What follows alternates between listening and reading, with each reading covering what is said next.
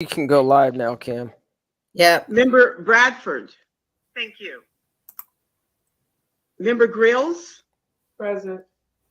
Member Holder. Present. Member Jones Sawyer. Member Lewis. Present. Member Tamaki. Here. Member Montgomery Stepp. Here. Total number of members present is 6. There are 9 members on the task force. 5 members are required to establish a quorum. With 6 members, a quorum has been established or reestablished. Thank you, Parliamentarian Johnson. Now that a quorum has been reestablished, the task force hearing is now called back into order. So again, we will go straight to the community eligibility now, and we will hear from a series of speakers who have less than 10 minutes each, and I will be timing people in the interest of time. So the first person we'll hear from is Dr. Evelyn McDowell. Dr. Evelyn McDowell is an associate professor and accounting department chair at Rider University in New Jersey. Dr. Evelyn McDowell, you may begin your testimony now. Okay, can you hear me? Can you hear me? Okay, yes? Can you hear me? Hello? Okay, all right. Yes. Yes, we can hear. Okay, great. Okay, good morning, maybe this afternoon. Thank you to Camilla Moore, chairperson of this task force, and her fellow committee members. Special thank you to the Secretary of State, Shirley Weber, for her leadership. I am honored to be called to speak before this groundbreaking, history-making committee. I applaud your efforts. I am also the president and chair of the board of the National Society of Sons and Daughters of the United States Middle Passage, the first lineage society specifically for descendants of enslaved people born in this country. We have close to 100 members who, in order to join the organization, they had to successfully trace themselves to someone who was enslaved under the system of inhumane U.S. chattel slavery, where millions of individuals over many generations lost their freedoms and suffered cruelties, both documented and beyond imagination. We celebrate our ancestors' triumphs over the extreme adversity and their contributions to our country and the world. Organization was founded in 2013, and its mission is to connect members, commemorate our ancestors, educate the world about the ills of U.S. chattel slavery and its continued effect, and we also want to educate people about the resilience of our ancestors. We hope to bring healing through truth and stand as a reminder to never again allow any groups of people to be treated in this manner. Next slide.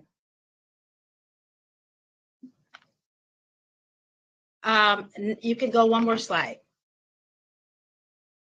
The organization does not have an official stance on reparations. However, we are currently studying it. Speaking for myself as a descendant of over 30 enslaved people, I offer my full support for reparations because it's the most meaningful way to bring a measure of justice for the atrocities committed and to close the this trillions of dollars wealth gap, and to bring healing and honor to our nation. And I am sure many of our fellow members feel exactly the same way. Next slide. My purpose here is to tell the committee that it is absolutely possible to trace one's lineage to individuals who were enslaved in the United States. For the vast majority of African Americans, it is relatively easy when you use the negative evidence in a proof argument to state the enslavement status of an ancestor. Negative evidence is the inference one can draw from the absence of what should exist under certain conditions. And I will present some ideas later on about more efficient ways to identify enslaved ancestors. I'll walk you through the process using my own family. Next slide. So step one, you want to find your parents and their parents on the most recent census by going back census by census until you find the situation. Thankfully, the Census Bureau will be publishing the 1950 census in just a few days. For me, my father, Irvin Anneton, was living with his parents, Boston Lincoln and Irene Anneton, in Blount County, Aniana, Alabama, on the 1940 census. Next slide. For the next step you need to do is to find your grandparents living with their parents, your great-grandparents. If you don't know who they are, you can find them in many sources, including death certificates. This happens to be my grandfather's death certificate. Next slide. I then continue to go back through each census until at the time I find my grandfather living with his parents on the 1910 census, where I found him living there. Please note his race, age, birth dates, birthplaces, and of these ancestors. On the 1910 census, my great-grandfather, William, was age 48, and my great-grandmother, Easter, was born, her age was 57, excuse me. If you do the math, she was born in 1852. Next slide. And on the next slide, we see this very key piece of negative evidence. This is an Alabama law passed in 1832, virtually eliminating its free people of color by threatening to torture and re-enslave them if they didn't leave. So anyone in Alabama after February 1, 1833, but before December 1865, was most likely enslaved because free people of color were forced to leave. If her mother was free at her birth, Easter would not have been born in Alabama. Another form of negative evidence supporting enslavement is the absence of qualifying ancestors on the 1850 and the 1860 non-slave census, since enslaved people would have been listed. Next slide. Using the genealogical proof standards, I can stop here because I have critically tested relevant evidence through a process of analysis and correlation to show that my ancestor, Easter Staten Anneton, my great-grandmother, was more than likely enslaved. Her race is identified as Black. Generally, only people identified as Black, Indian, or mulatto were enslaved. She was born in Alabama in 1852, between 1833 and 1865. Her mother was born in Alabama as well and was most likely enslaved, since she too resided in Alabama in the effective dates of the law. Many slave states had this similar law. Also, I did not find Easter Staten nor her parents enumerated as free on the 1850 or the 1860 census.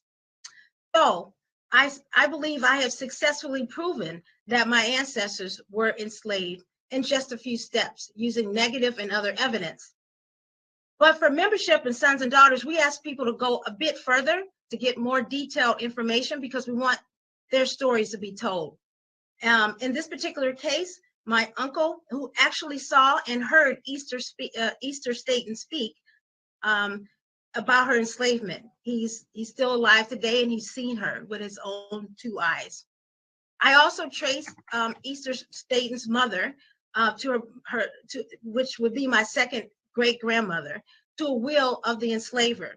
She was only 8 years old and listed as inventory just above the hogs and the furniture. Very devastating to see that. The same use of negative energy can be used for, yes. You have a minute and a half. Okay, I'm okay. Next slide. Okay, so in conclusion, finding evidence of enslavement is fairly easy to do using this process. It's a powerful, simple, and it's a great tool when positive evidence like bills of sales, inventory list, deeds are difficult to obtain. Additionally, to add to the power of negative evidence, I'm proposing a creation of a database of free Black immigrants and their descendants arriving between 1808 and 1865, according to the 1850 and 1860 censuses. Less than 10,000 people actually immigrated voluntarily to the United States. If an ancestor was born before the end of chattel slavery, they would be listed. I mean, they would not be on this list, and we can use this as negative evidence. In addition, I would like to also propose that the government prepare a database of enslaved people and use reverse genealogy to connect those enslaved people with their descendants. Thank you so much for giving me this opportunity to speak with you, and I look forward to your questions.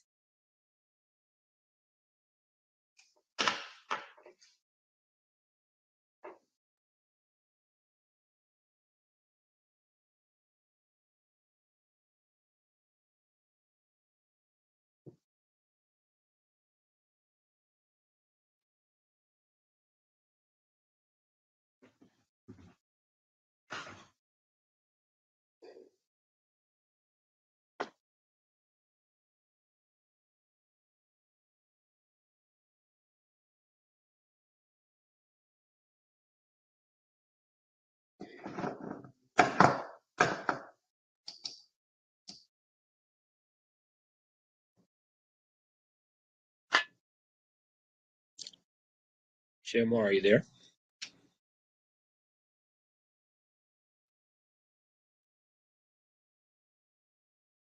It looks like the chair and the vice chair are not here. So perhaps DOJ can help us out and move us to the next speaker.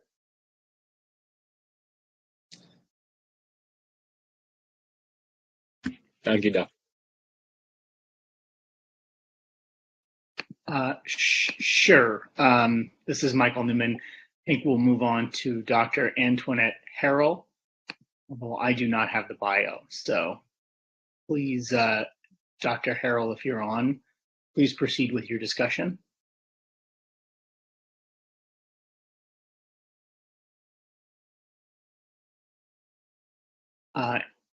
Dr. Harrell is not on. We can come back.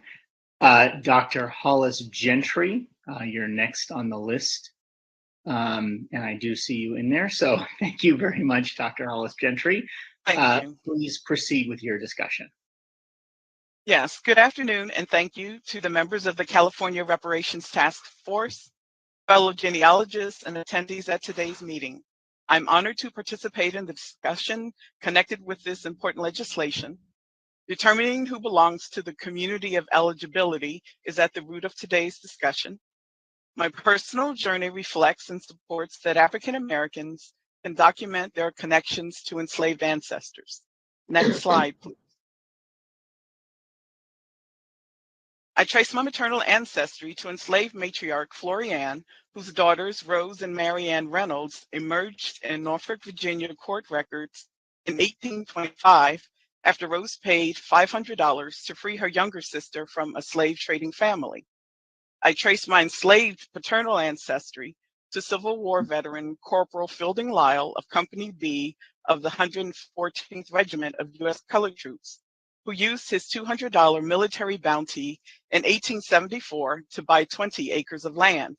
Those acres formed the nucleus of a town that still stands today called Lyletown, named after its founder and located in Clark County, Kentucky. Next slide, please. And finally, I trace my maternal enslaved ancestry to Rachel Hodges of Portsmouth, Virginia, a woman sold away from her family in the 1850s. A woman whose son, Mills Sumner Jr., found his mother in Atlanta, Georgia, after a 26-year search.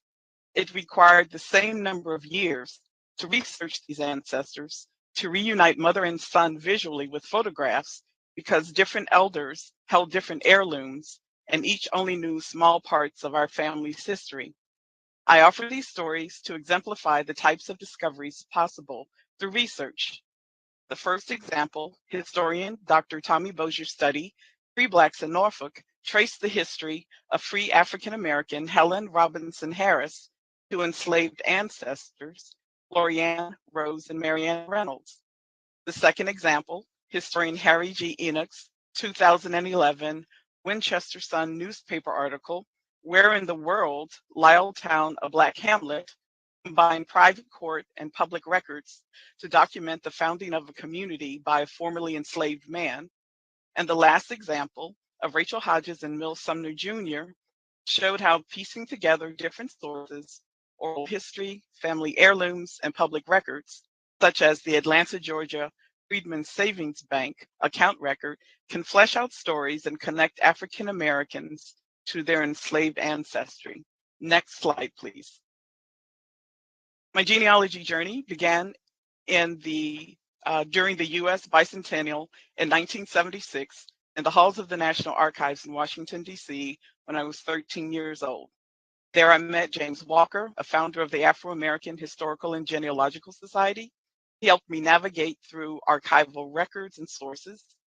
I also later met Reginald Washington, Walker's successor, who developed research guides and programs on African American genealogy.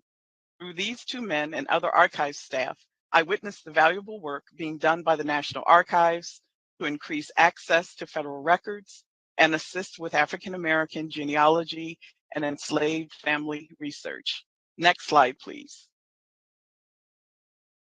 After college, I worked in special libraries, which led to my position as a professional genealogist at a premier U.S. lineage society, Daughters of the American Revolution. While there, I reviewed, approved, or rejected several thousand applications of women who traced their lineage to Revolutionary War patriots. I contributed research to two books, Forgotten Patriots and Women of the Revolutionary Era, publications that identified thousands of sources documenting African Americans, Native Americans, and women who supported the American cause during the war.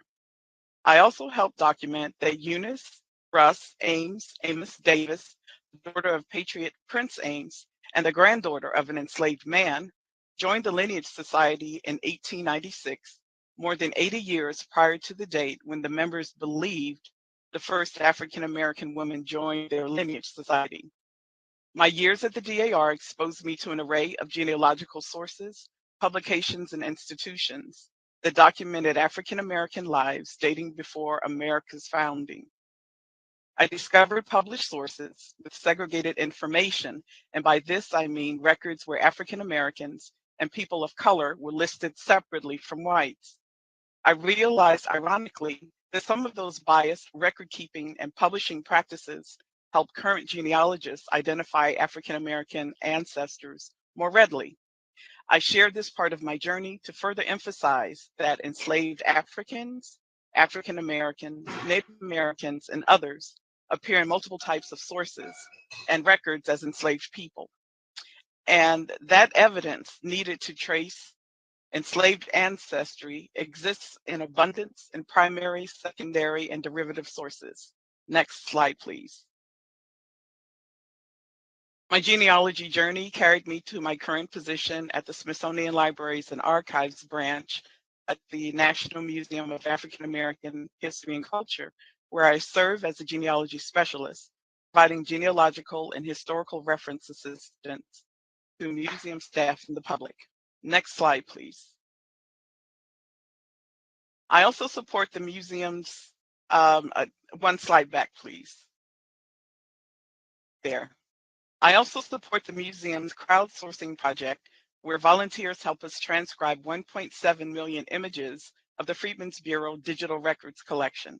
Our goal is to provide genealogists, historians, and other researchers with full text searchable free online access to the records. To date, more than 37,000 volunteers have helped us transcribe more than 340,000 of the 1.7 million digital images. The Freedmen's Bureau records provide information crucial to documenting pivotal generations of African Americans between enslavement and freedom. Created in 1865 by Congress to manage abandoned lands, help white refugees, and assist the formerly enslaved, Bureau operations extended across 15 states, Western territories, and Washington, D.C.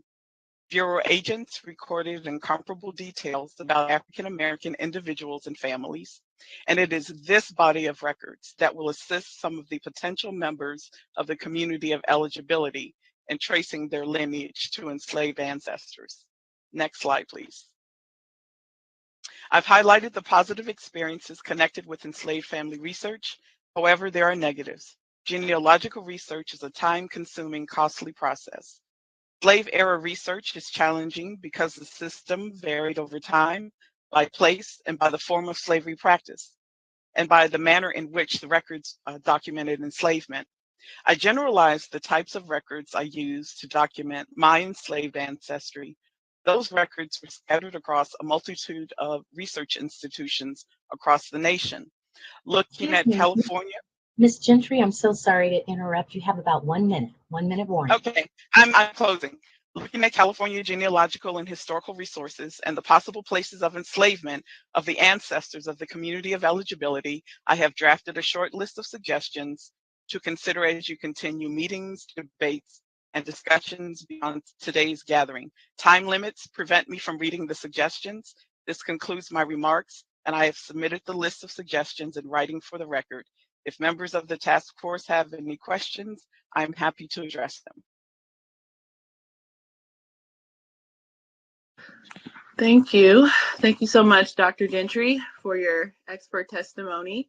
So we'll now turn to, is Dr. Antoinette Harrell on the call?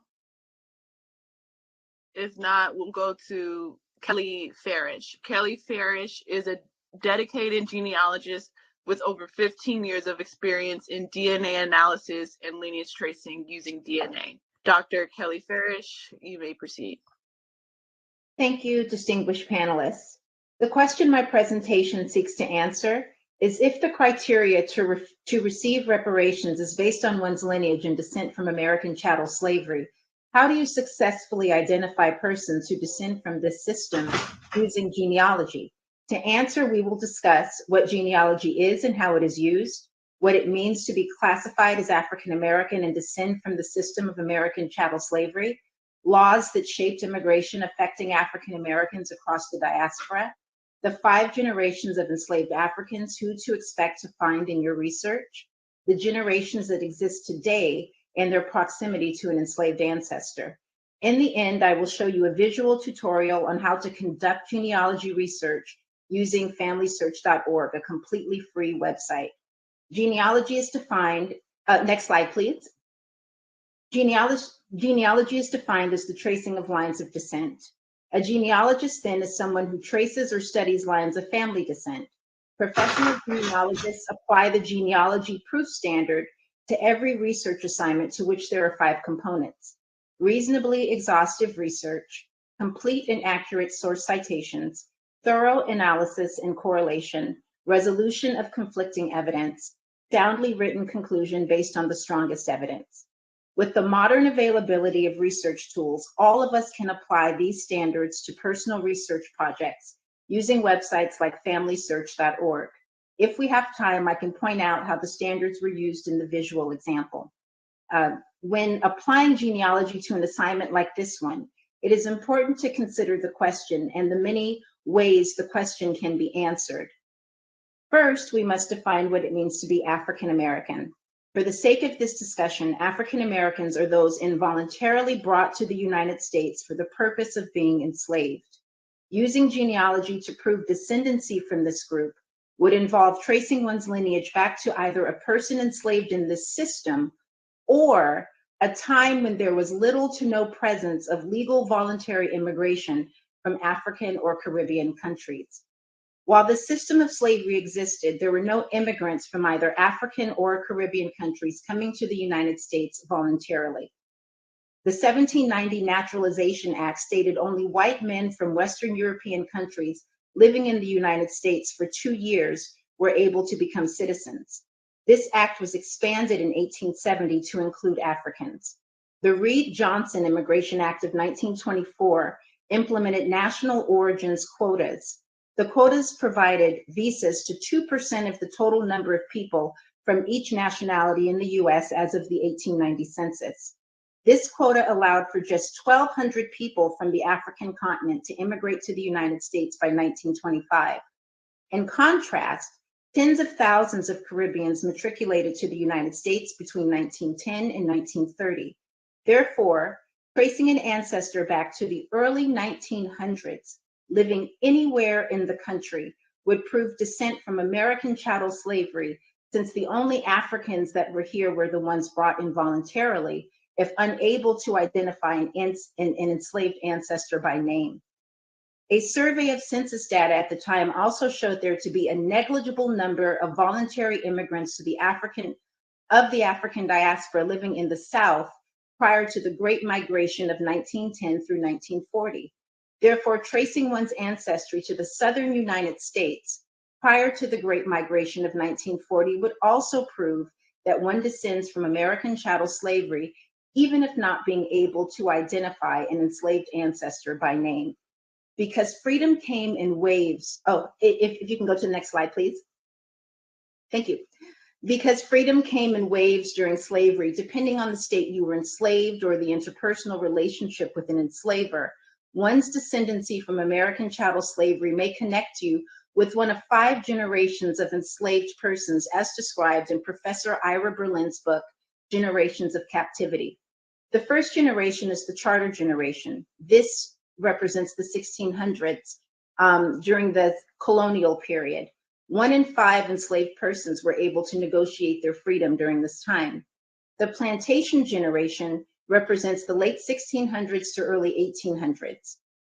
This is when the system of plantation slavery was very robust and completely developed. Slaves worked harder and died younger during this period. So it's pretty difficult to trace ancestry back to this period, but it is possible if your ancestors were freed early on during slavery. The revolutionary generations represent late 1700s to early 1800s. The North abandoned slavery at this time. Slave rebellions more frequent and violent. Slave laws become strict in the South. Enslaved identify home as Africa and not individual tribes during this time. The migration generation, 1810 to 1861, is the second Middle Passage, and this is when slaves were moving deeper into the South from areas like Virginia, North Carolina, South Carolina. In a research assignment, you more than likely will back into someone from this generation of slavery. And the last generation is the freedom generation, that is between 1861 and 1890.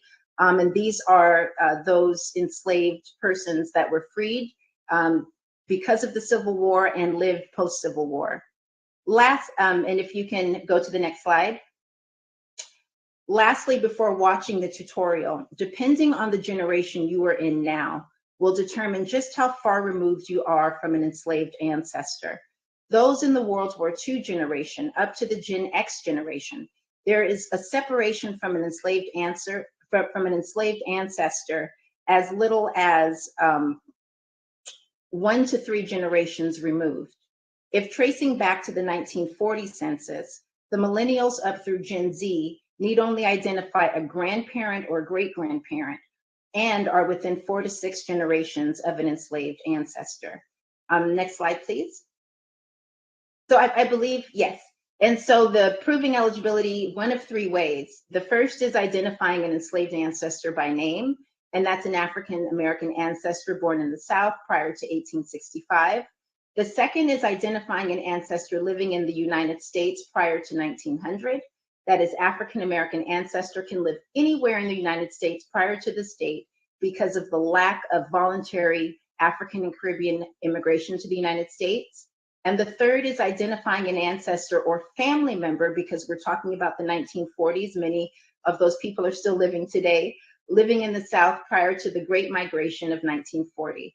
And so if you go to the next slide, I demonstrate how to search for an enslaved ancestor using FamilySearch.org. I used FamilySearch.org because it is a completely free site. They have over 8 billion records, and it is run by the Church of Latter-day Saints, which also has 5,000 in-person brick and mortar resource centers spread across the country if you needed to get help tracing your lineage. So if you can begin the tutorial, I'd appreciate it.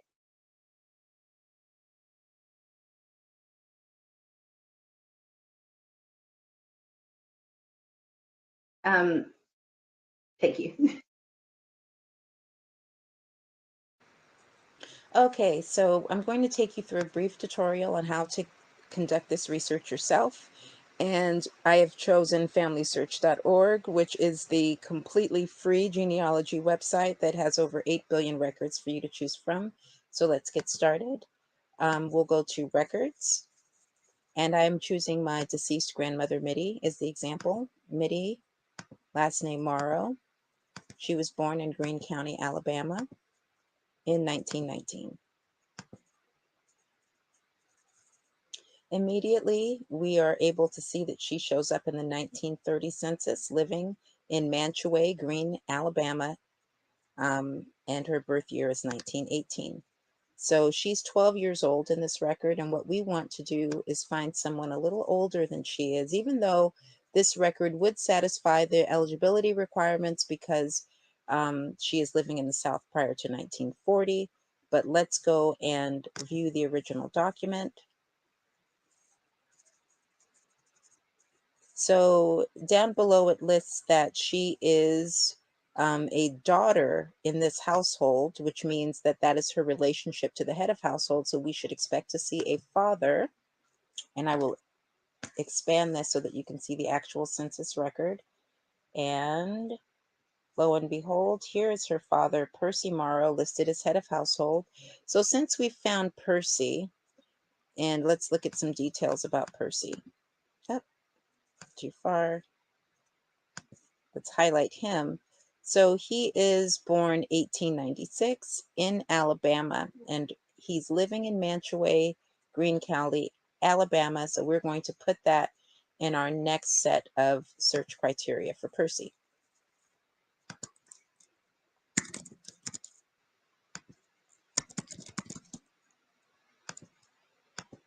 Greene County, 1896.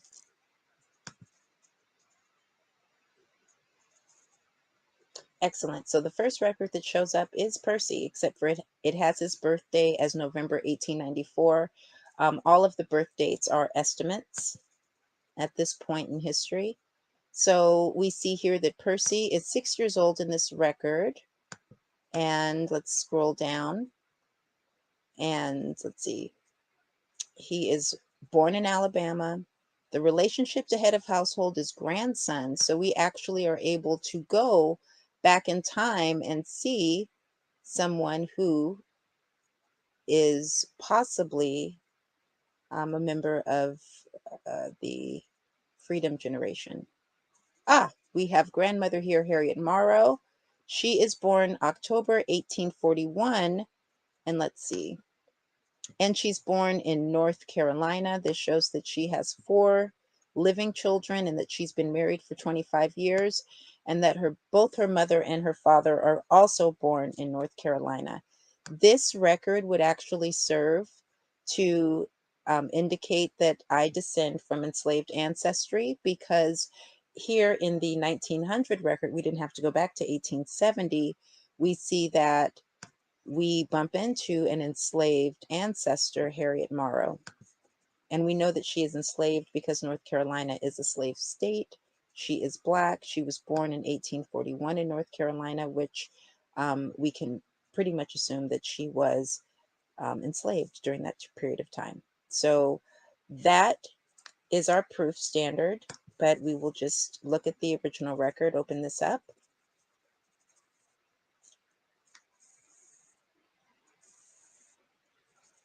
And let's find them here.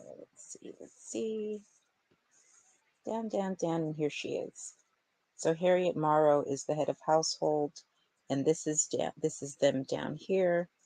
Harriet Morrow, his mother, her daughter, Teely, her son, Lonnie, which is Percy's uncle, and his brother, Eddie. So this is his household, and this record would prove that the family descends from American chattel slavery.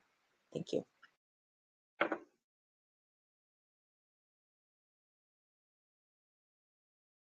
I can't hear you if you're speaking, Chair Moore. Thank you for that presentation, Dr. Kelly Farish. So now we'll go to Dr. Antoinette Harrell, You have 8 minutes, and in the interest of time, I will be timing you. So thank you. Dr. Antoinette Harrell, you may begin. Thank you. A rewarding hobby, some may say. Genealogy, the second most popular hobby in America, according to an article in Time in U.S. Today. I personally disagree with Time on this subject. Please allow me to state my personal reasons. I am a descendant of those that was held enslaved in America. My enslaved ancestors on my maternal side, as well as my father's side of the family, was held as slaves in Nancy, Virginia, North Carolina, South Carolina, Mississippi, and Louisiana. When slavery was abolished in America, many formerly enslaved people walked miles in search of their families. Mothers were searching for their children, husbands searching for their wife and their children. Many mothers lost their minds because they couldn't find their children. In 1994, I started researching my family tree, only to learn that I had to travel to those states with my family, in search for my family. Traveling to those places came with a cost. The most important point I want to make today is the amount of money it takes to conduct research. Either researching for yourself or hiring a professional genealogist, there is a cost. The cost for travel, hotels, memberships to some genealogy databases, copies, equipment, a computer, cameras, etc. Those costs and fees that many would like to research their family history, but just can't afford to. 157 years later, I'm still searching for family members who were sold away from each other. Today, I still have trouble accessing records due to what is called the gatekeepers of the records. Now, what are the gatekeepers of those records? In my 30 years of researching, some records are in the attics, some records are in state archives, which we do not have access to those records. In most places, there's not people that look like me that is in control of those records. From one moment, I will each of you to think about which parents, your siblings, and other family members being sold off, traded off, or auctioned off, never to see them again. You spend your lifetime, there's that can ever repair the damages of breaking up families, the mental suffering my ancestors and others went through. I just want to point out something very clear. Discuss, should it be lineage based or should it be basically by the race? Some people will not be able to prove their family history. Courthouses have been burned. When it comes down to the slavery records, yes, we can use family search, ancestry, and other databases, but some records are destroyed. I still have difficulty retrieving those records that have been away from people in America, search their family history. Genealogy is important. Study reparations, consider funding to research their family history. It is the very, as I said, put the amount back together. There are purpose, but for the most part, many of them charges you. You have 1 minute, and then there's some technical difficulty, so it's choppy. But you have a minute and a half. Just went out.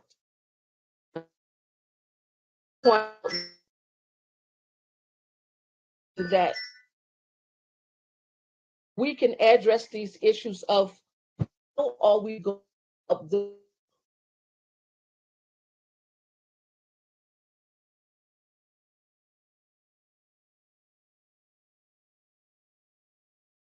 My minute is up. Yes, thank you, Dr. Harrell. So now we'll turn to the next person on our agenda, which is Tony Burroughs. Tony Burroughs, you may begin, and you have 8 minutes, and I am timing. Thank you.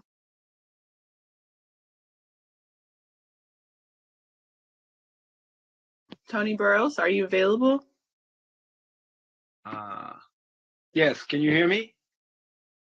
Yes, you may begin. Started your 8 minutes. Okay. All right, thank you. I want to thank you, Chairperson Moore, as well as the California Reparations Task Force, for inviting me here to speak on my favorite subject today. I also want to thank Alicia Turner for the grunt work she has done, but more importantly, I want to thank Dr. Cheryl Grills for suggesting genealogists address the challenge of tracing African Americans into slavery. I don't have a lot of time, but I want to give you the 40,000-foot view of proving slave ancestry. Next. Genealogy is based on evidence. It's very similar to a court of law where a person dies without an estate. People have to bring in evidence to prove who's related to the deceased and how they're related to the deceased. And those rules in a court are very similar to the rules that we use in genealogy. We're trying to prove two things. The first thing we're trying to prove is identity. Is this our ancestor, or is it merely someone with the same name as our ancestor? And when you look in these databases, they have thousands and thousands of names and many people with the same name. The other thing we're trying to prove is relationship. Is this your ancestor? And is this the person's father? Is this the person's mother? And do they have documentary evidence to prove that? So that's what we're trying to prove in genealogy. Next slide. And so what we're trying to do is we're trying to start with ourselves and proceed backward one generation at a time to take us back to slavery 157 years ago. So that's 157 years of research that we must do to get back to slavery. We're talking about looking at oral history. No, could you go? All right, stay there. Thank you. We're looking at oral history. We're looking at obituaries. We're looking at birth certificates, death certificates, census records, court records, church records, military records, and a multitude of other records. Next. We cannot assume who the slave owner was or who the enslaver was, because again, this is based on evidence. So we need evidence to prove who that person was. I was a consultant on the Reverend Al Sharpton's genealogy back in 2007. Al Sharpton's great-grandfather, Coleman Sharpton, was enslaved in Liberty County, Florida. Next slide.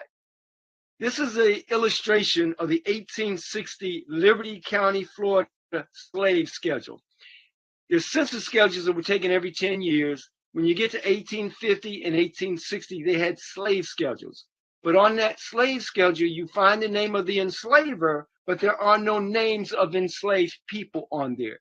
There's only their ages, their sex, and their color. So the genealogist working on this said that this Jefferson Sharpton was Coleman's enslaver. I said without names on those slave schedules, you cannot prove who was enslaved. The slave schedules do not prove ownership. So the genealogist did further research. Jefferson Sharpton died shortly after the slave schedule was created, leaving debts. His father, Alexander Sharpton, lived in Edgefield, South Carolina. Alexander sent 5 of his enslaved people, including Coleman, to Florida to be hired out to pay off his son's debts. Next slide. This is the 1861 indenture for that transaction and proof that Alexander Sharpton was the owner and not Jefferson Sharpton. I also told the genealogist that segregationist Senator Strom Thurmond was also from Edgefield, South Carolina. The genealogist did more research and learned that Sharpton's ancestors were enslaved by Strom Thurmond's ancestors. This moved the story from page 5 to page 1 in the New York Daily News for 5 days in a row. It was the most read story on the internet. I was quoted in 7 different newspapers around the world. This is what happens when we use evidence to prove genealogy. So what kind of evidence are we talking about? Next slide, please. Next slide. We're talking about things like slave narratives. Those were interviews done with formerly enslaved people. Here, Alex Woodard was owned by Johnny Simonton. Next slide. We can use Civil War pension files. Over 170,000 African Americans fought in the U.S. Civil War in the U.S. colored troops. Here, Thomas Upshaw had a pension application file and indicated that his mother was owned by Lewis Upshaw, but his dad was owned by another enslaver named Nelson. Next slide, please.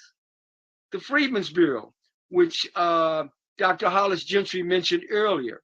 The Freedmen's Bureau was a social service agency after the Civil War and had about a dozen different services for freedmen as well as refugees. Here is an 1866 labor contract where Samuel Littlejohn hired 3 men who he indicates that he formerly enslaved. Next slide. This is a Freedmen Bank record. The Freedmen's Bank, the Freedmen's Savings and Trust Association, was a banking system after the Civil War for formerly enslaved people, as well as Civil War veterans.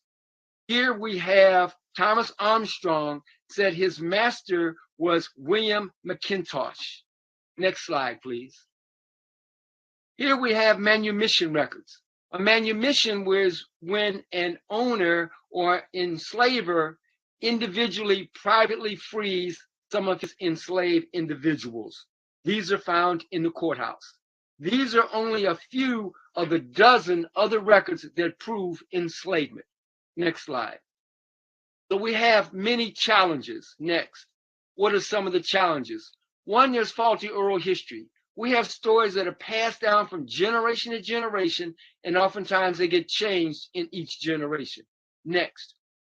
Most records are not online.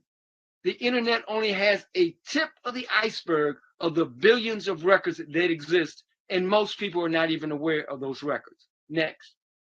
Names of formerly enslaved people are often different than those of their last owner.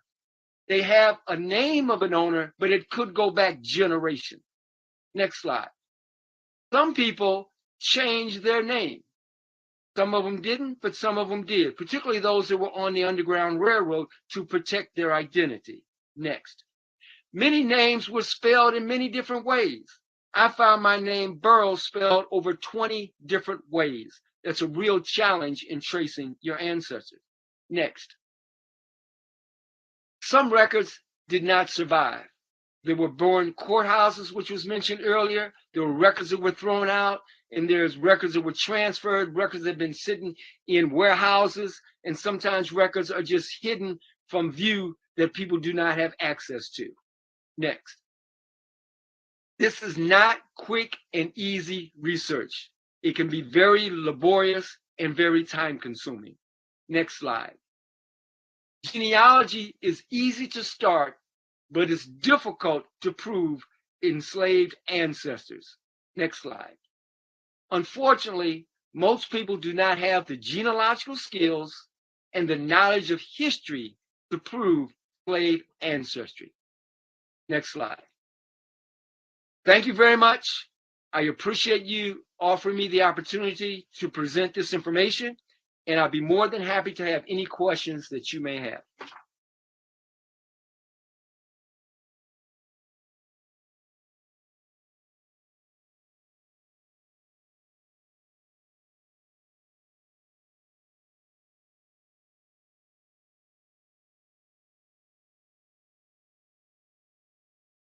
We missing Chair Moore? Looks like we're missing Chair Moore and our Vice Chair. So could DOJ staff step in and help us get to the next? Right in there. Oh, Vice Chair Brown, you're there. Can you help us move forward? With the White House there. We can't hear you, Vice Chair Moore. Brown. Thank you. Sorry. This is Michael Newman in the AG's office. Oh, Chair Moore coming back on. Chair Moore, we're ready for the next person, Robin Semple. Thank you. Esteemed member.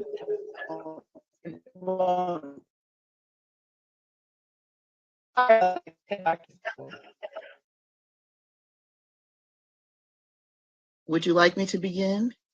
Yes. Okay.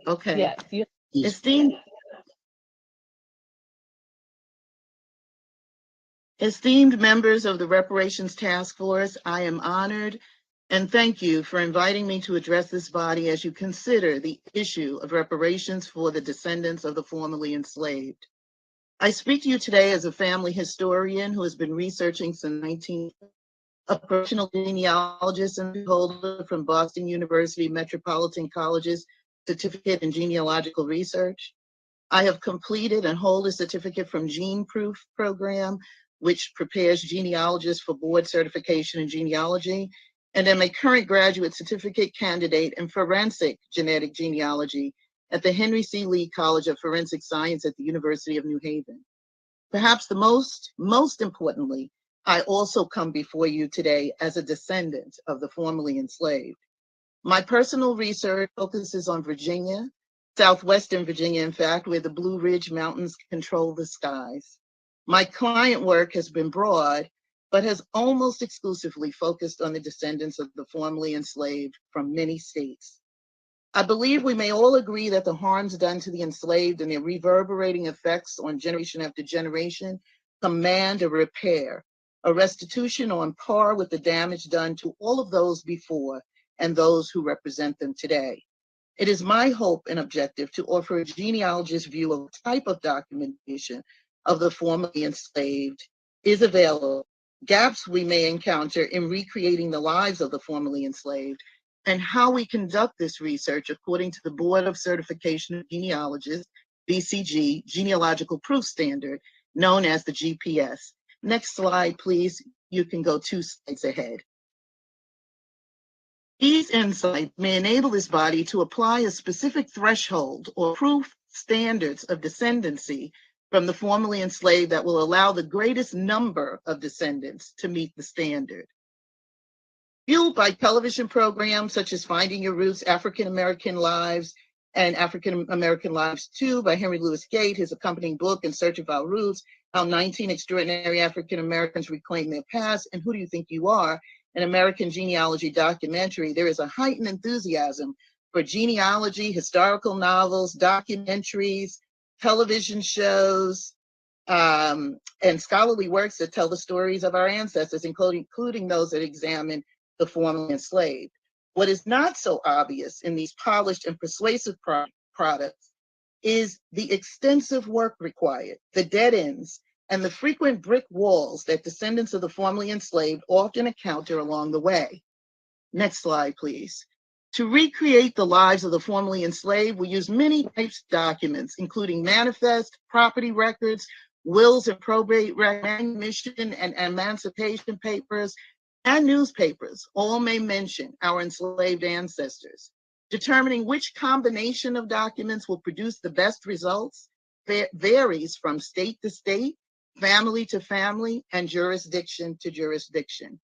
There are also several key collections for researching formerly enslaved Americans, including but not limited to the Freedmen's Bureau, U.S. Colored Troops Military Service Records, U.S. African American Photo Collection, cohabitation registers. These collections complement the U.S. federal census records with which many are familiar. About the Freedmen's Bureau records. In the years following the Civil War, the Bureau of Refugees, Freedmen, and Abandoned Lands aided tens of thousands of former slaves. These records are undoubtedly among some of the most revealing about the formerly enslaved. Yet, proper identification of any individual, including the formerly enslaved, requires careful correlation of many pieces of information, as in the case of a Reverend Lewis W. Holmes from southwestern Virginia. My mother had known him as a girl, recounted many stories about her and her grandma's visits to his home for dinner after church. With the ready access of Ancestry.com, I quickly identified the Reverend in several U.S. federal censuses and a census of the Freedmen's Bureau. He was not, however, found in the 1870 U.S. federal census. Quick word about the U.S. colored troops records. This database contains compiled military service records for the United States colored troops. We use this collection to discover additional details about the lives of the formerly enslaved. Next slide, please. Next slide. A word about the 1870 census. So as the debate rages as to who and how we should identify those eligible for reparations, many turn to the 1870 U.S. federal census as a reliable document to identify the formerly enslaved. The 1870 census was the first census to provide detailed information on the African American population only a few years after the Civil War and emancipation. It enumerated over 4.8 million African Americans at the time. For those who have enough information to identify and find their ancestors in 1870, the U.S. federal census of that year is invaluable. There are, however, many descendants who cannot get back that far. Next slide, please. I think I've gotten out of sync with my slides.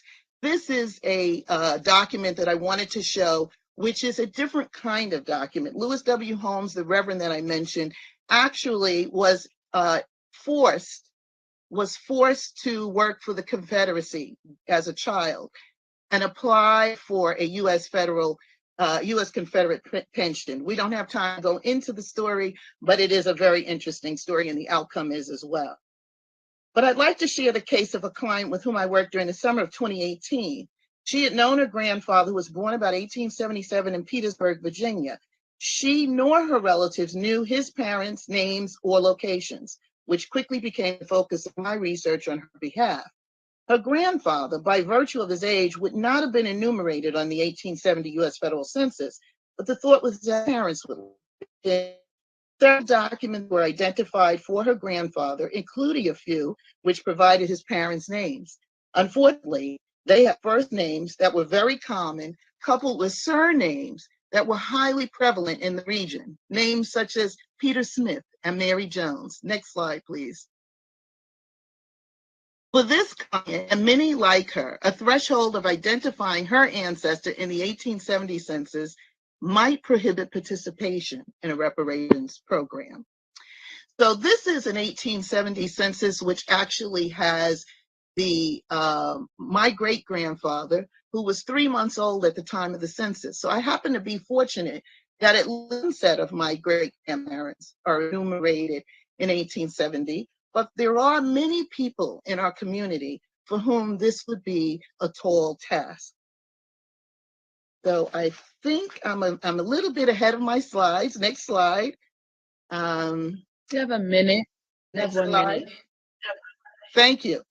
This is an important consideration if the federal census is to be the main threshold for participation in the reparations program. The truth of the matter is, for descendants of the formerly enslaved, it will take a correlation of several documents to prove their ancestors' identities. Lastly, I'd like to say, let us ensure that each applicant meets the genealogical proof standard, which says that we do reasonably exhaustive research, complete and accurate source citations. Next slide, please. Thorough analysis and correlation, resolution of conflicting, next slide, evidence, and soundly written conclusions, next slide, based on the strongest evidence possible. I encourage this body to consider a broad threshold for participation in the reparations remedy. Thank you again for inviting me, and I look forward to the recommendations of this task force as you lead the way for the nation. Thanks so much, Dr. Simple. So now we'll go to Dr. Greg Carr. Begin. Can you hear me, Chair? Chair Moore? Sounds like I have some feedback. Can I be heard? All right, I'm going to continue. Hopefully that echo will go away. Looks like it's gone away. Thank you. Thank you for the invitation, and thank you for the opportunity to speak. As a son of Africans enslaved in the United States, in Alabama, North Carolina, and Tennessee, I'll call the name of my mother's grandparents, Peter Hayes and Mobby Hayes, North Carolina and Alabama, respectively. While migration, and what I'm about to say really isn't new, I'm just adding my voice to those calling for creative ways to approach specific questions of eligibility. While migration is a central theme in human history, violent, modern forced migrations, as the consequence of settler colonialism, provide direct source and context for the modern world systems of nation states. Global, regional, national, and local obligations and efforts to address and remedy ongoing effects of harm against specific groups deprived of natural and human resources by these serial forced migrations present discrete polities with an opportunity to model a wide variety of repair methods. Consequently, the United States State of California Task Force to Study and Develop Reparations proposal for African Americans may find it useful to consider the following four broad assertions, pursuant especially to considering defining eligibility beyond race and lineage, which of course carries on its own particular problems of relying on record keeping, among other things, by those who had us enslaved and not even as human until the mid-19th century, is another point of departure for exploring reparative relief for descendants of Africans, for whom group identity as African captives begins, as described in Section 8301.1B1A and Section 8301A3, with their capture and procurement on the African continent. And that second section I referred to refers to African citizenship rights, which of course is something that had to be back mapped in history as a legal concept, as we know, if we were to take that route. So here are the four kind of broad assertions I want to make in brief. Number one, demands for and questions of reparations have been raised since before the transformation of Western settler colonies into settler states as a challenge to undertake structural, modern social transformation.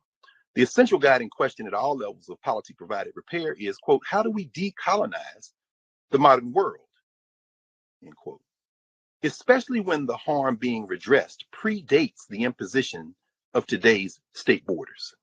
Enslavement was illegal at the time that it was going on, of course, and remedies will require organized international networks of will that shape law to will in their specific contexts, and California will be no different in that regard. Number two, questions of race and or lineage have cultural, social, and political definitions that are best addressed by studying how they intersect with, influence, and interact with legal definitions, and also how they function beyond specific legal definitions and broader historical frameworks. Therefore, popular legal notions of race and lineage are inadequate tools for tracing group-based harm. Number three, the racial category of Black, as used in the modern world system, emerges directly out of the process of Western or white colonialism that established Black as coterminous with fluid, racialized, unfree labor regimes, thereby establishing the eligibility category for redressing a global harm through varied local repair efforts. Accordingly, Black merely parrots the paradigm of colonialism and is inappropriate for any effort to aiming to decolonize the modern world. And then finally, number four, polities, country level, regional, state level, local, municipal level. Repair efforts should not automatically preclude any other form of remedy. U.S. state-based efforts, cognizant of the undermining of racially categorized remedies in federal and state law, and I know California, y'all no stranger to that, may find a creative point of entry for proposed remedies by applying to California residents of African descent an overarching concept that recognizes the singularly unique circumstances that made enslavement and Blackness virtually coterminous. allowing a legal status more akin under federal and state constitutional law to date to that enjoyed by Native Americans and other discrete groups of immigrants from other sovereign polities. In other words, recipients of California's repair efforts should suffer no preclusive impact. Now, I'll take the last couple of minutes to kind of go back over those very briefly. The first issue I raised of the four, especially when we're talking about harm, that the redress for harm that predates the imposition of today's borders.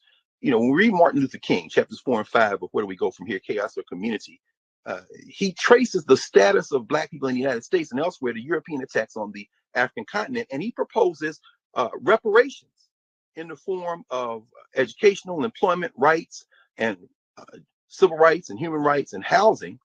He proposes them in the context of structural reforms that will aid Black people, but are not exclusive to Black people. That does not preclude specific remedies for Black people, but it does begin to gesture toward, even as he wrote this in 1968, shortly before he was assassinated, it does preclude what had already begun to emerge as an attack on rights-based remedies. Of course, 68 is what, half a decade before Bakke. We certainly see the turn back, and it doesn't have us relying on that 1938 famous footnote for Carlene Products notion of minorities. In other words, trying to get away from that concept, because we know that the legal challenges will be coming whenever it's proposed. Number two, just briefly as a kind of wind to conclusion, using popular legal notions of race and lineage would be inadequate in many ways, because they rely on the same field of violence that created the harm in the first place. We look at Howard French's recent book, Born in Blackness, where he traces how the French and the Dutch, the Spanish, the Portuguese, they're not the same people, but collectively they all treated the very different peoples of Africa as one people. That's where the creation was created. Colonialism is the point of departure, not enslavement. Enslavement directs the standing practice to the site of the continuing harm, not the original harm. And what we can reposition that, we can address local harm through policymaking in an international and regional network. And in that regard, Chair Moore, in particular, your work, I know you're no stranger to some of those arguments, having done work beyond the United States and seeing how we can think creatively in tandem and apply solutions in different places in the world to our local challenges. Finally, and I'll just go through 3 and 4 very quickly. I've got my eye on the clock and I realize I've been talking about 7 minutes. Accordingly, the third of the 4 points I raised, how Blackness in many ways parrots the paradigm of colonialism. Ira Berlin, who was quoted earlier, he did another series of talks at Harvard, and he published in a book called The Long Emancipation, Demise of Slavery in the United States, where he makes the argument that enslavement in many ways is an asymmetrical war that never had a truce created. And Mario Bedelli makes a similar point in his work, where he says, you never asked Black people what they wanted. Citizenship was extended to us in the 13th, 14th, 15th Amendment, the Reconstruction era amendments, but there was no poll of Black people. That's impossible. Well, then the question then becomes, how do we start talking about a group harm when the group itself is constantly shifting? The solution to that would be to construct that group not based on legal arguments within the context of specific areas where we've been harmed, but rather to construct that group almost like a class, construct that class before the creation of the state formations we are now seeking redress from. That might obviate the need for a kind of race-based solution that would certainly not be sustained in the federal courts. I'm sorry, I'm sorry, Madam Chair. I didn't hear you. My timer went off, just telling you. Then your timer went off, which means I'm going to stop talking and see if anybody has any questions. Thank you for your time. Thank you. We'll get to questions at the end. So thank you, Dr. Carr. We'll now hear from Jessica Ann Mitchell-Ayuwar. You have 8 minutes. Can everyone hear me? Can you? Okay. Thank you for having me. It's an honor to speak before this historic task force. My name is Jessica Ann Mitchell-Ayuwar. I'm a descendant of Africans that were enslaved in Georgia and South Carolina. The oldest known ancestor on my maternal side is John Hamilton, born in 1853, and his wife Delaney, born in 1857, both designated as mulattoes in the 1880 U.S. Census and Black and later census records. Their granddaughter, Flossie Hamilton, is my maternal great-grandmother. When she married my great-grandfather, George Wilder, slavery had been abolished. However, like many other African Americans living in the South, Flossie, and George were not allowed to live freely due to the oppressive system of sharecropping that made many Black families indebted and criminalized for seeking to leave. So they fled in the middle of the night with their children to Augusta, Georgia, where most of my maternal family resides today. I bring up their story because it highlights two significant factors of importance concerning community of eligibility, lineage, and harms. For reparative justice, both lineage and harms should be considered with special prioritization towards harm-based reparations. Concerning lineage and special consideration to direct descendants. Lineage is important to reparations discourse because our lineage was subjected to ongoing terror and systemic oppression. However, the concept of lineage should not be limited to the system of chattel slavery. This limited description minimizes and erases the historical, ethnic, and cultural identities of our ancestors and ourselves, which is essential for understanding and identifying the harmed communities. African Americans are a mixture of descendants of various African ethnic groups. Over time, these shared experiences, cultural fusion, and combined progeny, African Americans became an ethnic group through the process of ethnogenesis. And we are part of a larger ethnic identity consisting of the greater African diaspora with other Africans that endured the transatlantic slave trade and merged identities in the Western world also through ethnogenesis. These expansive ethnic identities, though more recently affirmed and identified, emerged before the formation of the United States and continued forming following the construction of the United States as various African ethnic groups continued combining and creating communities during and after the transatlantic slave trade. This expansive ethnic categorization is often referred to as African descendants, Afro descendants, and or people of African descent, institutionalized and officially recognized by the United Nations. The Durban Declaration Program of Action, adopted at the 2001 World Conference Against Racism, Racial Discrimination, Xenophobia, and Related Intolerance, also has an ongoing working group of experts on people of African descent. Understanding people of African descent as a special category and African Americans as an ethnic group among this category of transatlantic slave trade survivors is a critical factor in better understanding lineage and how to navigate potential issues concerning race-based and race-neutral legislation. Concerning the community of eligibility, Black immigrants and Black American migrants, reparations should be implemented through a streamlined, non-invasive approach that gives as many African Americans the opportunity to receive remedies as possible. Strict mechanisms of approval that would force families to take DNA tests or endure extensive genealogical background searches should be avoided. This would be an invasive, time-consuming, and costly strategy that potentially excludes families that refuse to submit DNA or refuse genealogical background searches. Furthermore, the assertion that everyone can or will trace this ancestry independently does not account for accessibility and or disability issues.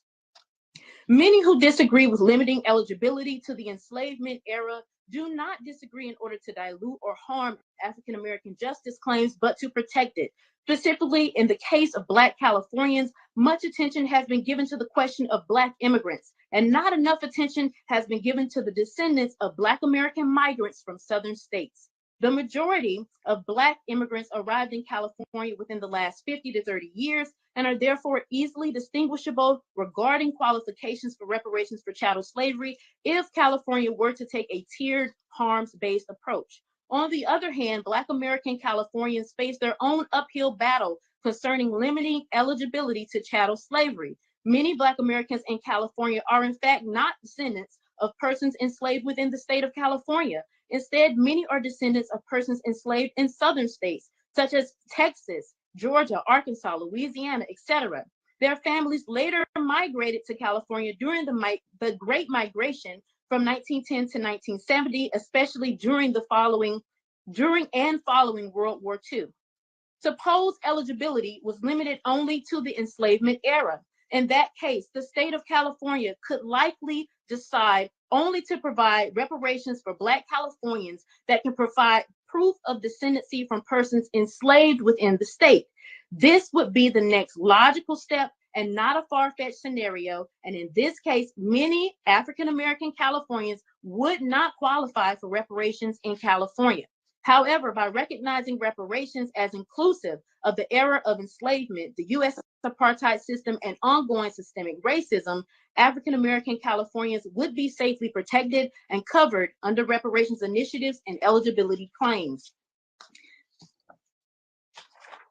Concerning harms, in 1951, the Civil Rights Congress published "We Charge Genocide," the historic petition to the United Nations for relief from a crime of the United States against the Negro people, asserting that the United States violated the UN Genocide Convention. Current day reparations advocates like Nkechi Taifa have also declared that the harms endured by people of African descent in the United States fit the definition of genocide according to the International Convention on the Prevention and Punishment of the Crime of Genocide. Taifa even coined the term institutional genocide as a framework through which to analyze the evolving jurisprudence of international human rights doctrine to selected conditions impacting Black people in the United States. The World Conference Against Racism additionally declared slavery and the slave trade crimes against humanity. The harms that our ancestors experienced and their descendants experience are more than about lost wages or the racial wealth gap. They are about our civil and human rights. They are about the vestiges of the historic government-sanctioned violence against people of African descent and the systemic oppression that after slavery also made us victims of mass incarceration and prevented us from access to housing, healthcare, education, and banking. Thus, to fully close the door on the horrific chapter in history, reparations should not be limited to the era of enslavement or eligibility, but should not be limited to proof of lineage during the period of eligibility for harms against people of African descent. It must also include U.S. apartheid system and the ongoing systemic racism. The eligibility for harms against people of African descent in the United States was ongoing and very inclusive. Thus, the remedies must be ongoing and inclusive, or we risk extending the injuries instead of repairing them. Thank you. Thank you. Now we will turn to Marcus Champion. Marcus Champion, you may begin your testimony. Yeah, I have a PowerPoint. Can you guys see me? Can you hear me? Can you hear me? Hear you, and we see your presentation. All right, good afternoon, Chair Moore, Vice Chair Brown, task force members, and a happy one-year-old birthday to my youngest baby girl, Zuri.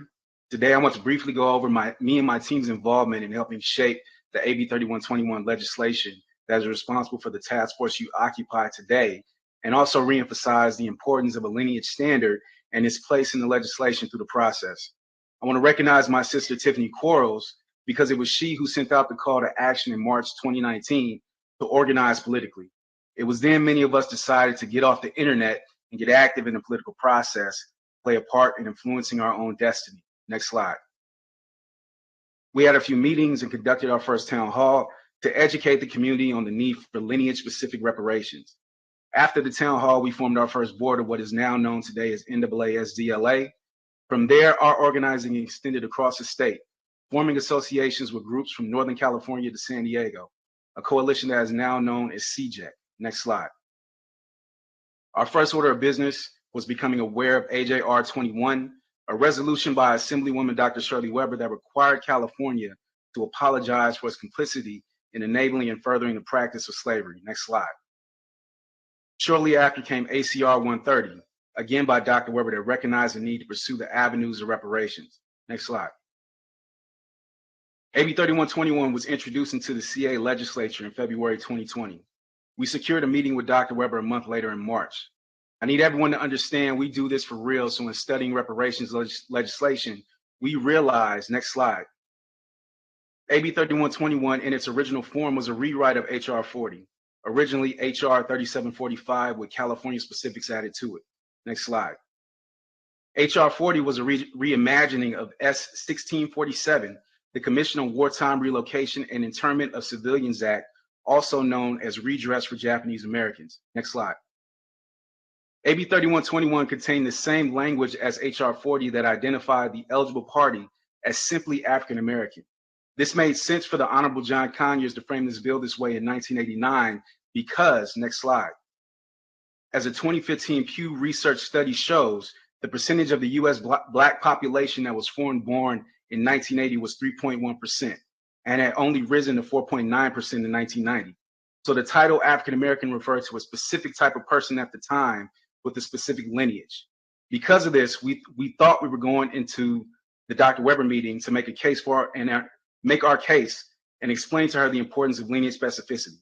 We did, but it was really unnecessary because Dr. Weber was already there.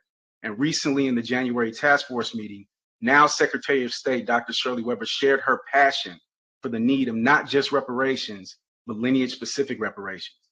We began meeting on a weekly basis directly after our initial meeting to identify areas where we felt we could improve the legislation. Dr. Weber's office agreed to review our amendments in the May meeting. The problem was this meeting was midday on a Tuesday, and the next committee in the legislature was reviewing the bill that Thursday morning. So we had less than 48 hours to not only submit the amendments, but submit them in a way that would pass legislative council because we didn't have the time needed to do revisions if necessary. Next slide. I want to pause here and get everyone to understand we aren't politicians or professional political staffers. We are regular people who decide to come outside and get active in real life, not the internet. We don't get paid in any way. We spend our own money to get things done. So in reality, for the last 3 years, we all have been operating at a net negative financially when it comes to this cause. We do this because we all believe in the justice of reparations. The philosopher Army Osei Frimpong asked a question I stand by. Would you rather have a few wealthy Black folks or a stable middle-class Black community? Being a product of Inglewood and South Central LA in the late 80s and 90s, I'm blessed to survive the times. And it's because of this, I will put everything in my being to seeing the stable Black community across the nation, and that is facilitated by reparations. Back to the legislation. We had a time crunch, no margin of error, and no expertise in the field to ensure this would get done. Next slide. By this time, after meeting weekly, we had crafted 9 amendments, but we needed guidance to make sure we got this right. So my wife tapped into a former colleague who was a lobbyist and was familiar with generally how legislation should be crafted. Originally, our language read American descendants of slavery, but it was quickly realized that term had 0 legal precedent and would be thrown out immediately. He insisted African American had to be part of the language, but unlike in 1989, this term is now used as an umbrella term for anyone who is Black with American citizenship. So we worked through terms to make it more specific to the proper community of eligibility. It was here we came up with African Americans who are descendants of persons enslaved in the United States. Again, I am just a citizen, but understanding the urgency of the moment, I researched how to properly edit a bill, striking old language, adding new, etc., and went through AB 3121, adding in our 9 amendments where they made the most sense. My brother Chris Lotson took what I had done afterwards and put the finishing touches on it, but we wanted to make sure. So I reached out to a friend from college who's in the political sphere, and she connected us with a legislative/policy consultant. The consultant agreed that American descendants of slavery had no precedent and would not work, and gave us notes related to our other amendments. We made the necessary changes and submitted our amended version of AB 3121 to Dr. Weber's office. Everything I just stated happened over the course of about 12 hours. That Thursday morning, Dr. Weber's office told us they would keep 2 of our amendments. Next slide. And that is the identified eligible party, African Americans who are descendants of persons enslaved in the United States, as well as Article 6, Section 8301.5, that reads any state level reparations actions that are undertaken as a result of this chapter are not a replacement for any reparations enacted at the federal level and shall not be interpreted as such. Of course, we were ecstatic because we've been working hard for this, but we also understood this was just the beginning. Chris Lodson and I were later tapped by Dr. Weber's office to provide expert testimony for one of AB 3121's hearings. Everybody who knows me knows well I don't need the spotlight, and it's no problem for me to do what's necessary for the greater good.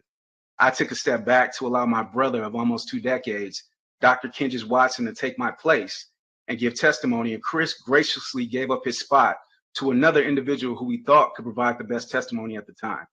I have to reiterate that the greater good trumps my feelings and my ego. It's about the end goal, period. Next slide. In August, the bill was amended, adding with special consideration language to the community of eligibility. After lots of scrambling and many conversations, we learned from Dr. Weber directly that she made the change herself to ensure the descendants of free Blacks were not excluded. We remained in the process even after passing the legislature. Tiffany Quarles tapped Congresswoman Maxine Waters and Ice Cube to put pressure on Governor Newsom to sign the legislation because he waited until the very last day. Next slide. I also have to recognize Tiffany for leaning on the governor's office to do a public signing ceremony for this historic action that many of us attended. Next slide. In closing, I want to reiterate that the standard is a lineage standard. And this is a message directly to my Pan-African brothers and sisters. The world at large has committed atrocities against us through time, but that does not take away our responsibility, the responsibility I owe to myself, my people, and my ancestors to do things the right way. It would be an injustice on my part to let my feelings get in the way of what is just, what is logical, and what is legal. Historical precedent, whether it was Japanese redress or Holocaust reparations, all have the same thing in common. A narrow scope of community of eligibility was identified in initial legislation. As clarified on pages 274 and 406 of Pablo de Grief's Handbook of Reparations, adjacent groups, whether it was Japanese Peruvians who were interned by the US or people of Jewish descent who suffered outside of Germany during the Holocaust, found success with subsequent legislation and legal action. Dean of Berkeley Law, Erwin Chemerinsky, the foremost constitutional scholar, possibly in the world, testified before this body and indicated the standard should be a lineage standard because a race standard will violate Proposition 209 and the 14th Amendment. Feelings are not facts, but the fact is your feelings of trying to reshape this into a race standard will ensure that the history books record your names as the people who selfishly orchestrated the failure of reparations for the African-American descendants of persons enslaved in the United States because they chose their feelings and ideology over what was legal, logical, and just. Next slide. My father was from Tyler, Texas. My mother is from New Smyrna Beach, Florida. In a single afternoon during a FamilySearch.org workshop at their Los Angeles location, I was able to trace two strands of my family back to the 1840s, including a great-great-great-grandfather who fought in the Civil War. I'm just about done.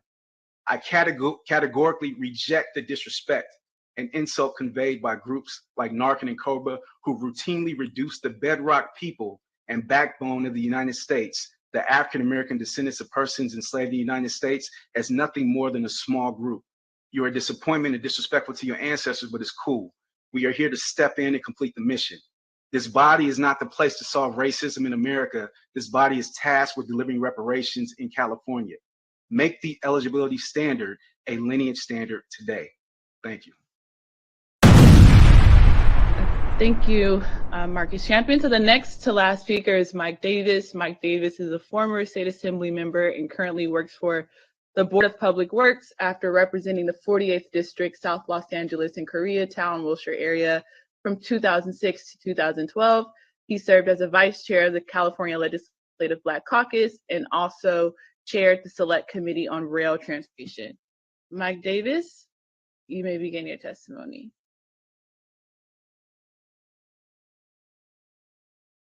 Can you hear me? Yes, sir. Oh, you can. Thank you so very much. I want to commend Governor Gavin Newsom for signing the measure to have this commission, and certainly Secretary of State Shirley Weber and the entire committee, all of those of you as distinguished citizens who have conducted this discussion, which I find to be very intriguing and welcoming.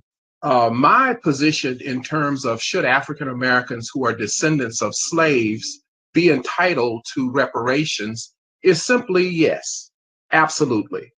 When I look not only at lineage and how critically important it is, I do recognize how difficult it would be that some people might have some difficulty in terms of being able to quickly identify their lineage. But however, the bad cannot be the all end all and be all for all of be able to make that connection. And certainly I agree with many of the experts who have testified here today that we need to have a broad perspective in terms of providing assistance, and including many individuals that we know that they are not from somewhere else. And we know the pathology in this country of African Americans and the African American experience. When I look at, very briefly, today's lineage, conceptualization versus the environment we're in with Proposition 209 that effectively limited education, government jobs, and specifically contracting, which is the tool to put a shot in the arm of the economy of families and communities. How, in fact, it limited the opportunities for African Americans to participate in publicly funded programs. And so lineage, in fact, is the concept that allows us to be able to more effectively deal with Proposition 209. And in every city, I'm from Los Angeles, in every city and county, we deal with Proposition 209. We are often told and reminded that it says that there should not be preferences for women and for people based upon race.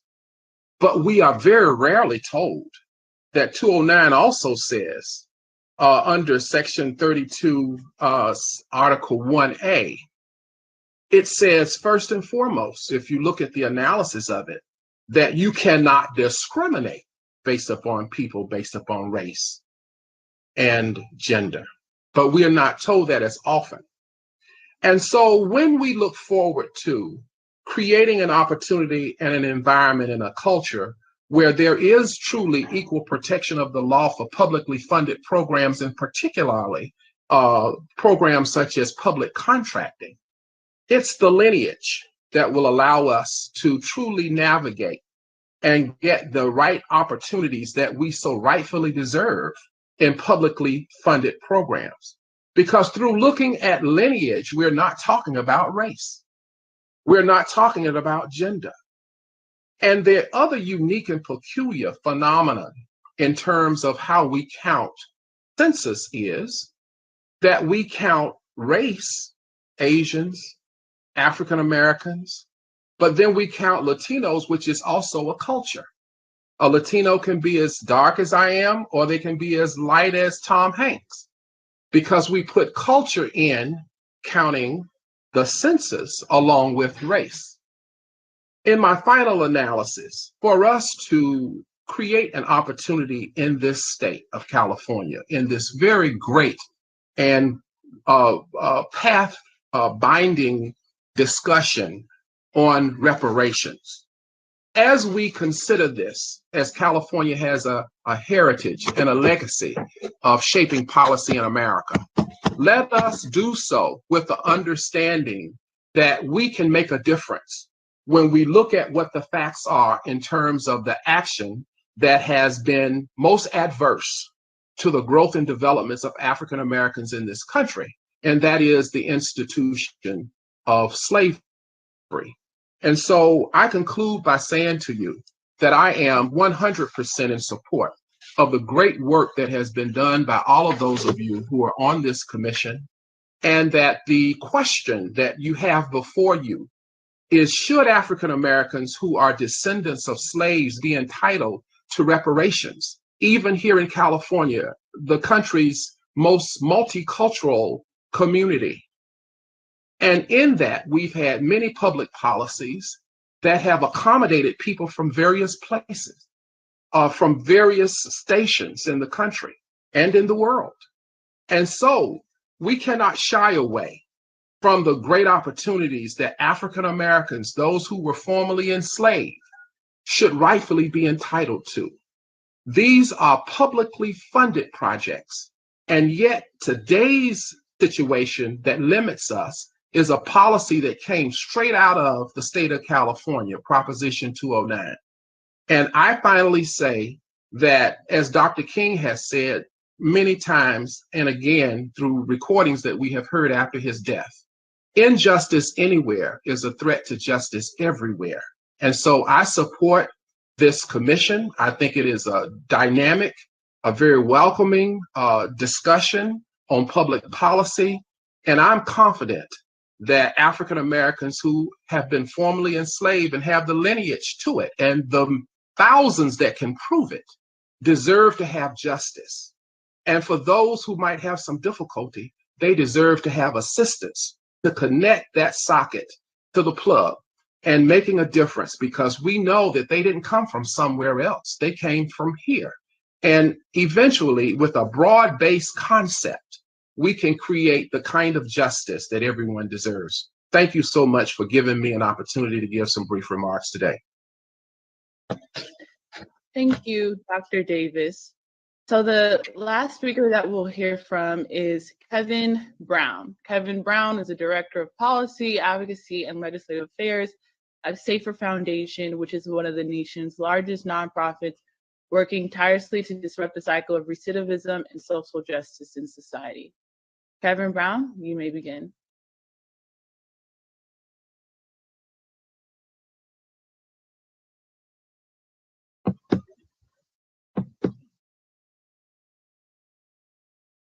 I don't see Kevin's name on the call, actually.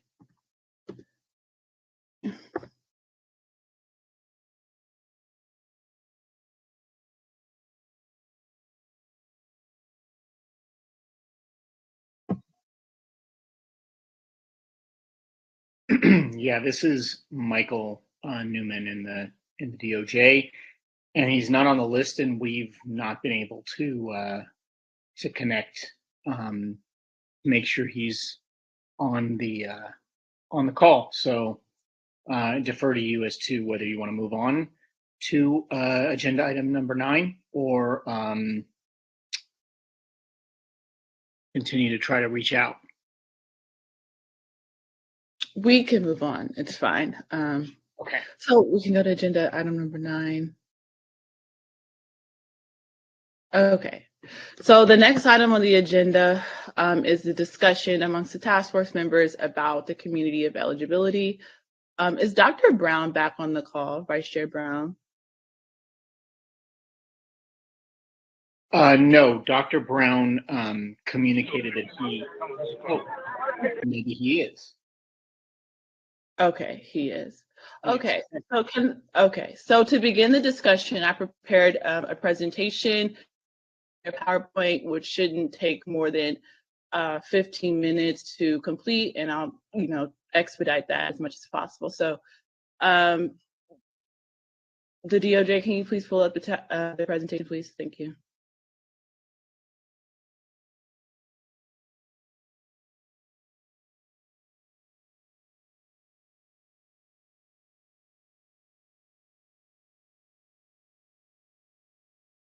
All right, I think Trini is bringing it up right now. I see it. Okay, so if I see it, I think everyone should see it. So I'm going to time myself. So I created this presentation to guide our discussion. So we heard from the public, we heard from the panelists, and now we have to decide amongst ourselves. So this is a statutory analysis of the bill AB 3121 as written. That's also informed by legislative history and other factors. You can go to the next slide. So essentially, I'm making the argument that the legislative history of AB 3121 and by extension HR 40 is inherently lineage specific, and then I'll point to actual statutory provisions that demonstrate that AB 3121 is lineage specific. Secretary Weber's legislative intent demonstrates a lineage specific intent. I'll also briefly go over the history of reparations advocacy as it pertains to the institution of slavery to demonstrate that that movement has been lineage specific. Also, U.S. constitutional law, as prescribed by the insight from Dr. Chemerinsky, demonstrates a lineage-specific model for reparations for the institution of slavery. And then I'll also talk a bit about international law, including the Genocide Convention and guarantees of non-repetition. And again, I have a Master of Laws from the University of Amsterdam on international criminal law. Next slide. So Let's first talk about the legislative history. So oftentimes administrative law experts, when they want to figure out what exactly does a bill entail or what's its intended beneficiaries, they'll look at the legislative history. They'll see what was going on in the world during the time that the statute was enacted. So in order to first understand the legislative history and context about AB 3121, and I think Marcus Champion hinted at it, you have to start in 1988. When the Civil Liberties Act of 1988 was passed, which was a federal law that granted reparations to Japanese Americans who had been interned by the United States government during World War II. Because the law was restricted to American citizens and to legal permanent residents, ethnic Japanese who had been taken from their homes in Latin America, mostly from Peru, were not covered in the reparations, regardless of whether they had remained in the United States, had returned to Latin America, or had been deported to Japan after the war. Also, the white wives or spouses of these Japanese American internment victims were also not given repair. And if you talk to any Japanese American person who was a part of the redress campaign, they'll also state that HR 40, which was initially introduced by John Conyers in the late 80s, was modeled after the lineage-specific Japanese American redress bill. So we'll move on to December 19, 1988, when Jesse Jackson held a press conference declaring that the Black community wanted to be considered African Americans and not Black, right? No later than a month after Jesse Jackson held that press release in December 1988, the late U.S. Congressman John Conyers introduces HR 40. Again, no less than a month after Jesse Jackson's news conference, declaring that African American was a terminology that they wanted to use to prescribe to Black Americans descendants of child slavery. Also, it should be noted, according to official reports, over 50% of Caribbean foreign-born people in the United States arrived to the United States after 1990, at least 1 year after the late Congressman Conyers initially introduced HR 40. Also, according to official reports, almost half of the African foreign-born population in the United States arrived after 2000, nearly 11 years after Congressman Conyers initially introduced HR 40.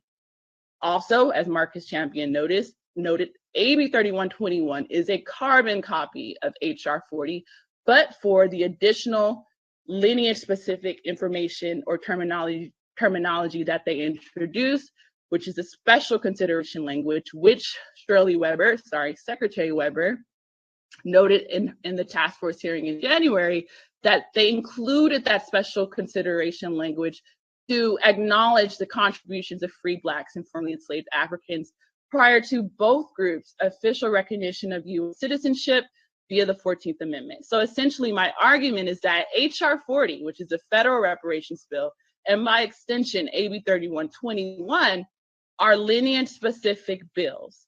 They do not include reference to Black Americans of immigrant origin by virtue of many missing key terms in the duties section and in the legislative findings and declarations section, including but not limited to Caribbean, West Indian, African foreign-born, or even global Black diaspora, which is explicitly referred to in NARC's $3 million MacArthur Foundation grant. And other keywords that would infer that HR 40 and AB 3121 are intended to include any other group aside from the descendants of free Blacks and formerly enslaved Africans. Next slide. So next slide. So there's many statutory provisions that I cited, but in the interest of time, I'll just cite a few of them. So the first statutory provision I'll cite is the first legislative finding, which says more than 4 million Africans and their descendants were enslaved in the United States and the colonies that became the United States from 1619 to 1865 inclusive. So at the outset, the first finding in the statute outlines the intended agreed population, which is more than 4 million enslaved Africans and their descendants. So these people came to be known as American freedmen after March 3rd, 1865, when President Abraham Lincoln signed a bill creating the Bureau of Refugees, Freedmen, and Abandoned Lands. Known as the Freedmen's Bureau, this federal agency oversaw the difficult transition of African Americans or freed African slaves and their descendants as defined in the statute from slavery to freedom. Next slide. So that's an original picture from the U.S. Senate archives of President Abraham Lincoln signing the bill that created the Freedmen's Bureau. Next slide. The next provision that I want to talk about is in the duty section of AB 3121. It mandates the task force to document and examine facts related to the following: federal and state laws that discriminated against formerly enslaved Africans and their descendants who were deemed U.S. citizens from 1868 to present.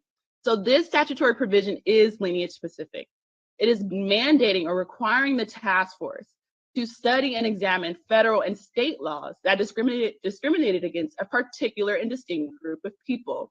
Who were those people? Formerly enslaved Africans and their descendants, who are also described as African Americans or American freedmen as a distinct historical and political identifier, who were deemed U.S. citizens from 1868 to present, which implicitly refers to the 14th Amendment to the U.S. Constitution, which was ratified by U.S. Congress in 1868.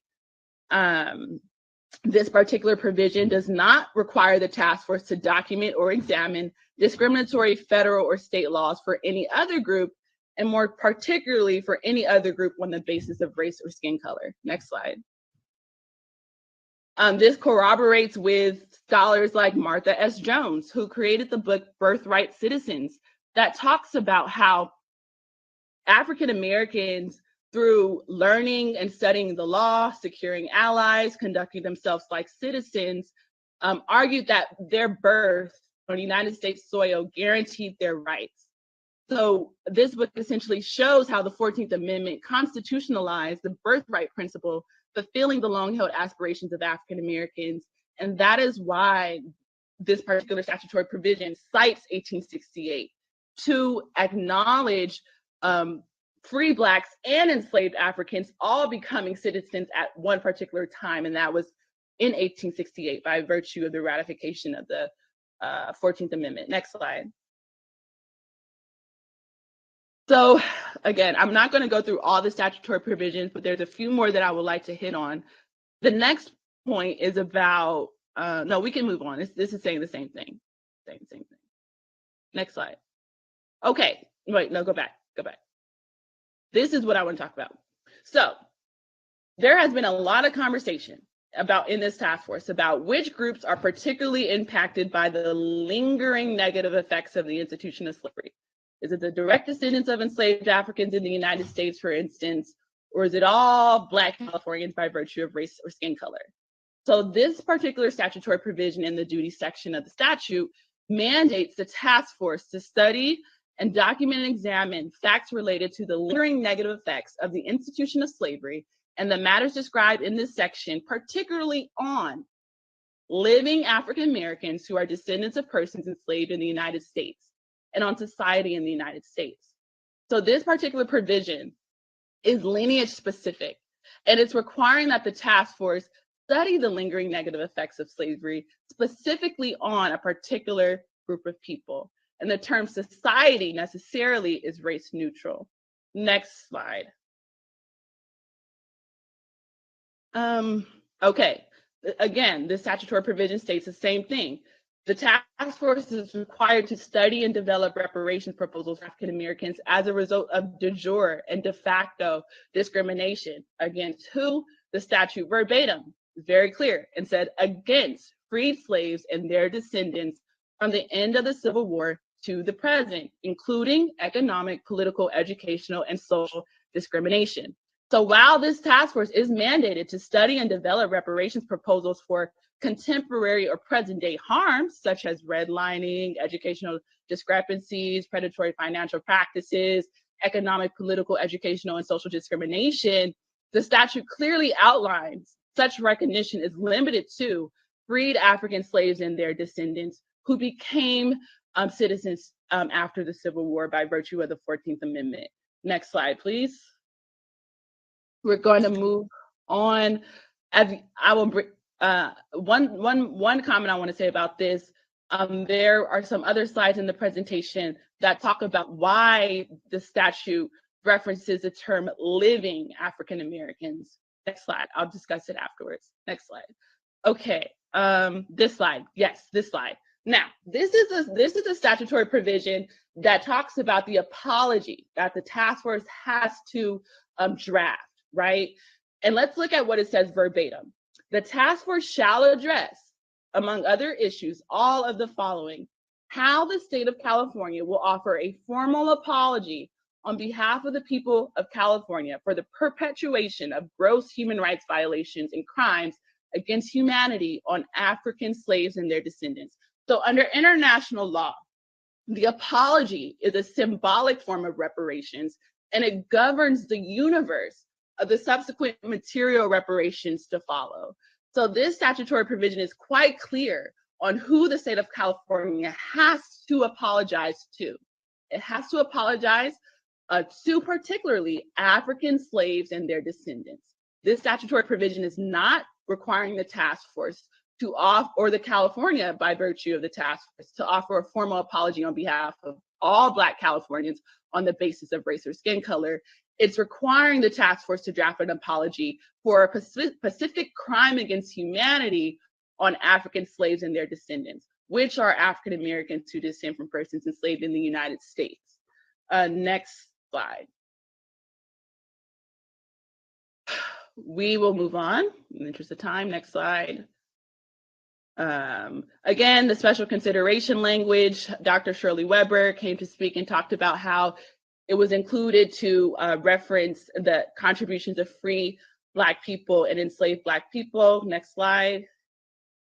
That corroborates with history as well. The conventions of colored citizens of the state of California from 1855 to 1865, that was clearly before the abolition of slavery. There were free African Americans in this state fighting for citizenship rights because they were treated as second-class citizens because the 14th Amendment had yet to be enacted. Next slide. And then that's another picture from the California African American Museum of delegates representing 10 of California's 27 counties met at St. Andrew's African Methodist Episcopal Church in Sacramento for the first colored convention, California Colored Convention in 1855. Next slide. Next slide. Next slide. All of these slides talk about, are all lineage specific, by the way. Next slide. Next slide.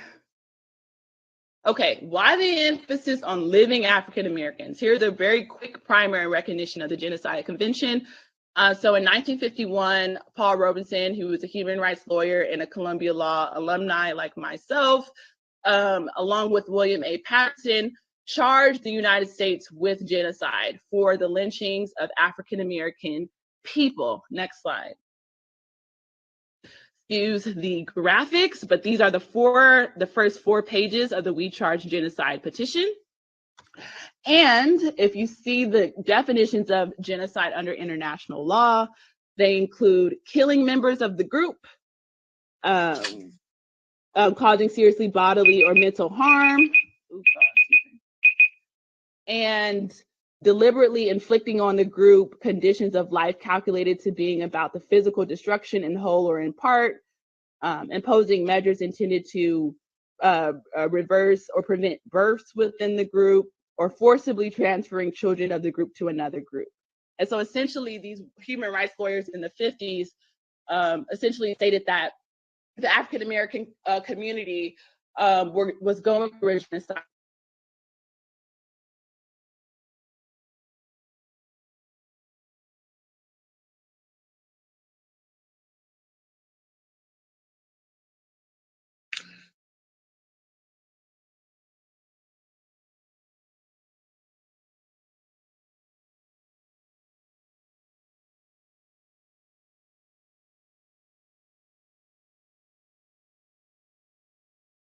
Did we lose Chair Moore?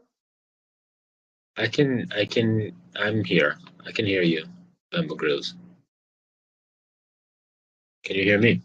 Yeah, no, I was just asking, did we lose Chair Moore? Oh, yes. I think we did.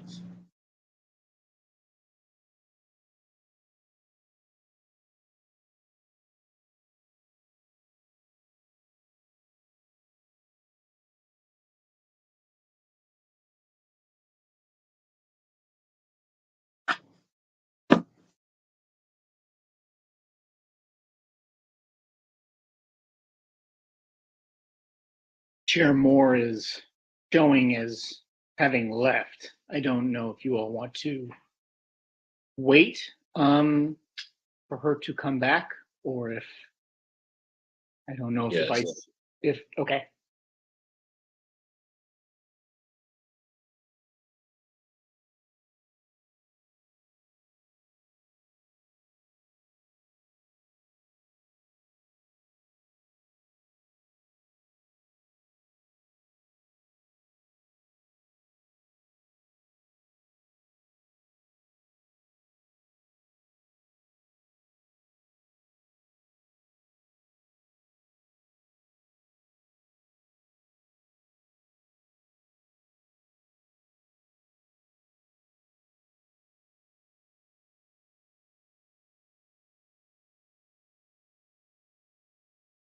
I'm wondering while we're waiting for Chair Moore to return, whether we could take a 5-minute break. We had a 5-minute lunch break, and for that we started from 8:30. Does that make sense to any of the other task force members? Makes sense to me. Yeah, that's fine. That's fine. Fine with me. So Okay, we'll pause there with her presentation as is, and then Come back at 2. Yeah, it's 1:55. Be back at 2, and I'm going to remain logged on. All right. Thank you.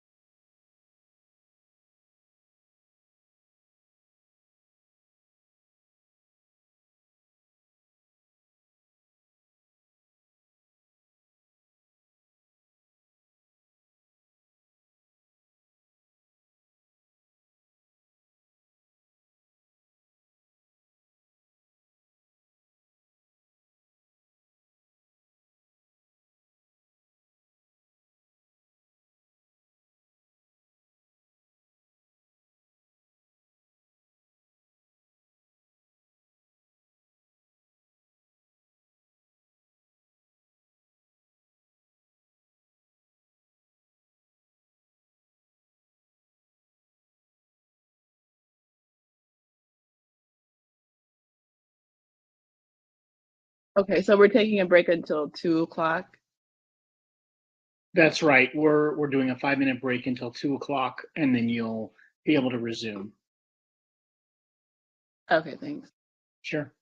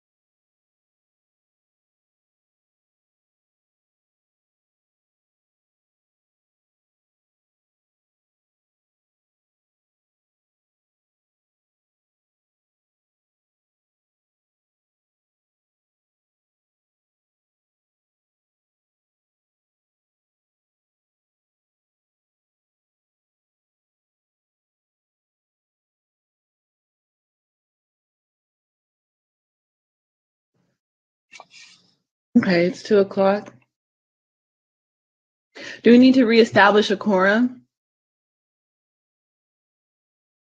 Yes, oh, sorry. Go ahead, Dorita. Yes, we do. Okay, so it's now 2 o'clock and we will resume, but before we resume, I'll call on a Parliamentarian Johnson so that a quorum may be reestablished. Yes. Present. I'm sorry. Madam Chair. Present. Madam, Vice Chair Brown.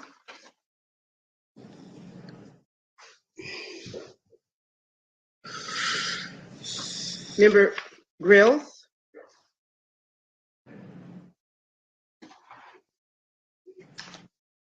Can you hear me? Member Burroughs isn't on screen. Oh, okay, thank you. Member Bradford? Member Bradford, Holder? Chair. Okay, thank you. Member Holder? What are they asking, Chris? They want the camera on? Present. Thank you. What? Member Jones Sawyer?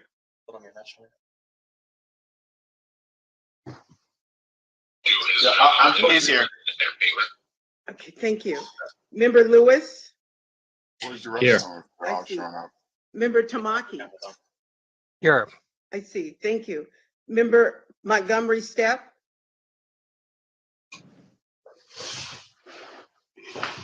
And then I'll call again Vice Chair Brown and Member Grills.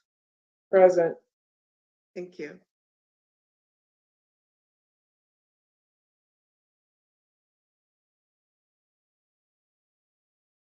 Madam Chair, there are 7 members present. The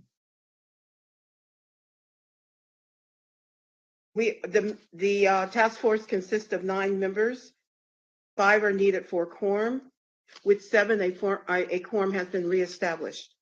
Thank you, Parliamentarian Johnson. So now that a quorum has been reestablished, the meeting has now been officially called back to order.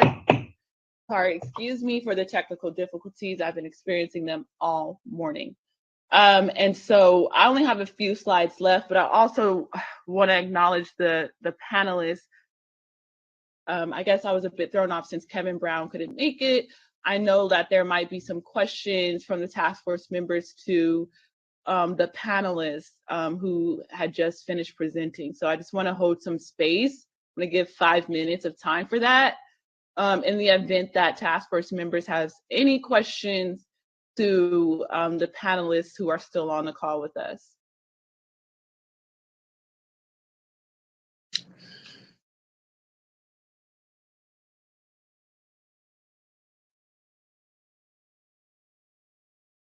Okay, and now I see Do you know Kevin who's Brown in here. Do we know on the call still? I can't see anybody, so I don't know who's still. I'm still Let me here. see. Greg Carr is here. Yeah, Greg Carr is here. Carr is here, Jim, Hollis, all the genealogists, I believe, all the presenters are here. And then I see Kevin Brown is here. So Kevin, could you give a truncated kind of synopsis of what you plan to present? I'm so sorry that we have been so bad with time management, but the technical difficulties are really the result of it. So Kevin, do you have can you just give, a synopsis, no more than 5 minutes, and I will be timing you. Oh yeah, thank you so much, Madam Chair and honorable members of the task force. Kevin Brown, and I am one of the founders of Evanston Rejects Racist Reparations. We are a group that organized as a result of the reparations effort in Evanston, Illinois, which is being lauded as the first municipal-oriented reparations program in the United States. Our group formed as a result of the effort for reparations and to really try to acquire what we deem as an authentic, excuse me, reparations program. Unfortunately,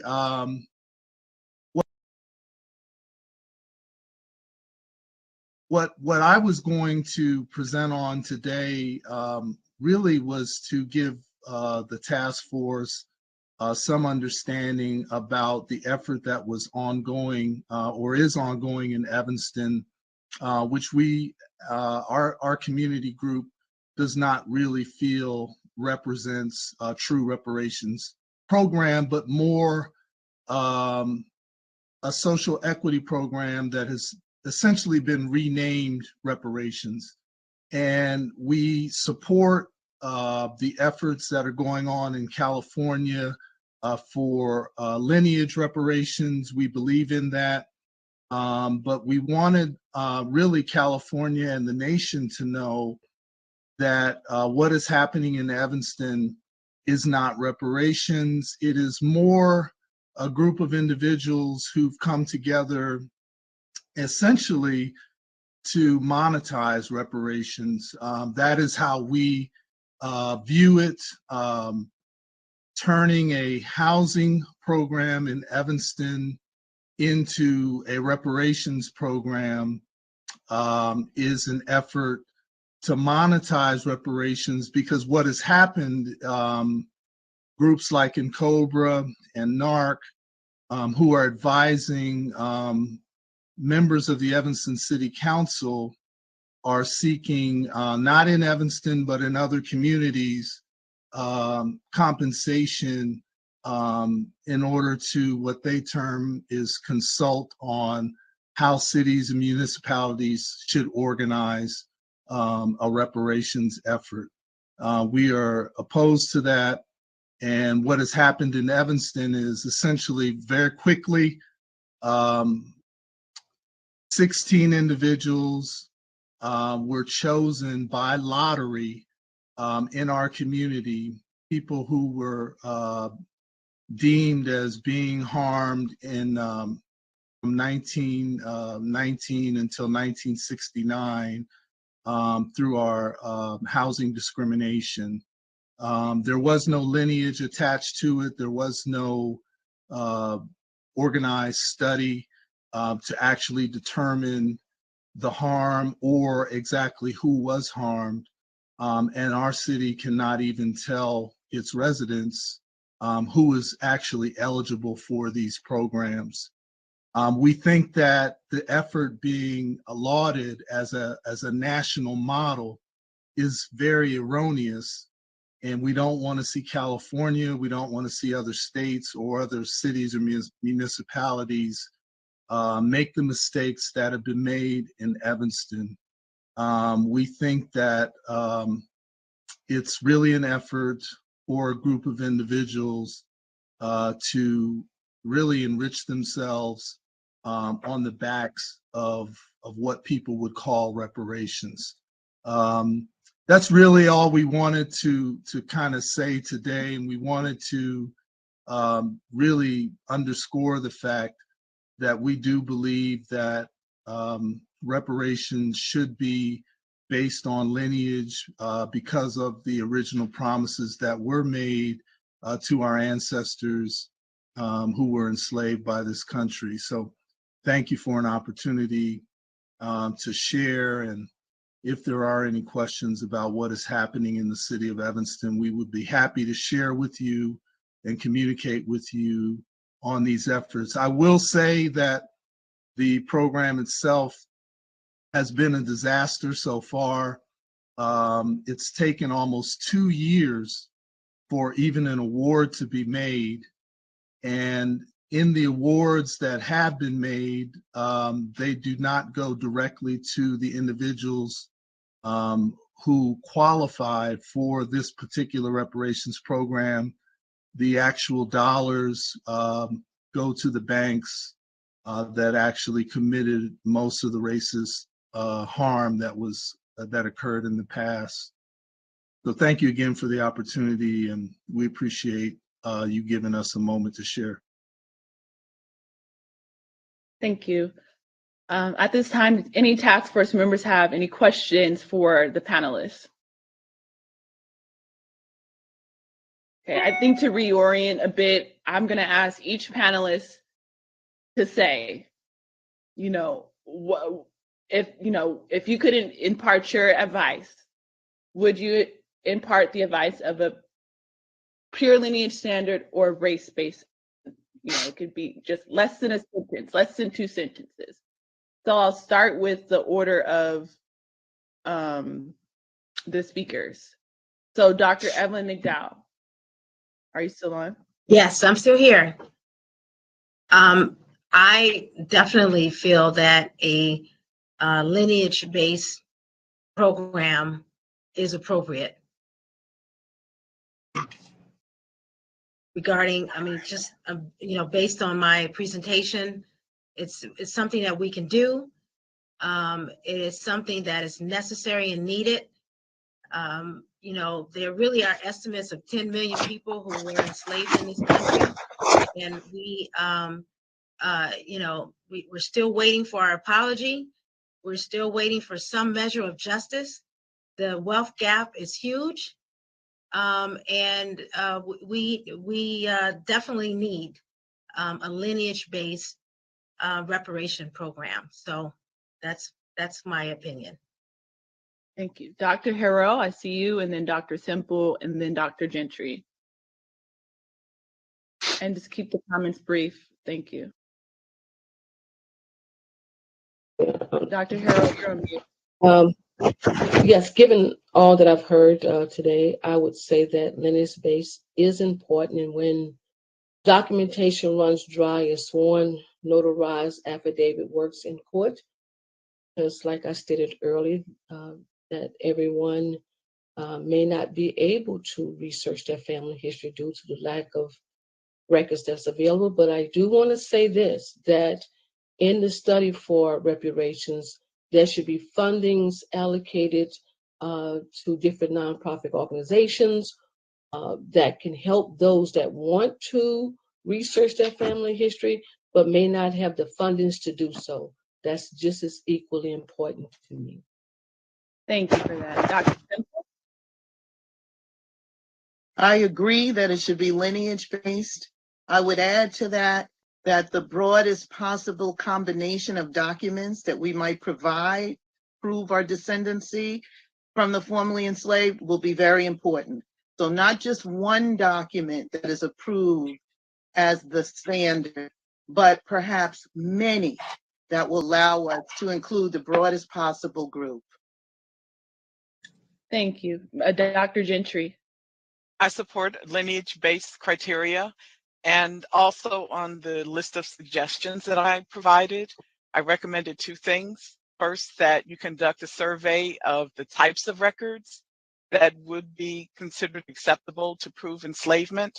And the second part, as a beginning pilot, to survey the records for California for African American sources to give you an idea of what's available to assist Californians who would be part of this community of eligibility and identifying records that they can access, not simply looking at ancestry or family search. Be aware of the fact that family search is supported by the Church of Jesus Christ of Latter-day Saints, who formerly enslaved African Americans. So be mindful of the sources of these records, and also with the institutions who are stewards to these records, that there's bias oftentimes in the stewards and are gaining access to these documents. So be mindful of that in the process of requiring documentation for that. Thank you for that. Dr. Burroughs? Yes, based on the testimony of the chair as well as Mr. Champion, it seems that lineage-based is required, and so I support that. And I think there's ample guidelines to that are set forth that have been established for quite a while to show how people can trace their lineage back into the slavery period. So as long as you use standards, I definitely agree with it. Thank you. Dr. Farish. I think it's important that it's lineage based, and I don't think that it's quite necessary to go all the way back to the 1870 census. I think you can find traces of enslaved ancestors in other census records and in other records, period. I also believe that looking at the actual records, Ancestry.com, Family Search, those are websites that compile the information, but you're not looking at information that is specific to them. You're looking at US Census records, you're looking at World War I and World War II draft cards, and all of those tools are available individually by themselves without going through those research websites, but they are also available on those websites. And I think it's important that we use the tools that are available, and that if we are unable to link everyone, then we should have an attestation as was stated before. Thank you. Dr. Carr. Thank you, Madam Chair. I would say that if the only two options are race and lineage, lineage probably makes, as we know, the most sense. Race would not survive a legal challenge. I'm not sure that lineage will either, particularly given, how we define the harm. And that's why I would say finally that I think my comments, which are probably beyond the scope of this particular hearing, which is why I urge this committee to continue in some form beyond its mandate, if that's possible, would be to really try to rethink this notion of the class that is harmed. If there's possibly getting a membership in a harm category as defined globally as Black people, with local policy recommendations shaped to the policies that we find ourselves in, I think ultimately that's where the future of reparations lies, because nothing has been achieved by Black people in this country without external pressure. So I think that's a very different concept. But yeah, I would say lineage is probably the one that, as you know, would survive legal challenge more favorably. Thank you. Thank you, Dr. Carr. Jessica Ann Mitchell-Iwar. Thank you. I understand the importance of lineage, but I also warn that I don't think we are all operating from the same definition of lineage, and I think that is going to be a challenge moving forward. I also warn that it will be costly, time-consuming, and assumes accessibility. Additionally, I warn that if the state of California were to pursue lineage-based off of the definition of purely chattel slavery, that the state of California could then opt to only offer reparations to those that can prove lineage of descendancy of a person that was enslaved within the state, and that many, if not the majority, of Black Californians would then not qualify because they are the descendants of Black Southern migrants from other states. Thank you, Marcus Champion. I would go to harms-based. Thank you, Marcus Champion.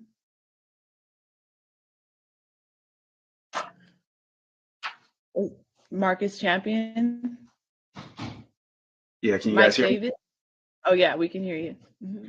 I would say, besides what's logical and what's just, the legal side requires that this be a lineage standard, because a race standard will violate Proposition 209 as well as the 14th Amendment. So whatever came out of this will be thrown out in the court of law. Also, for those who say that there's an accessibility issue, I agree with Dr. Harrell that the state, as a part of this, opened up an office, a government office similar to Japanese redress, the Office of Redress Administration, which was completely in charge of the eligibility, including finding people who were eligible. So to sum it up, a lineage standard.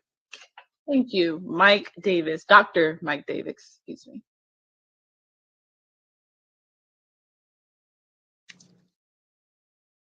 Mike Davis, is he still on the call? Do I see him? He might have got out, but Kevin Brown. Kevin Brown? Yes. No, Kevin Brown. Okay. Oops. Your position? Please say your position. Oh, I'm sorry. Yes.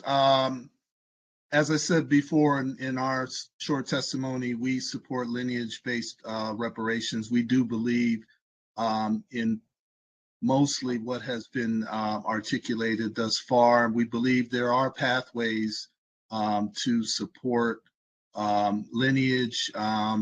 There might be vehicles through, the advent of whatever documentation is necessary. But we're supportive of lineage reparations. Thank you. Okay. Any other questions from the task force members to the panelists before we move on? Yeah, Okay, I just have have what. Go ahead, member Holder. Sorry, again. Yeah, I wanted to thank all of the witnesses for your testimony. I do have a question, especially given some of the descriptions of the challenges to actually finding the documentation of your enslaved ancestry in the United States. So are there any benchmarks, like statistical, numerical benchmarks as to just generally overall, how many people in the diaspora come from an enslaved ancestry? And generally, how many people in the United States come from enslaved ancestry? I mean, I've read articles that say 90% of the people in the diaspora, of Black people, 90% of the people in the African diaspora descend from enslaved people. Are there benchmarks like that that we can use as a guideline to help us so that we can get away from forcing people to meticulously document their enslaved ancestry and just have certain benchmarks and assumptions about the percentage of Black people that were enslaved? Not to my knowledge. I would like to answer that in part. There is no answer to that question. We have yet to be able to document who was enslaved. And so this is the major challenge. The project that I'm working with the Smithsonian, the Freedmen's Bureau records, it's 2 million images, 2 million records that document part of the population who was enslaved as they emerged as citizens. These records were recorded right after the passage of those Reconstruction era amendments to the Constitution. We still don't know. There is a major effort to try to understand who was enslaved and how to document them, which is why when I added in my suggestions that you survey the records that are available. We tend to focus only on looking at people who were enslaved in the South. Slavery was practiced in the North for quite a long time. And we tend to overlook that when we discuss who is part of that community of eligibility. You know, just take the whole sweep of the country. And Dr. Harrell's research is showing us that, and her decades of tireless work shows us that there were people who were enslaved well after 1865 and who inherited or were forced into peonage. And there are people living today who experience that. So to try to quantify that is going to be very challenging. What we can do is identify the records that document enslavement. We can begin to make them accessible to the research community, and then we will begin to have answers in terms of numbers and areas and specific states or under whatever circumstances they were enslaved and identified in that manner. Then we'll be able to count or quantify the numbers who are part of the descendant community. Thank you. I would like to also say that I live in Louisiana, and I am working presently in the records in St. Helena Courthouse, and thank the Heavenly Father that the courthouse never had a fire. So what I did, I sort of made copies of all the slaveholders, and so I'm going through their inventory and their succession records and building a database for each one of them. And it's very time consuming, but it's well worth it and very needed. So I can do really have a great analysis of just how many people was enslaved in St. Helena Parish. I think it's important to look at the laws in the country at the time. Right. So most African Americans that are considered African Americans, they only came to the United States one way. and that was through the slave ship. Whether or not when they got here during colonial America, or whether they got here and were enslaved in Pennsylvania, where slavery ended in 1783, if they got here by a slave ship, the intention of their stay here was to be a slave. That's right. And so prior to 1900, you can look at the fact that there are no voluntary immigrants from African, Caribbean, or other countries in the African diaspora into the United States. So there is only one class of people that are here. And if you were to trace your ancestry back to this period of time, it isn't necessary for you to name an enslaved ancestor, because you know that every one of your color, ilk, and type that are here only because they were enslaved. This does not regard free people of color as not being in this system. Free from what? You were enslaved. So the whole purpose, to answer your question, Mrs. Holder, is that the litmus test that you use is if you were in the United States at a certain time when there were no other persons here, then that would prove on its face that you descend from American chattel slavery, whether slavery ended for your ancestors in the 1600s, in the 1700s, or 1865. I would agree with that. I want to counter that. Can I counter it a little bit? Okay. There were indeed immigrants of African and Caribbean descent coming into this country. A lot of the mariners who are coming in, if you look at the records, the court records on the East Coast, a lot of them were not allowed to come on shore, and if they did, they were arrested and jailed. And if they could not prove their free status, they were enslaved. And this is throughout the 19th century. I can tell you all of the major port cities, especially in the southern states, had this practice. If you were, this speaks to Dr. Ira Berlin's premise that if you were brown or black or anything other than white, the assumption was you were enslaved or you were connected somehow to enslavement, regardless of whether you had a freeborn status. You were treated in that manner. Those people. Right. Then those people are included on their face. Yes, they would. Yes, but they came voluntarily as free people, and there are individuals who were enslaved, although freeborn. In Delaware, there was a woman, Patty Cannon.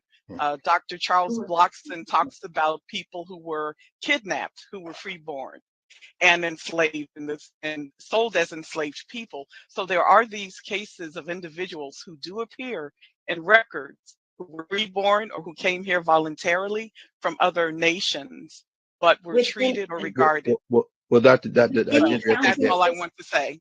No, we're gonna have to go in that order. I can't see everybody who's on the screen, so I don't know who. I think that's Greg Carr. I'd like to jump in. A word in for a second. I'm just going to agree. Hold on, I didn't recognize anyone yet. Oh, I'm sorry. So it's Dr. Greg. Yes, Dr. Greg Carr would like to be recognized, and Dr. Evelyn McDowell. Is there anybody else? Because we're gonna have to cut the responses to this question. Okay, so I'll let Dr. Carr and then Dr. McDowell. Go ahead, Dr. Carr. Very quickly, I thank you. This really is the question. How do you establish the status? It would be impossible to trace through documents. The 750,000 Africans in the country in 1790, the first census. 1860, you got about 4 million enslavement. So you've asked the question that needs to be asked. There's no way to do it. If you can establish that reparations claim, maybe by the end of the 19th century, certainly then moving forward to be a different kind of thing. We know Dred Scott establishes the fact that even in places where there were quote free blacks, there's no enforceable status for black people that is unassailable, even in the law. This is the point Tani is making. It's not remedied in the Civil War amendments. And so that's why I said I think the next step beyond this legislation is to try to establish a harm claim that precedes the formation of the polities. Because as we know, with the Fugitive Slave Act of 1850, California comes into the polity as a free state. So if you start making no argument, that's one of the reasons that California and Maine come in 1850. But I'll conclude with this. I think any attempt to try to establish a claim based on records is ultimately a cul-de-sac that cannot be overcome. That claim has to be established as one that you have the presumption you are in the class unless you are shown not to be in the class. And I think that's the next stage in something that is a work in progress in terms of the reparation claim. Thank you, And- Dr. and McDowell. to follow up, yeah, and to follow up on that, what I suggest is that it is it's much more feasible to identify those people who voluntarily immigrated to the United States during the time of slavery and come up with a database with those names. And if your ancestor lived or born in this country before the end of slavery, chattel slavery, then you go to this database, type in your name of your ancestor. It's not there, okay, you are eligible. Your ancestor is eligible for reparations. So I wholeheartedly support the creation of this database.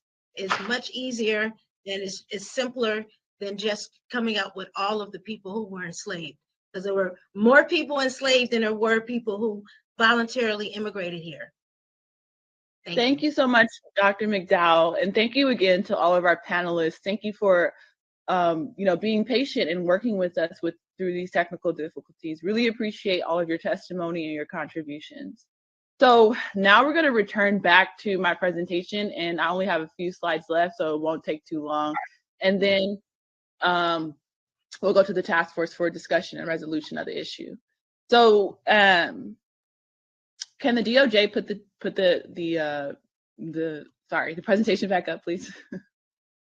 And I'll note the slide 24.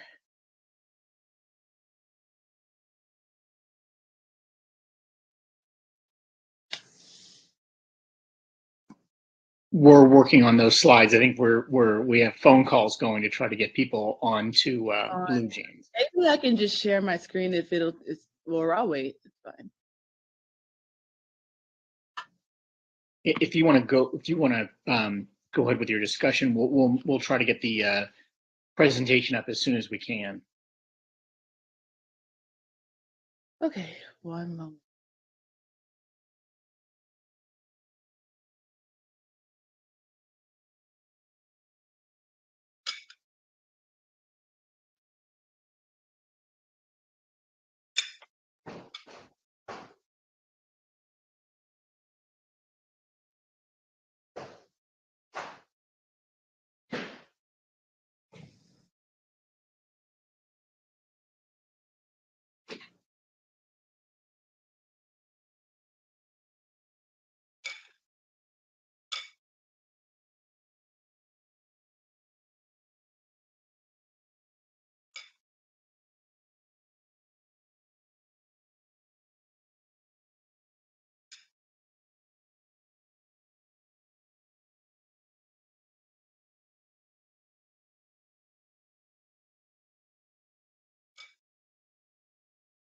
Okay, they're up, Chair Moore.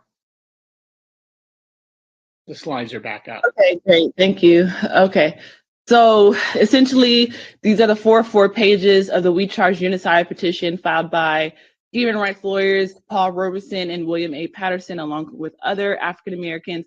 And essentially, their argument was that the United States was responsible for enacting and being complicit in committing genocide against African American people, particularly due to the lynchings of African Americans. And essentially, their argument is that our numbers, the African American descendant of persons enslaved in the United States, our numbers would be much larger in the United States if it wasn't for our slow and protracted genocide. Next slide.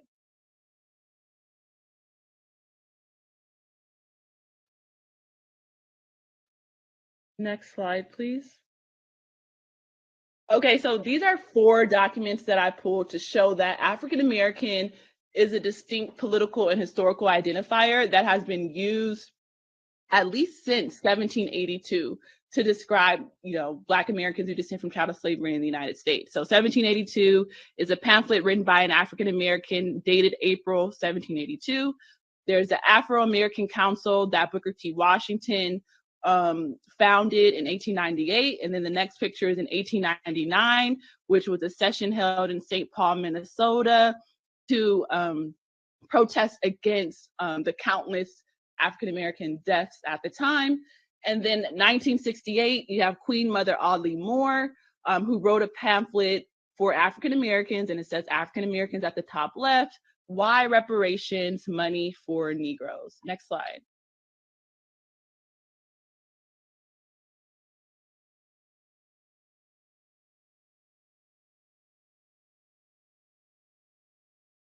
So the next slide, and I won't read all of this, but this is also showing a distinction between African Americans and, for instance, West Indians in the 20th century. So before large number of Caribbean migrants in the late 90s. So even here, this is a really interesting law review article where they're talking about why Black homeowners are more likely to be Caribbean American than African American in New York. It's a theory of how early West Indian migrants broke racial cartels in housing. And essentially, what this author is saying that you would think, right, that, for instance, West Indian Americans have long presented this It says, why are Black brownstone owners in Harlem and Brooklyn disproportionately West Indian? The landlords, West Indian. The tenants, African American. These are tough questions for students of housing discrimination. West and Indian Americans have long presented a quandary. If it is reasonable to assume that racial exclusions are being consistently applied to persons who are dark-skinned, one would expect to find that housing discrimination has had similar effects on West Indian Americans and African Americans. Yet this is not the case. West Indian Americans generally own and rent higher quality housing than African Americans. And then they talk about why that's the case, right? And they say, then first they continue to ask, since West Indians are overwhelmingly dark-skinned persons of African descent, they typically did not have the option of passing that may have been available to other groups. So what explains their high home ownership rates as compared to African Americans? And so this author states quite clearly, right, that West Indian brokers in New York were simply replicating the techniques that had been utilized by their land brokering ancestors. She talks about in the British West Indian Islands, where migrants originated, there was this busting of white monopolies in land ownership, particularly throughout the West Indian colonies, and contravention of racial norms in the British colonies of who was allowed to own land and where. So upon arrival in New York, these West Indians encountered another racial monopoly in real property ownership, namely Northern racial segregation, and they essentially appropriated the same techniques that they had utilized in the West Indies to break into white neighborhoods in New York. So that's a slide to show the distinction between West Indians and African Americans, even in the early 20th century.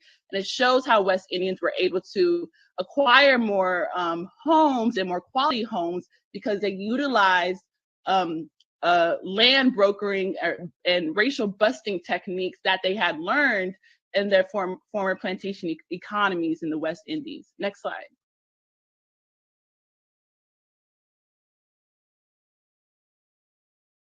So again, the history of the reparations advocacy movement, particularly in California and the United States, shows and demonstrates that we have to come up with a lineage-based model of reparations. Particularly, we talked about Callie House. Mary Frances Berry was an expert and gave her testimony about how Callie House was an ex-slave and upon emancipation created the first reparations movement organization. And then, and I quote, she was harassed by the government, and government officials worried that the pension movement or the reparations movement is setting the Negroes wild, making anarchists of them. And history repeats itself because that language is still being used to apply to Black Americans who are advocating for a lineage model. And then also in the state of California, you have Queen Mother Audley Moore, who created the organization, the Reparations Committee for United States Slave Descendants in 1962. And her office was in Los Angeles, California on Jefferson Boulevard. In fact, Queen Mother Audley Moore coined the term DOAS, descendants of American Slavery. This is a pamphlet that talks that she published in 1962 called the Reparations Committee for Descendants of American Slaves. Next slide. Again, that is another excerpt from her pamphlet around advocating for reparations, particularly for descendants of American slaves, through her organization, the Reparations Committee for United States Slave Descendants in 1962. Also, the Black Panther Party for Self-Defense. The third point in their 10-point program was about reparations, and I quote, "We believe that this racist government has robbed us, and now we are demanding the overdue debt of 40 acres and 2 mules. 40 acres and 2 mules was promised for 100 years ago as restitution for slave labor and mass murder of Black people. We will accept the payment in currency, which will be distributed to our many communities. The Germans are now aiding the Jews in Israel for the genocide of the Jewish people. The Germans murdered 6 million Jews. The American racist has taken part in the slaughter of over 50 million Black people. Therefore, we feel that this is a modest demand that we make." So these slides show in the specific California context and the broader United States context with Queen Mother Ali Moore's organization, the Black Panther Party, Callie House, and Paul Robeson and William A. Patterson's We Charge Genocide petition. Reparations advocacy groups have always advocated for a lineage-based model. Next slide.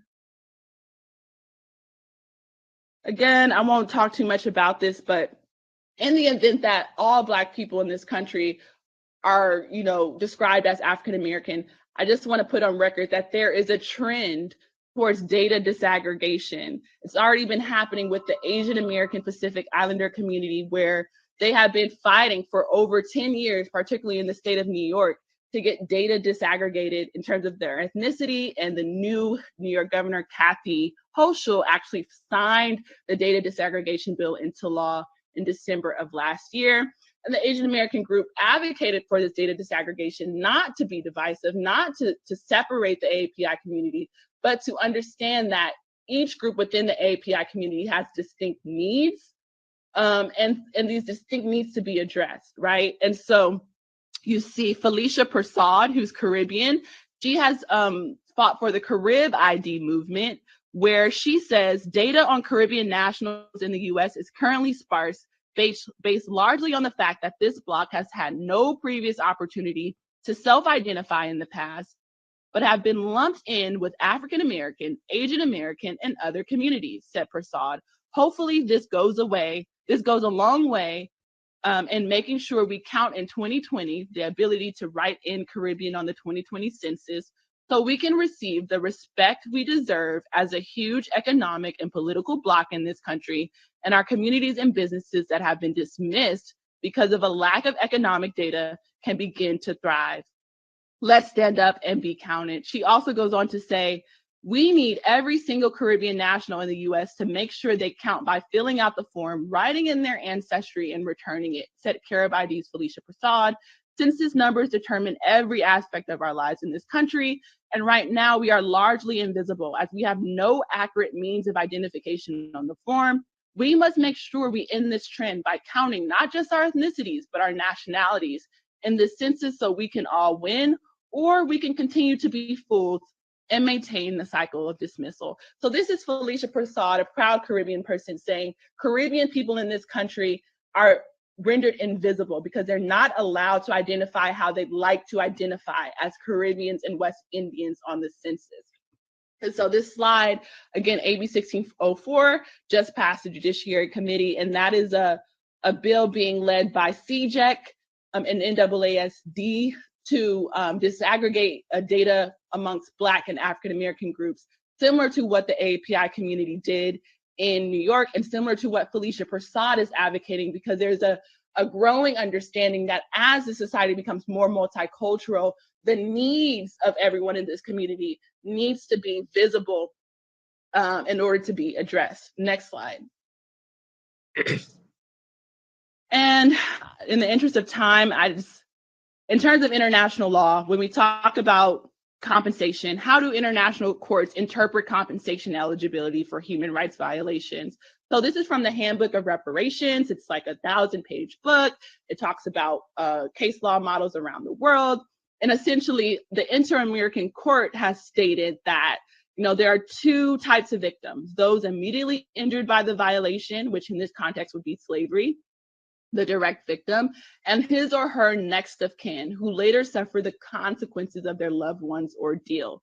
So in any event, what this excerpt from the Handbook of Reparations is stating is that the injured party, as defined by the Inter-American Court in the American Convention, refers both to the direct victim of a human rights violation, as well as usually their close family members or dependents. So essentially, international law supports and substantiates a lineage-based claim, particularly when it comes to compensation eligibility. Next slide.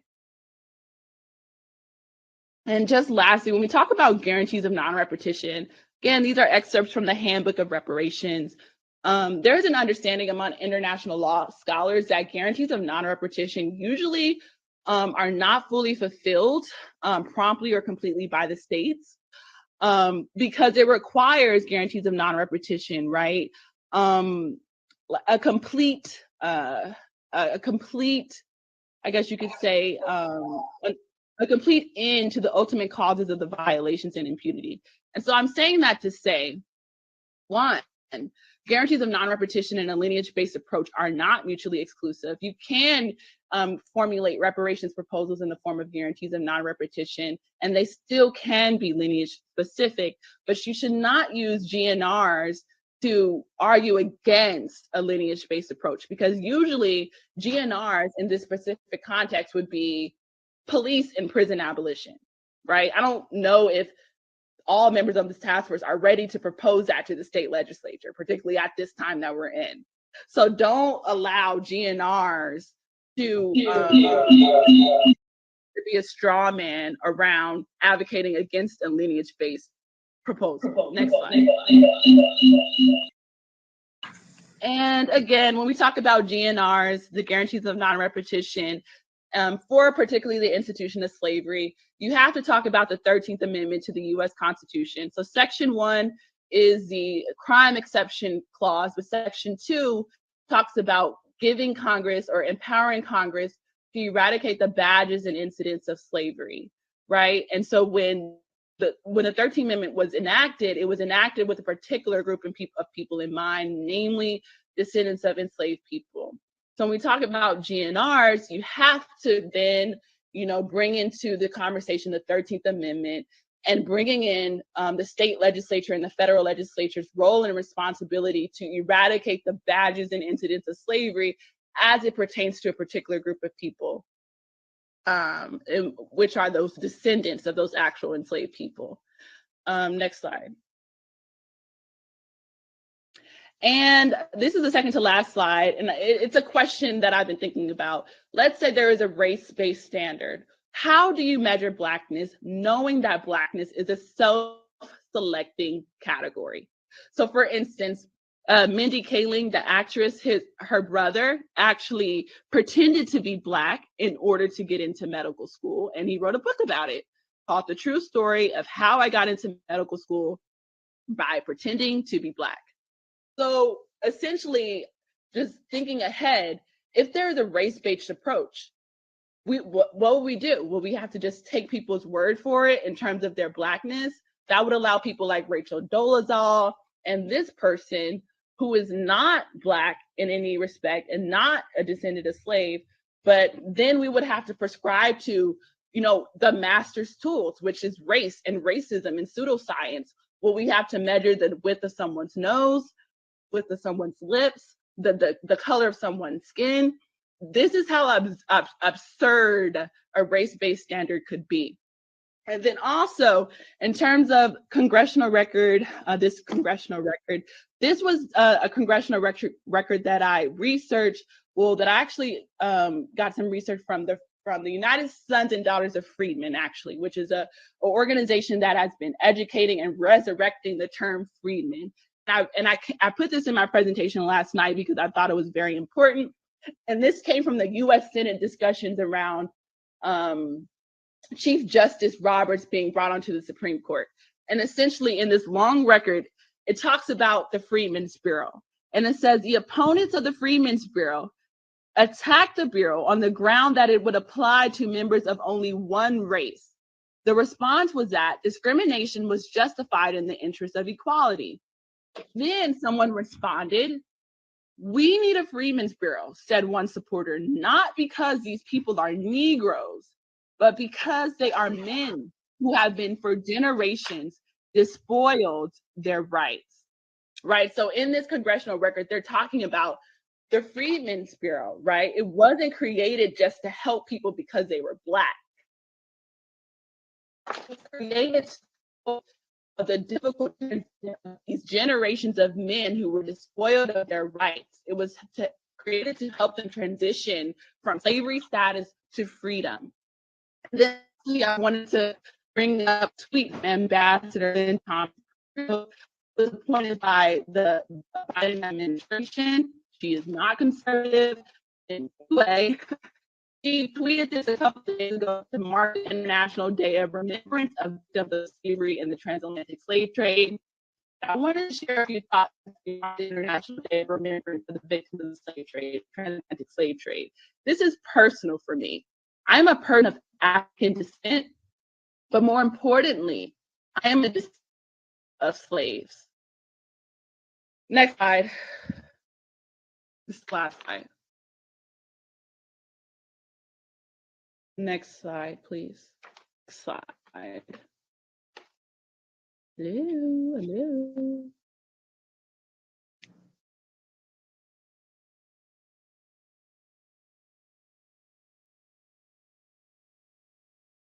Do you need me to keep going? Yeah, the next slide. It's the last slide. Can you hear me? Oh, go back. To the slide about Isabel Wilkerson with her picture. Okay, so again, to end my comments, and I think the DOJ will talk about this because I have some suggestions for how we should frame the report. I think in analyzing AB 3121, given the legislative history, given the history of reparations advocacy in the state of California and the United States more broadly, all points to a lineage-specific or pure lineage model. And it also points to Isabel Wilkerson's book, Caste. She's the first African-American Pulitzer Prize in journalism. She also was one of the first expert witnesses on our task force in September about her book, Caste, and how caste or how racism is insufficient to describe the particular experiences of African-Americans who descend from chattel slavery. In fact, she said this to a community of Dalit Indians, or the Untouchables, who she compared the African-American experience to. She said that she wrote a 600-page book about Jim Crow era in the American South, the time of naked white supremacy, but that the word racism did not appear anywhere in the narrative. I told them after spending 15 years studying the topic and hearing the testimony of survivors of the era, I realized that the term race and racism were insufficient. Caste was a more accurate term. And then she sets out the reasons why. Next slide.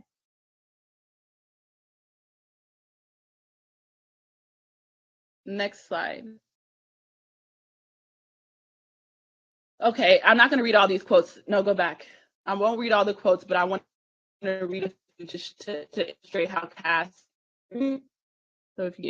So a caste system, an artificial construction, a fixed and embedded ranking of that sets the presumed supremacy of one group against the presumed inferiority of other groups on the basis of ancestry traits, like being a descendant of enslaved person. Traits that would be in the abstract are ascribed life and death meaning, and in hierarchy, favoring the dominant caste, which are Europeans, whose forebears designed it. A caste system uses rigid, often arbitrary boundaries to keep the rank groupings apart, distinct from one another, and in this size. The hierarchy of caste is not about feelings formally. It's about which groups have it and which do not. It's about resources, which caste is seen as worthy and which are not. In America, race is the primary tool and visible decoy, the front man for caste. So you talk about caste and race is the skin. In order to dismantle racism, you first have to address caste. And so this book to consider this on everyone caught in the hierarchy, but it devotes significant attention to the poles of the American caste system. Those at the top being European Americans as a primary beneficiary, and then at the bottom, African Americans, assume the caste as directed as full power organization. I see.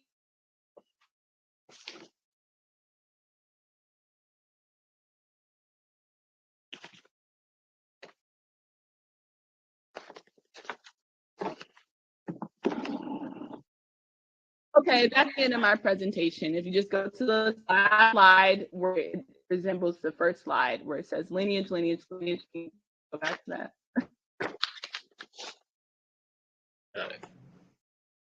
Anyways, thank you.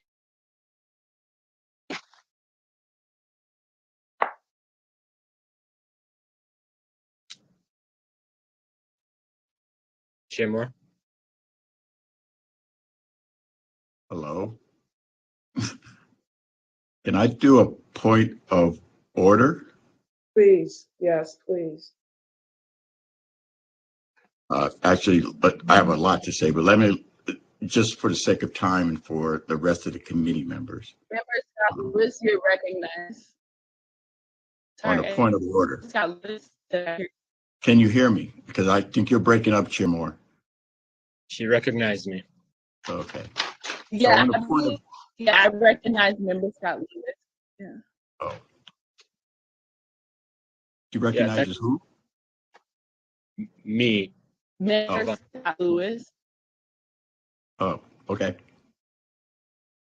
Thank you. So to help structure and direct the remainder of our time, which is very little, I'd like to introduce a motion. And I move that we define the community of eligibility based on lineage determined by an individual being an African-American descendant of a chattel enslaved person or the descendant of a free Black person living in the United States prior to the end of the 19th century.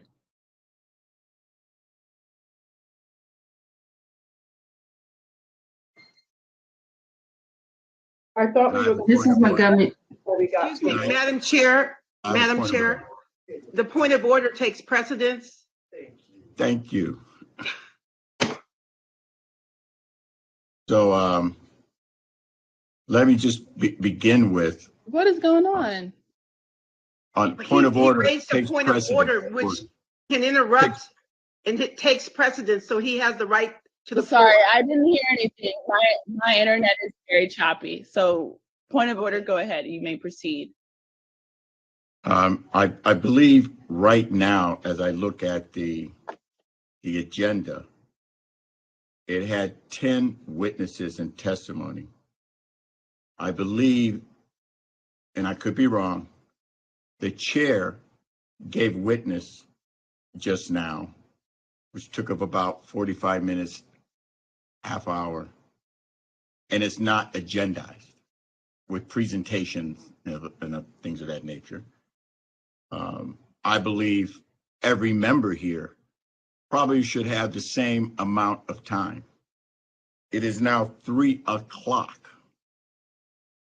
If just 2 members demanded, and I think they deserve it, equal time to address this question and provide slides, we would be here till tomorrow.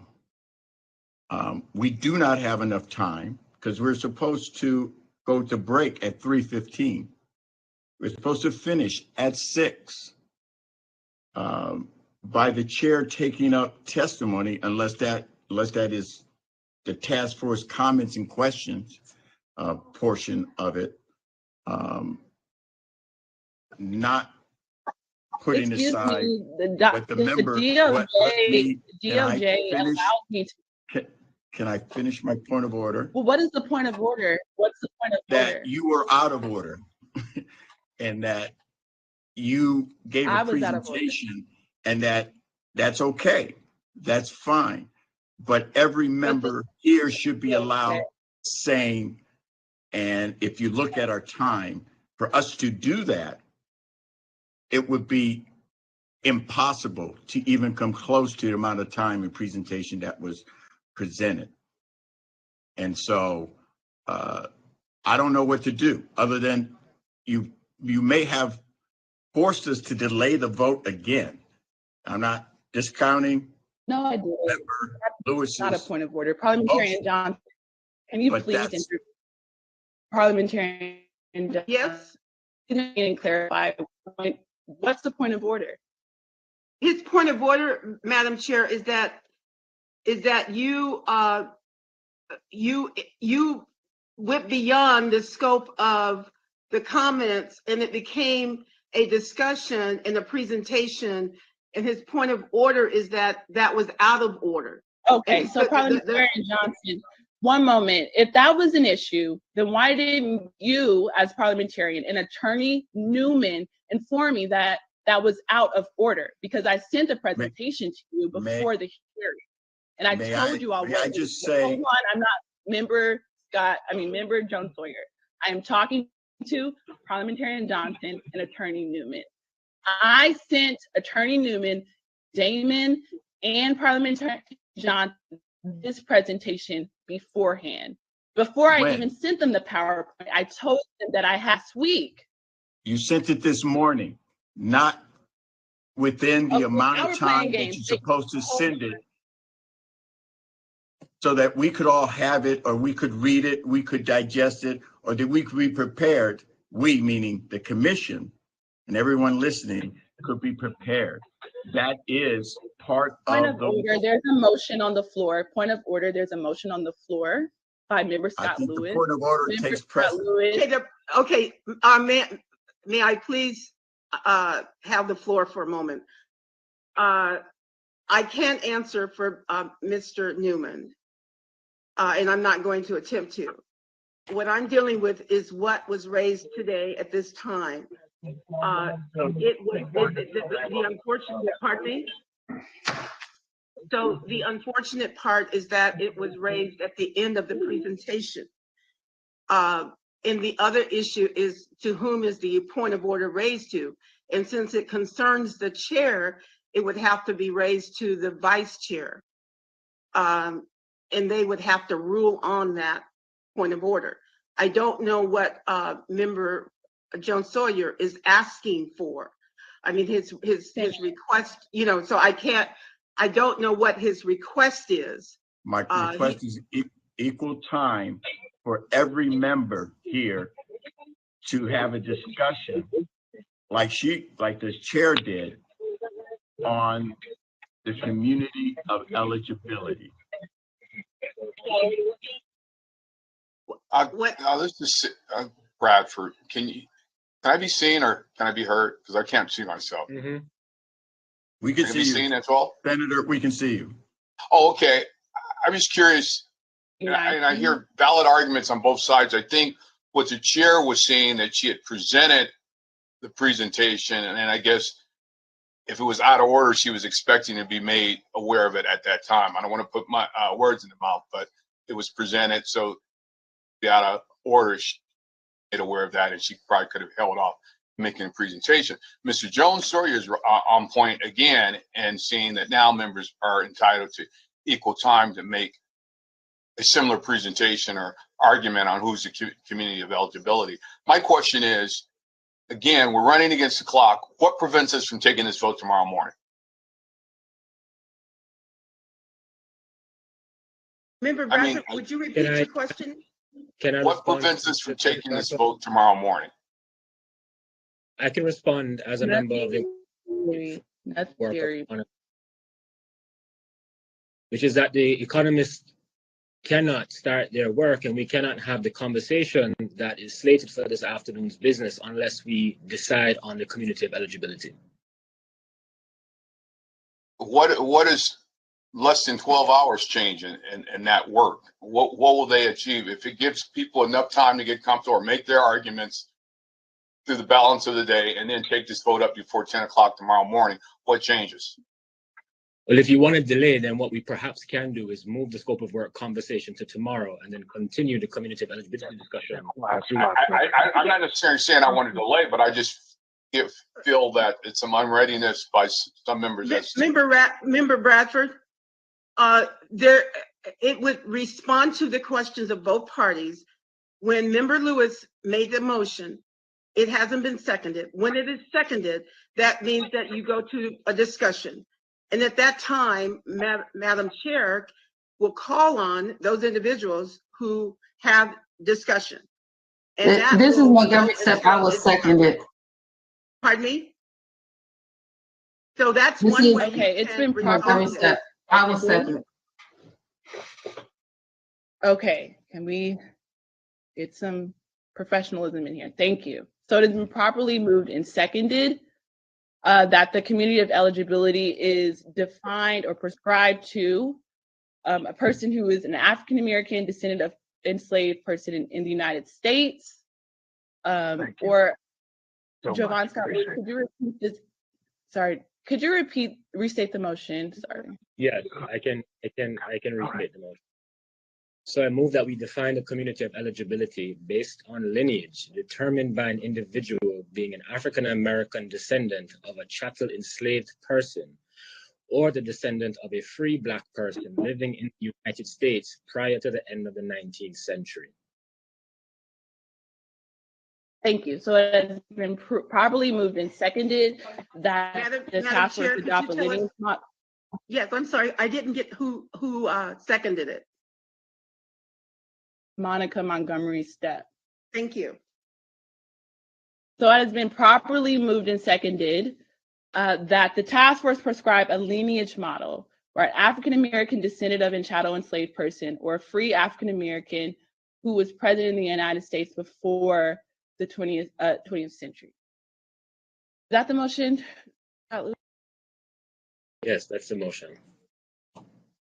Thank you. Is there any discussion on the motion? Yeah. I second the motion. The motion's already been seconded.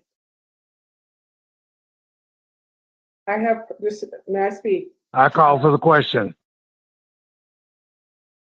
Okay. Call for the question, Madam Chair. No, Madam we Chair, have you people have who to want to allow, speak. Sorry, you have Vice to Chair allow Brown, discussion. on Parliamentarian Johnson, please. Yes.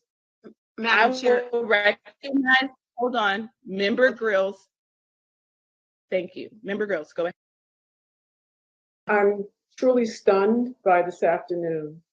I thought that we were to have dedicated time as members of the task force to consider the testimony from our witnesses. We had an unexpected witness in the form of our chair that I've never seen anything like that before. And I'm surprised that Member Lewis went straight to a motion without us having an opportunity for discussion. There were pros and cons associated with the witness testimony. And we haven't had a chance to discuss that. So I don't Chair feel Moore? to be doing a vote at this point. We didn't follow our own procedure. Chair Moore? Yes, Member Scott Lewis, you're recognized. To respond to Member Grill's comment about my introduction of the motion, I introduced the motion so that we can actually have the discussion. I conferred with the Department of Justice last week about introducing the motion so that we could actually structure the discussion.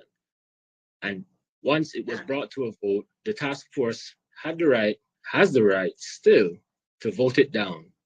After which, another member is very free to introduce an alternative motion, and we can continue to go that way. The point is to actually structure the time that we have, as opposed to an open discussion, which may not necessarily yield any clarity, and have a repetition of the delay that we had at the last meeting. So my introduction to the motion does not preclude our ability to discuss. In fact, it secures it. exactly. Thank you for that clarification. I call for the question, Madam Chair. The question has been called. Parliamentarian Johnson. Is there a second? You really need to have discussion, full discussion. And if you don't do that, then well, let me put it this way. The whole point of a motion on the floor is to allow for discussion. So when Member Lewis made the motion and it was seconded, that was saying that the body was ready to move forward with a discussion. So if you call for the question before any discussion, that would not be pursuant to parliamentary rules or Robert's rules. Madam Chair, I have a point of order. Madam Chair. Vice Chair Brown, you're recognized. Yes, you're recognized. On when anyone is unready to vote, they will have their due opportunity for discussion. This motion is before the House. This matter was before the House, so to speak, previously, and it was delayed. So whoever wants to make additional comment are entitled to do that during the time of unreadiness.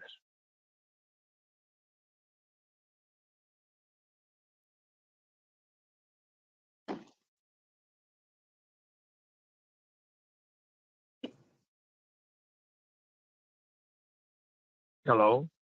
On I'm not certain what you meant, so. That's what they're doing. I mean, if a person has any, let me back up and repeat it again. If a person has further information, input they want to give, to talk, that is done during the time of unreadiness. We're at the time of readiness, but you keep calling Parliamentarian Johnson, I have a question because at the last hearing, there was no discussion. Well, I think Parliamentarian Johnson, you as a parliamentarian, you didn't necessarily allow for discussion when I believe Reggie Sawyer at the last meeting called to table the vote. That's because that's the rule. That's a rule of order. When you move to table, you're not permitted to discuss it. You move right to the question. That's just the way the rule is set in Robert's rule. So there's no discussion. You move to vote, and then if it passes, then you table it and you move on with your agenda. In this case, you do have discussion. This was not a motion to table. So it is appropriate to ask for discussion after a motion has been seconded. In this instance, the motion was seconded. At that point, you were doing correctly, Madam Chair, when you asked for discussion. But you also have, if you remember that the rules say that you must allow for discussion. So you cannot use, a call for the question to deny the opportunity for discussion. So after there's been discussion, like as you normally do, you ask for discussion. And then when there's either no more discussion or when discussion has been going for a while, then it would be appropriate to move to, call the question, at which point, if the body decides that 2/3 of the body decides that they've had enough discussion, then they can vote, for the call of the question, and that would lead you to the vote itself. But right now, it's clear that there's unreadiness, but that unreadiness is because they want to discuss it. All right. Okay. Okay. Thank you. Is there any other discussion on the motion on the floor?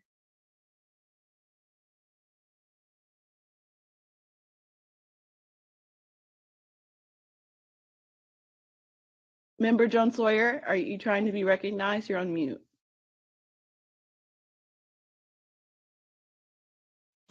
I'm looking at the time.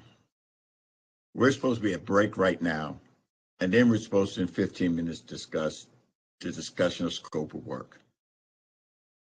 If I spend the next, 45 minutes as you did, the chair, to go into my presentation, and then another member goes into it,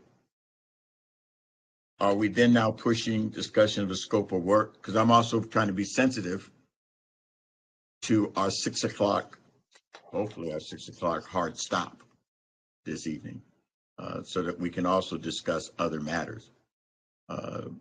And so I don't know what to do other than if we were supposed to bring back a presentation like you did, then I would like time to put together a PowerPoint presentation just like you did. That's all I'm saying. That means everybody on here has an opportunity to bring back a PowerPoint presentation.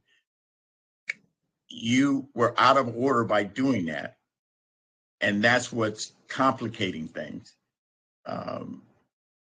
And this was supposed to be commenting on what was presented, not necessarily another testimony. Well, that wasn't testimony. I'm the chair, and I have the authority to guide the discussion how I see fit. If there was an issue, Attorney Newman, Damon, and Parliamentarian Johnson would have raised that before the hearing. You are absolutely right. And you're the so chair. Do you have a comment on the chair, motion? but you're not the dictator. You are the chair. You are supposed to guide, and you're supposed to follow the rules that are set aside for the proper way that a commission or committee should flow. We should not be having this discussion right now, because you're also supposed to keep on our time, and that was not done. That is part of what the chair is supposed to do. Madam Chair. If you want me to begin, and if I last until 6 o'clock talking forever, and then another one, I just want to make sure we all have equal time. Madam Chair. Vice Chair Brown, you're recognized. Madam Chair, members of the commission.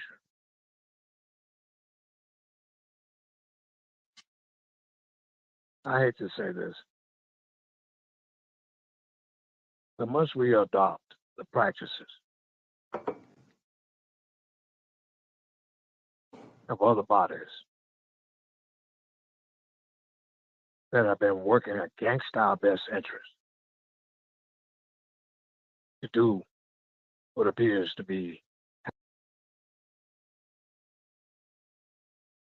happening now? We have sufficiently been informed of the positions of everyone on this commission regarding this issue.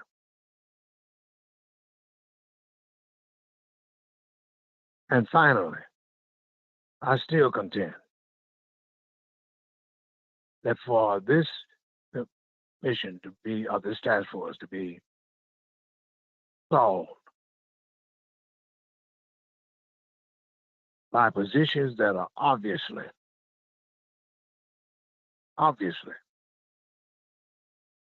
counter to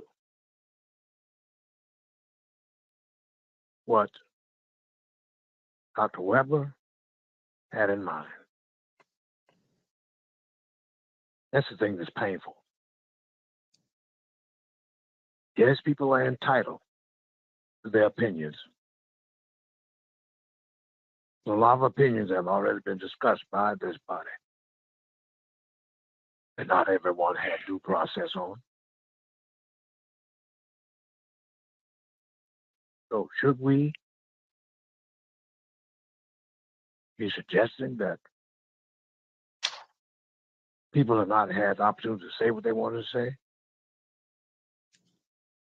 And each of us has heard all of the public testimony, which was overwhelmingly supportive of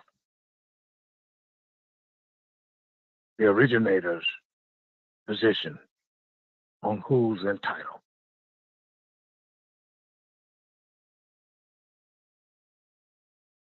But if the body wants to give grace and additional time, through a democratic process, it can be determined this afternoon.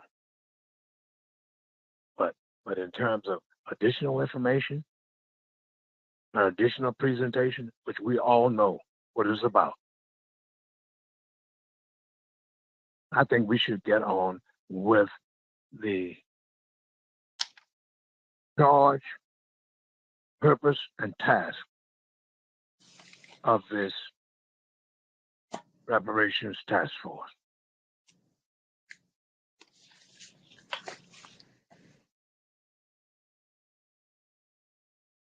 Thank you, Vice Chair More, Brown. Member more, may Tamaki, may I begin? recognized. So I'm wondering if there's a third option here, and I'm very sensitive to what Member Scott Lewis is saying, that we have to have a decision in order to guide the economists. And to put this over anymore is going to be, it's going to be very difficult for everybody. At the same time, I do want to hear everybody's opinion on this and everybody's discussion. I don't think that should be cut short, but I do think we need to get on with it. So would it be possible, and I asked this to Parliamentarian Johnson also, that we start the discussion, we put over the discussion of the scope of work until tomorrow. We reschedule, regretfully, but we reschedule one or more of the witness panels, and then we have a vote and we decide this tomorrow, after everybody has had the opportunity to say what they need to say. But we bring this basically to a vote so we can get on with the economists and provide them with guidance so we can move the ball forward. With respect to the witness testimony, we would have to renotice and apologize to them, but renotice their testimony for 2 weeks from now in April. But that would open up the morning or the morning and part of the afternoon to actually get this done. And I think that would accommodate every member's desire to speak their mind on this very, very crucial, pivotal issue. I wonder if that's a possibility. Respectfully, I Member have a Tamaki. question for Mr. Tamaki. I have a question. Yes, go ahead, Vice Chair Brown. Mr. Tamaki, when are you suggesting to be the drop dead point for us to vote on this issue? When? I would have expected that we would have voted today, but given the time constraints, I think what we're talking about realistically is tomorrow, sometime tomorrow morning, perhaps, or tomorrow early afternoon. What I'm saying, definitely. Definitely, definitively. When are we going to vote on the people's agenda? May I please interject? More? Yes, Member Lewis, go ahead. Thank you. You're So recognized. today in our schedule, we had 2 hours slated for the discussion.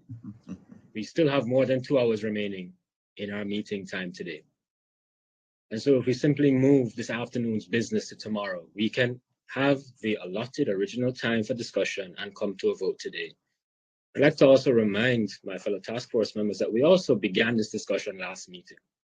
And there were some of us who actually took some time during that meeting to speak at length. So this is not a brand new discussion. We're not starting from scratch. We are continuing discussion from last meeting. We continued the meeting, meaning this discussion from last meeting, because some members wanted additional information, which the witnesses provided today. The purpose of those witnesses was to provide clarity to those members who were unwilling and unready to vote last meeting. So to my mind, if we move this afternoon's business to tomorrow, given the fact that those members who needed further clarification from witnesses have received it, we have enough time to come to a decision today. I'll remind everybody that the economist team does not feel comfortable moving forward with any discussion of the scope of work until we have concluded our discussion and have voted on the community of eligibility. We have enough time. It's 3:30. Thank you. Madam Chair. Mr. Bradford Thank you. hands up. Yeah. Hold on. I'll just say this, Don Tamaki, then I'll recognize Member Bradford and then Vice Chair Brown. I agree with Member Scott Lewis. I think that we can take the rest of the meeting to discuss this. I do not agree that we should extend this any longer than, I don't think we should extend it to tomorrow, particularly because in terms of your suggestion, in terms of counseling witnesses, Brian Stevenson, who is the founder of the Equal Justice Initiative, he was supposed to present testimony on the criminal justice panel for this March, but because we delayed the vote at the February meeting, we had to reschedule the criminal justice panel, which was supposed to be today, until tomorrow, and he couldn't fit to March 30th on his schedule. So now we can't hear from someone like Brian Stevenson on these particular issues. So that's why I'm against delaying this eligibility vote, because it's impacting the rest of our work, like the scope of work for the economic consultant team and the other panels that we have. So Member Bradford, go ahead.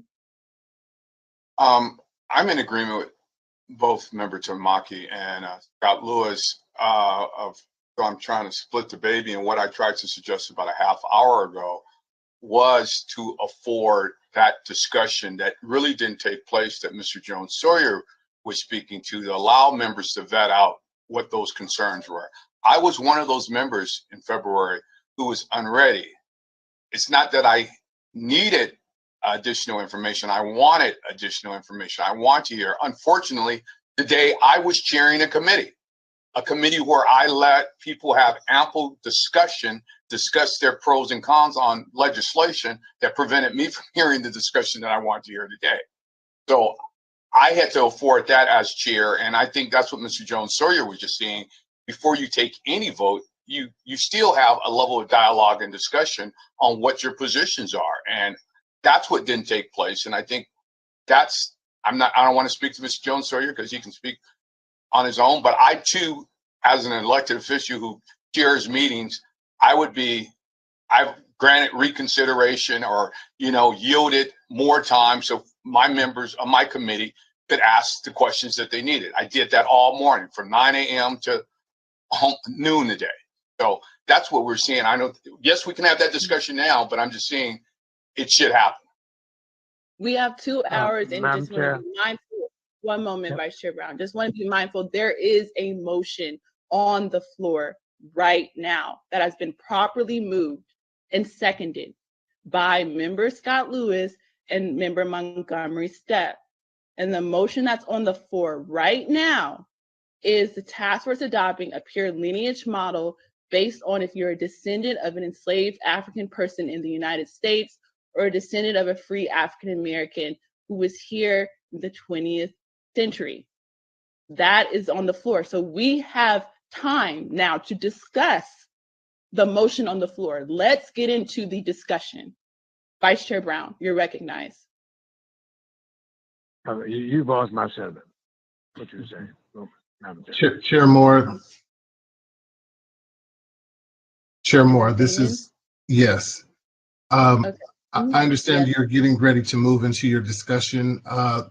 The experts are waiting on the line because 3:30 was the time that they were scheduled to have the discussion of the scope of work. So I would need to get direction from the task force if it is your intent to hear from them tomorrow and to use the remainder of your time today to discuss community eligibility, then we should probably let them know so that they can go on about their day, and hopefully they'll be available tomorrow to rejoin the task force.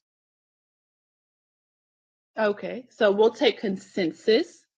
So I'll go one by one to each member to see what, as a consensus, what our objective will be. I'll start with, in the order of my screen, Member Bradford. Would you like for the economic team to meet tomorrow instead of this afternoon so that we can have more time to discuss the motion on the floor? I'm always going to yield to more time and more discussion, so the answer would be yes.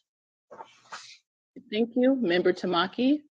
I'd like to take a vote on this today after we hear the discussion, and that I would expect that before 6:00 p.m. we will have made a decision. This necessarily means that we probably would have to talk to the experts tomorrow morning, if I hope that they're available. Thank you. Member Jones Sawyer, Yes. Member Grills,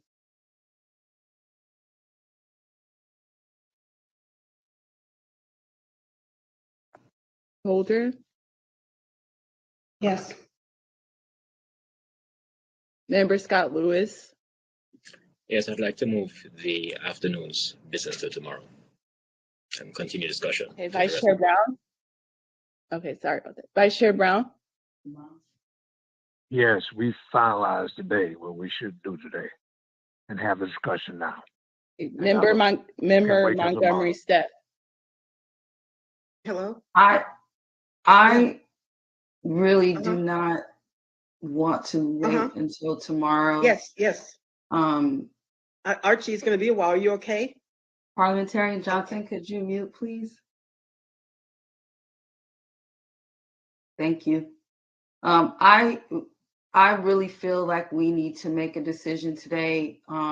We have been discussing for like 45 minutes procedure and haven't gotten to the substance of the actual motion, which I think that is also time wasted. I'm looking at the agenda for tomorrow.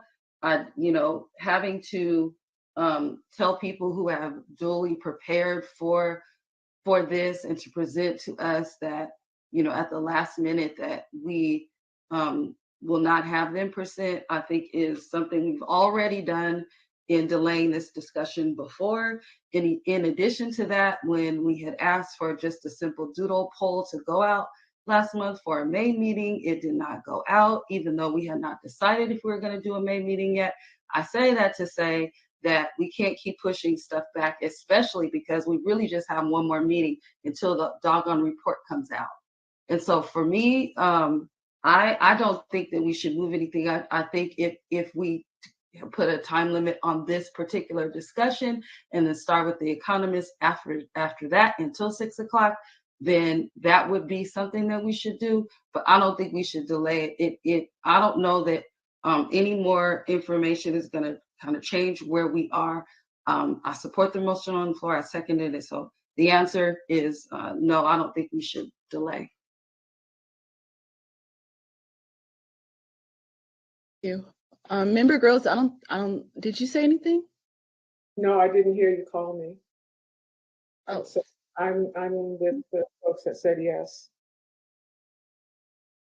Okay, so, all right, it's good to know where everyone stands. I do agree with Monica Montgomery's stuff.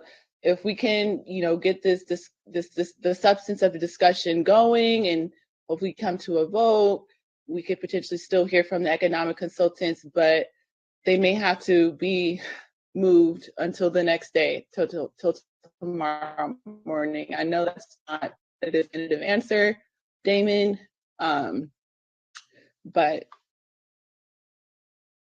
it is what it is. So I guess based on what everyone said, I think we'll just aim for them presenting tomorrow morning. But I hope that they can be on standby in case, in case we can move forward this afternoon. So that's the answer. So let's just move back to the motion that's on the floor that's been properly moved and seconded. Is there any discussion on the substance of the matter?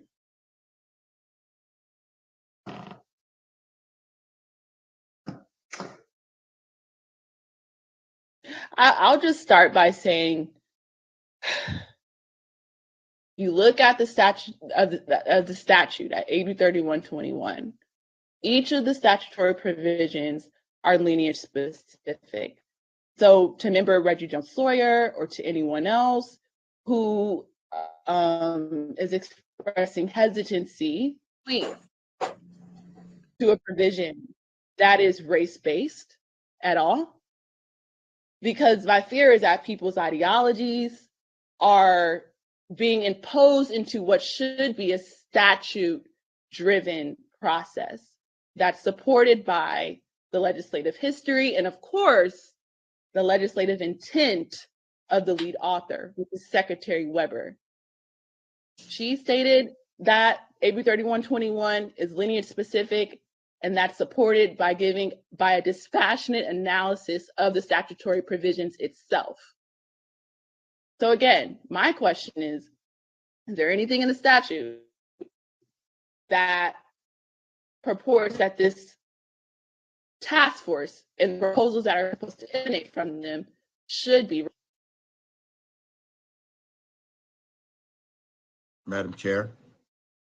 Member Reggie Jones Sawyer, you're recognized. So as one of the co-authors of AB 3121, which means I also wrote the bill. She was the primary author, but as the co-author of the bill, in the analysis done by the Senate Judiciary, they write in their report, in their executive summary, since we're talking about constitutional or legislative intent and all of that, AB 3121, and this is the direct quote, does not focus on reparations for the injuries inflicted by slavery alone. Instead, this bill will charge the task force with studying all of the systemic racism that pervades U.S. history in California, in which California was often a willing participant, that is responsible for the myriad of structural inequalities experienced by African Americans today. So, as with all due deference to the chair, this is from about 1,000 lawyers that are working over here in the Capitol, who helped put this together, who put probably the most comprehensive analysis in the Senate Judiciary Committee before it came over, and was added, specified there is a special consideration of African Americans who are descendants of people enslaved in the U.S., in the United States, which was added after this report. The problem is it was not really defined. It doesn't exclude, doesn't quite include. And I think that's part of our difficulty, because we're interpreting the intent of what 120 people who voted on this believed it would be. And it was not clearly spelled out here in the legislation. So we can't really use this legislative intent.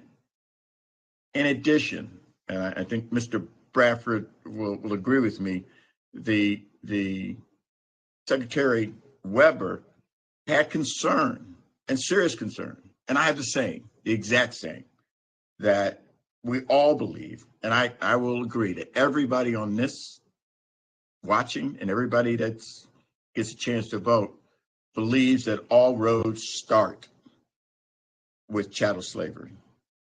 That is how we begin. And there's absolutely no disagreement with that. None. And the fact that we all came in, whether on a slave ship or a cruise ship, guess what? We're all in the same boat now. And so we've got to make recommendations that are sustainable to move on. This is not, look, I worked in the mortuary industry for a long time. This discussion sounds more like people bickering over inheritance, over money we ain't got. You know, what does old folks say? You got a pot to piss in? We don't even have the pot. And we're arguing over cash payments, which I firmly don't believe are the be all and end all. And if Member Scott would work with us, or we would come together in some kind of consensus to say, absolutely, his first part is spot on.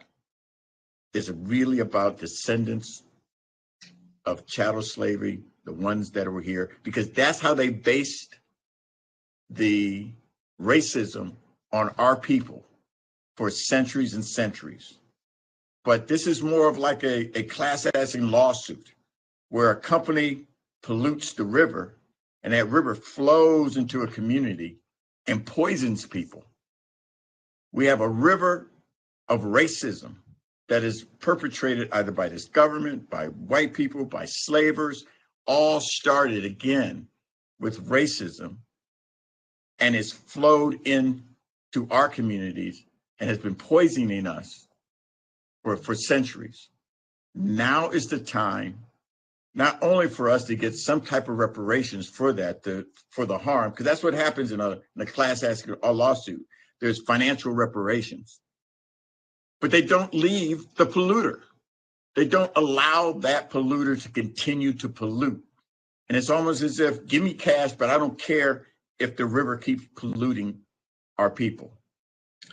I think we need to do jointly both making sure that systemic racism within the society and everything, that we do everything to make recommendations, again, to make recommendations to the legislature and ultimately the governor. Because no matter what amount we recommend, no matter what laws we recommend, no matter what statutes we recommend, they're merely recommendations to the legislature who will ultimately make the decision of what moves forward. And so I believe looking at harm, again, beginning with descendants of slaves, that is the harm. I believe we can prove harm, just like you can prove harm with a polluting agency or a polluting company. We can prove harm, and that anybody in the right mind or who's not prejudiced will go ahead and go along and make sure that we are able to reduce and hopefully over a long period of time, eliminate that harm. The second part of this is this genealogy stuff. Look, genealogy and my PhD friends, people who've gone through peer review, who've gone extensive analysis on whatever their dissertation is, genealogy has not been recognized as a standalone field of academic study. A degree in history is probably the most best associated option or the closest option to genealogy. Now, there is a growing number of universities, colleges, which offer individual courses or affiliated diploma certificates. But bottom line, to become a genealogist, there are no educational requirements. And for some people, this is a hobby. We can go through, and I listen to all of the genealogy folks. Not one of them, I would say all of them, I would trust to go through my genealogy. I've had the Mormons go through mine. They can only go back to 1940. What about foster kids that was mentioned earlier, and other people who may not know who their parents are and how far they can go?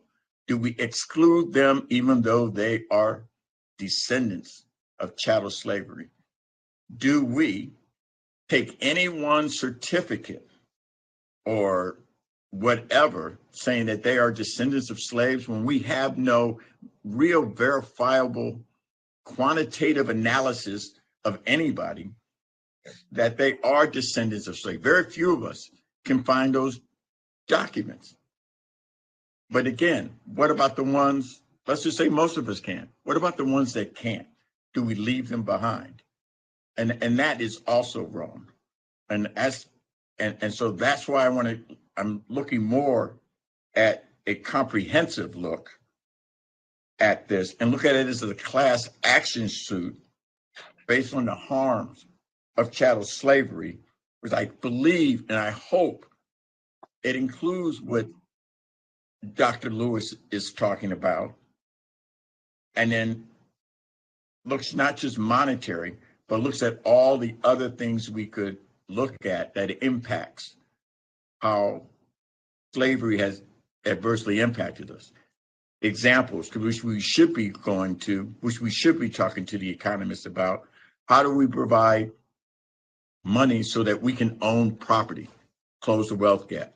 How can we make sure that our kids get the proper education because they live in squalor and poverty, or in neighborhoods that don't provide the schooling that they need to succeed? How do we level that playing field since affirmative action is not there? How do we do that?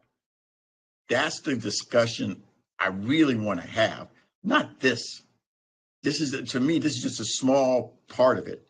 And we're arguing over on pennies of the dollar. Member Jones, the other thing, at the end of the day, Dr. Weber, wait a minute, see what I work of coming up with the reparations plan, which is what we're spending the next several months doing. Right, so you're talking about guaranteeing against repetition of injury. That's part of the thing that we have to work out. Correct.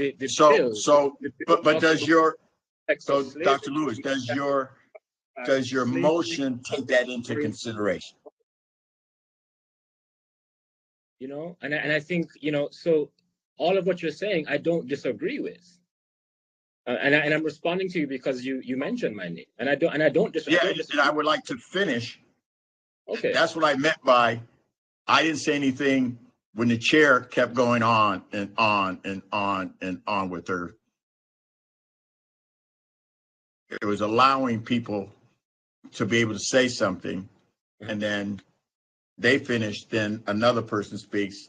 But that's what the chair is supposed to do, to be able to. We're supposed to speak through the chair, not to each other. That's how commissions and committees work. And so in many ways, I'm talking to the raising chair. my hand to be recognized for some time, and I haven't been. So Chair Moore, please, when you see it fit, please recognize it so that I may respond to Assembly Member Jones Sawyer. And Yes, you should members. be right after I finish. So Okay, I also believe that Dr. Weber has a concern, and a right concern. We go about Brown versus Board of Education. The Jim Crow laws we helped to dismantle, the Civil Rights Act in the 60s, Voting Rights Act, affirmative action, and just figuring out a way to close the wealth gap. Other people are taking advantage of it. White women and others have been able to take advantage of it more than anybody else. So Dr. Weber is really concerned that we take care of Black people, African American, okay, just Black people who've been. And so when she thinks about descendants of slaves, she's thinking, let's try to make sure that everything springs from that, so that with that, by us doing that, we don't allow others to come in and corrupt. And I'll end with this. The last thing we want is someone that we believe is obviously white coming in with false documents saying that they're Black and they're descendants of slaves, because we have not done the work of implementation to make sure that whoever comes and tries to take advantage of whatever we come up with, we can verify that their family history has been harmed by it. And I'll be quiet until my next time. Sure. Member Scott Lewis, you're recognized. Thank you. So, Member Jones Sawyer, thank you for that. As I was stating when I interrupted you, and apologies for the interruption, I know it's not polite to interrupt, but I know it doesn't breach the actual rules of Robert's rules to interrupt when someone is speaking during the discussion. But alas, my mother taught me to be polite, and I've let her down today. Now, what I was saying was that I agree with you, right? You are exactly right, but what you're pointing to are actually issues that are matters of concern further down in our process. So you're talking about the impacts of racism and anti-Blackness that emerge out of the period of slavery that we can account for and respond to through a full scope of a reparations policy that could be one part cash for the identified eligible community to whom we are discussing, of whom we're discussing, And also we can introduce recommendations for policies, right? Again, to guard against repetition.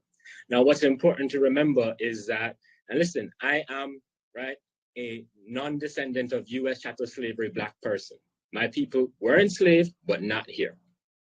And so I recognize, right, what you're saying. But what we have to appreciate is that all of the anti-Blackness that all Black people face when they come from wherever they may come from to the United States is an anti-Blackness that was designed intentionally, right, and expertly refined against the population of Black people who were enslaved in this country. They are the referent of anti-Blackness, that other Black people, once they arrive at whatever stage of arrival, are catching hell because of the sheer purpose, right, of the anti-Blackness against descendants of enslaved Africans Americans in this country. So it stands to reason that if we remedy, right, that initial injury, meaning if we provide reparation for the injuries faced by this particular community and their descendants, that the benefits, meaning changing the actual terms of Black life more broadly in the country, will benefit people like myself. So I don't think we have a difference of opinion here, sir. What I think we have to do is we have to say, well, the fact that the notion of slavery comes up over a dozen times in AB 3121, the fact that repeatedly AB 3121, and I wasn't in the room when it was written, right? And I don't have that privilege. And I don't think as a task force member, I'm expected to have that privilege in order to do the work that I've been asked to do. Now, what I do know is that throughout AB 3121, there's constant reference to the lingering effects of slavery, which means that the idea of harm is not necessarily about slavery per se, right? And this speaks to your earlier comment about the lawyers and legal scholars who you have working on interpreting the law. But the fact that, again, slavery functions as the anchor referent for the injustices that have continuously been perpetuated against the same source group. So when we are talking about the grandfather clause that prohibited African Americans from voting, right, at the very beginning of Jim Crow, right? These were laws that were created to suppress the political will of descendants of enslaved Africans in this country. Meaning all of the forms of anti-Blackness that we talk about, right, were effectively patterned off of this principal disparity, this principal violence against this particular. And so that's what we're trying to work out today. And if you don't agree with it, that's fine, right? You can enter in your nay to the motion, and then we can move on to some other kind of proposal. But the point is just that this is going to be a longer process where we can start talking about housing policies and we can start talking about environmental issues. That's the scope of work that we want to get to, but we can't get to it because we can't decide in principle, right, who the community of eligibility is. And that's what we need to do today, is to determine who we're talking about, because as an advisory committee member with The Economist, they have told Chair Moore and myself directly that they're uncomfortable making too many recommendations on how we should organize the scope of, or how they should organize the scope of work, because they see it, appropriately so, as our responsibility. So they can't really get started until we finish this particular task. So I think we have to absolutely think about the entirety of reparations. And that's why if you look at the proposed schedule of meetings, Chair Moore and I have devoted literally every single of our remaining meetings to addressing various components of a reparations program and package. How are we dealing with the question of compensation? Let's spend 2 days talking about frameworks of compensation. How do we deal with the framework of atonement, right, and apology? How do we deal with policies? These are all things that we have plenty of time to incorporate and to debate on, but we can't do any of that work until we get this community eligibility question sorted.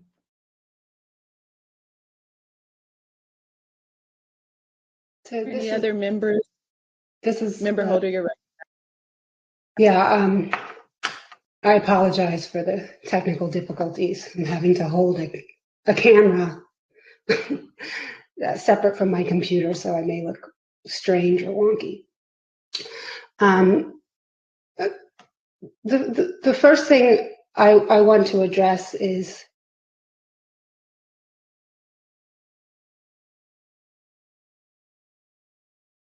really what I'd like to talk about is this legal framework.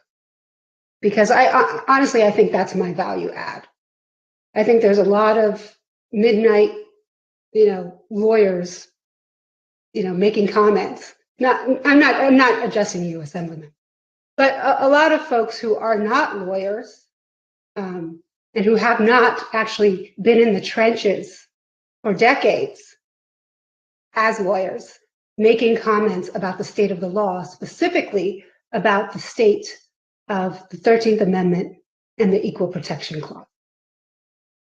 So for the last 20 years, I have been a civil rights lawyer. And I have crafted arguments around the 13th and 14th Amendment in my litigation in both federal and state courts. Earlier on, in one of our first meetings, a young man named Quika Smith came in. He's a Morehouse attendee, and he talked about a case, a 14th Amendment case that ended the use of the SAT and the ACT at the UC, in the UC system, the University of California system. That was my case. I was the attorney on that case. And I crafted a 14th Amendment argument to the state court indicating that the SAT and the ACT should be prohibited under the 14th Amendment because of their ingrained bias against disabled people and African Americans and people of color. And based on my 14th Amendment arguments, the judge in that case granted an injunction that told the University of California, you can no longer use the test. I intimately understand the 13th and 14th Amendment. I was also one of the co-chairs of the campaign to eliminate Proposition 209. And in that role, in the Proposition 16 campaign to eliminate Proposition 209, I worked with Dr. Weber to help craft a law that would repeal Proposition 209. Unfortunately, that campaign failed, and Prop 16 didn't pass, and Prop 209 still exists. But my point is that this is my field of study. I intimately understand Proposition 209. This is not guesswork for me. This is my work.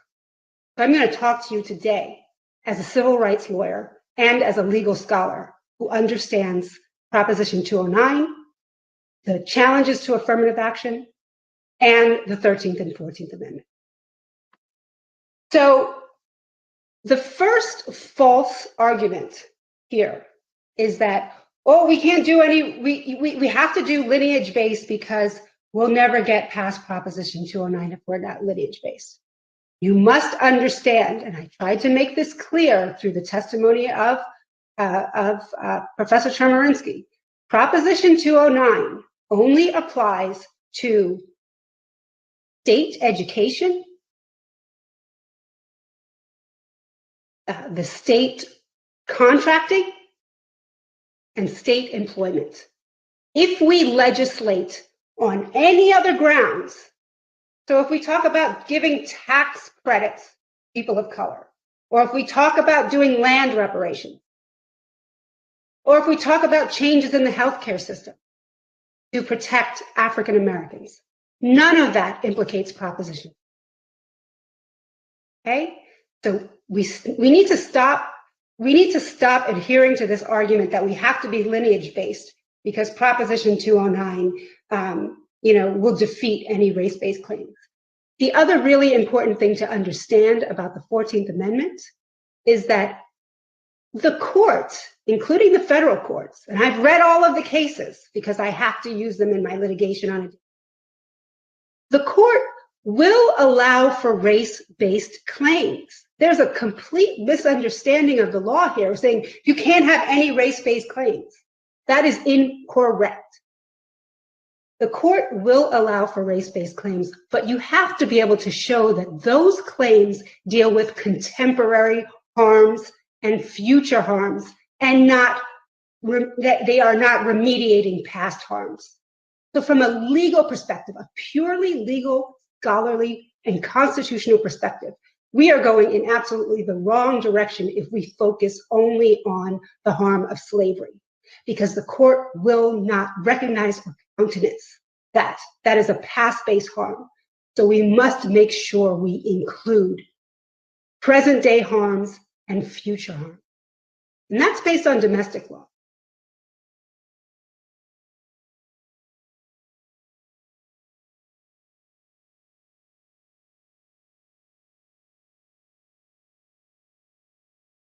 Is that we have guarantees of non-repetition.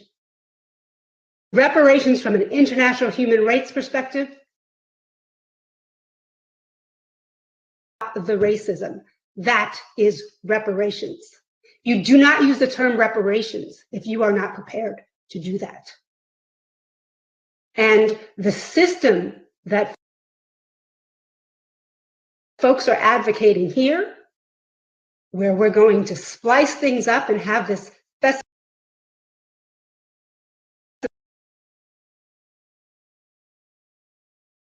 mediated, that will not abate the harm of racism. That is not reparations from an international human rights perspective.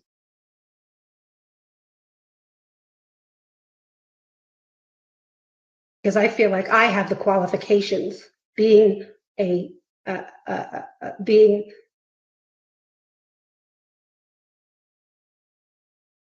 20-year civil rights lawyer, a graduate of NYU Law School.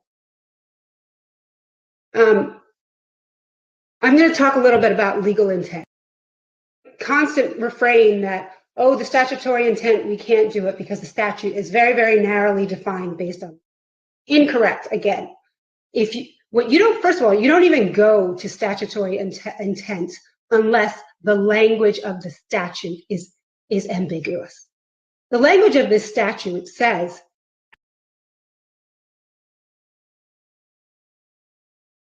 African Americans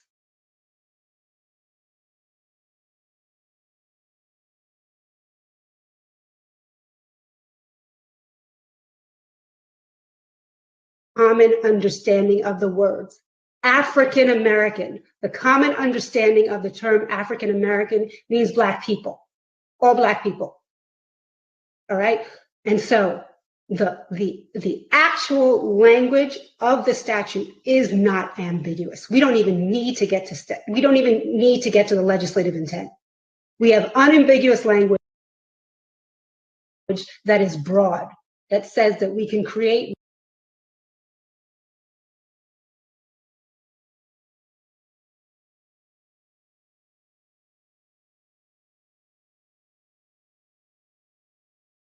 remedies for African Americans.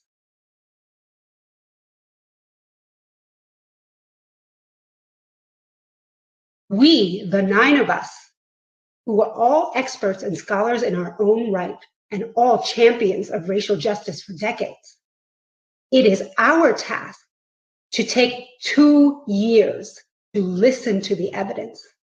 And based on that evidence, we are to make recommendations. That task was assigned to us. And so that is what we're supposed to be doing here, listening to all of the evidence and crafting solutions based on all of that evidence. And we can take 2 years to do it. We don't have to do it in 6 months. So ultimately, we have the discretion to decide based on the evidence that we have marshaled what this legislation and what these recommendations should look like. And they can be broader than any sort of limiting language that people are citing to in the statute. We have the discretion to broaden it. And from a legal scholar's perspective, that is how legislative intent works.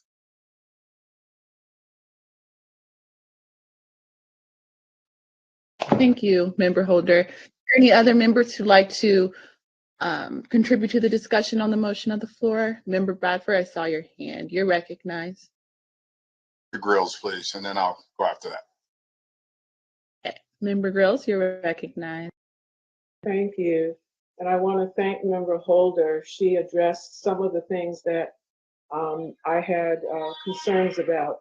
So I'm just going to try to share an overall observation and then just kind of address in a sentence or so a couple of things that I heard from the witnesses or in our discussions today and prior to today. I want to start with what I consider to be an irony. Europe and the United States concocted this thing called race to define and control us. And now we find ourselves being restricted from using the very thing they concocted to liberate ourselves from the legacy of the systems of oppression that they created. And I think that Member Holder has shown us a legal pathway to get around what may have been an attempt to restrict us. In addition to that, my interpretation of AB 3121, using the words in the legislation, is that we must address remedy for enslavement and its legacies. And in those legacies, all Black people are impacted. And I'm going to come back to that with not armchair theory, without a personal experience, but grounded in some data. But let me say first that lineage-based approaches are in fact divisive of a Black community that we need to be united. In addition, it has the potential to exclude folks who have the lineage, and it does not address the greater harms for those folks whose Black skin relegates them to the same forms of racism as those of us who are US-born descendants. Now, I am a descendant of enslaved Africans, and I understand my responsibility to my ancestors, but I also understand the larger picture and the responsibility to a much broader global process that Dr. Carr tried to speak to, that existed and was launched prior to even the definition of what we now call the United States. Now, providing reparations only for those who can prove their descendancy from enslaved Africans is yet another win for white supremacy, because it dismisses and devalues the harms done to African descendants, not enslaved here, but who were injured by slavery due to their Blackness once they entered the shores of America. And they're injured by the legacies of slavery due to that same Blackness that we as descendants experience. And policies and practices that flow from this anti-Blackness are the legacies of slavery. Now, when you talk about this legacy issue, one of the presenters talked about the genealogical proof standard. And that, I believe, adds another layer of complexity and could perhaps introduce a level of delay in dispensing reparations. And that's something that we may not intend. They named 5 things. And when you think about those 5 things, and then those who may be standing in line for reparations and all of the structures and processes that would have to be put in place, I actually couldn't figure out when we would actually get to a point where people could see real reparations. You're talking about reasonably exhaustive research, complete and accurate source citations, thorough analysis and correlation, resolution of conflicting evidence, soundly written conclusion based on the strongest evidence. That's a lot. Now, in terms of harms, I've been listening to folks who are strongly in favor of lineage-based, and I've been listening carefully to their arguments about why we should not include people of Caribbean or African migration status, right? There's a lot of things that they say, but I don't see it backed up by any actual real data. So for example, people say they do better than we do on most markers of social advancement. Well, there is a study that actually looked at that issue. And what they found was that it is not a Black immigrant issue. It is an immigrant issue or dynamic that is at play. That when you look at immigrant groups from across different racial and ethnic classifications, they tend to do better, having something to do with our US policies on who gets in, on the psychology of immigration, and this notion of trying to, do better than the circumstances that I was fleeing from or needing to depart from. So I think, we need to get a little bit more nuance about how we are characterizing our immigrant family members and ground it in some real data, not in, well, my experience was this, and well, my experience was that. Well, I know people who did this, that, or the other thing. And in terms of the harms to Black people, no matter where our ancestors were in 1870 and before, findings suggest, based on studies, that despite potentially experiencing high rates of discriminatory and/or racist behaviors, African origin Black immigrants' health does have some deterioration. And in fact, to quote one of the articles, they said, as time spent within the United States increases, health correspondingly deteriorates and converges with that of the referent US-born Blacks.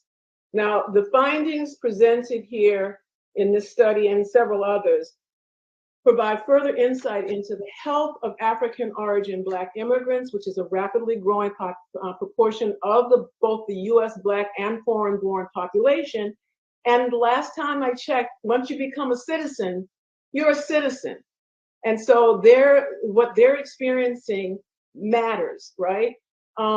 There's a positive correlation between, again, duration in the US and the health of Black immigrants to the US.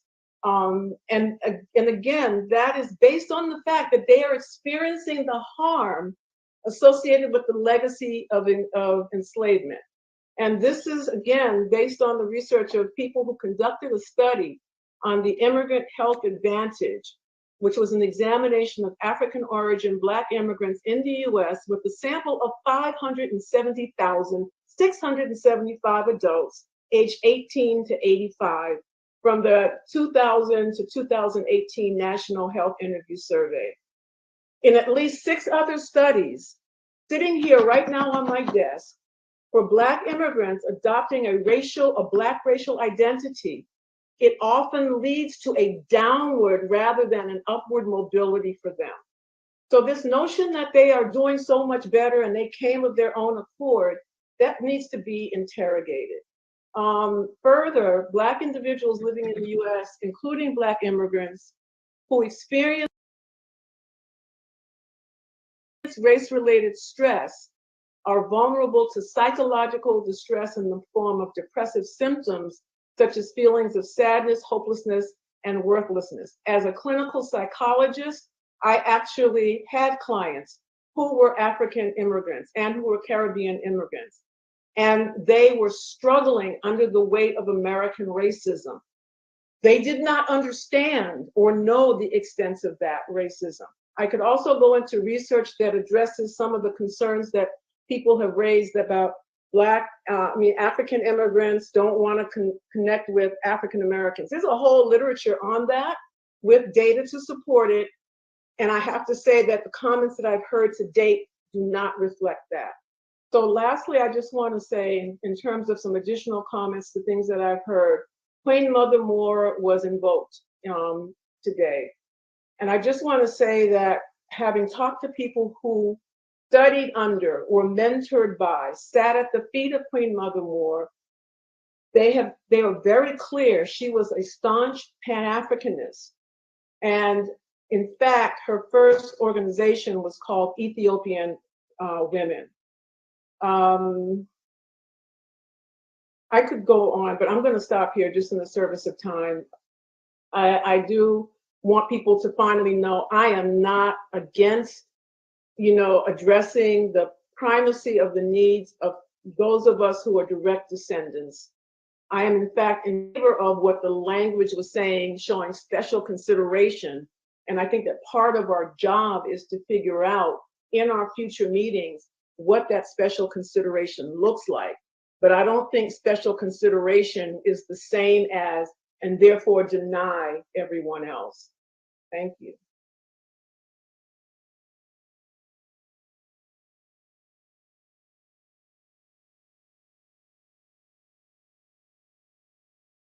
Discussion motion on the floor. Member Bradford, nice at this time. Thank you. I appreciate it. And I want to thank Barrister Holder for that clarity on 209 and that brilliant presentation as even explaining the Constitution. I'm not a lawyer, nor do I play one on TV. So thank you for your expert testimony right there. My question would be directed to Barrister Holder. Understanding your description and who falls in this category, and kind of like parallels where Dr. Grills is, does Dr. Scott Lewis motion capture the intent of who needs to be included here? Can you hear me? No, now we can. Okay. As I said, when you're looking at legislation from a legal perspective, the first thing that you're supposed to look at is the language of the legislation itself. And if the language is unambiguous, you stop there. And so language that says African Americans with a special consideration for descendants of US slavery, in common parlance, that's very clear. African Americans, that means all Black people. And that's where you start. You start with the broad category of all Black people. And then you go to special consideration for descendants of enslaved people born in the United States. The language is clear. You don't need to go beyond the language. And that is how we should be proceeding. That is how we should be framing any motions. And again, because we, the 9 of us, that we see fit, consistent with the expert testimony that we are seeing.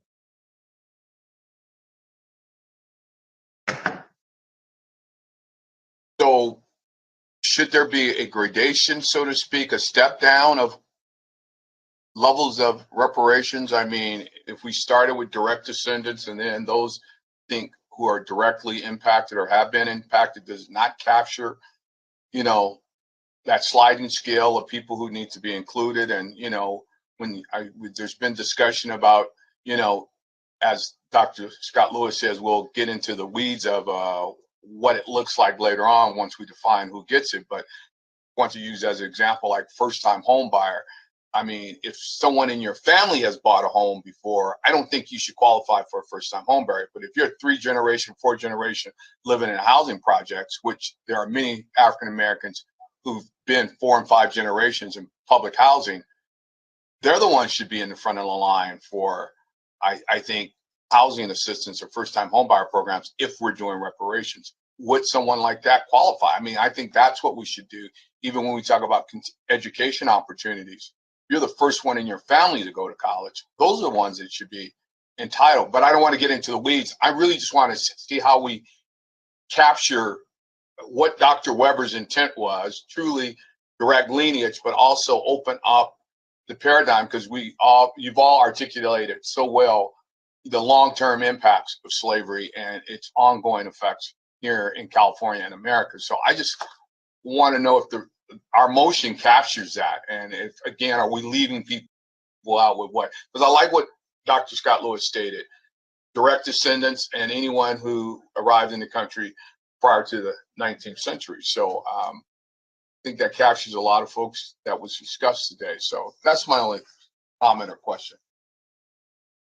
Yeah, I think the motion is crafted in a way that is still narrower than the plain language of the statute.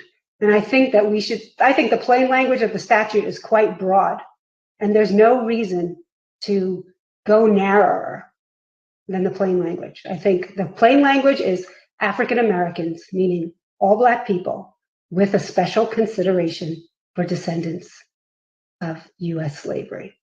And so I think Member Scott Lewis's language is still a little bit too narrow.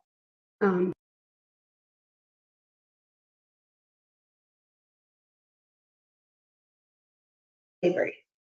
I think that they should get primacy, and that's written into the motion. But that does not mean that we exclude everyone else.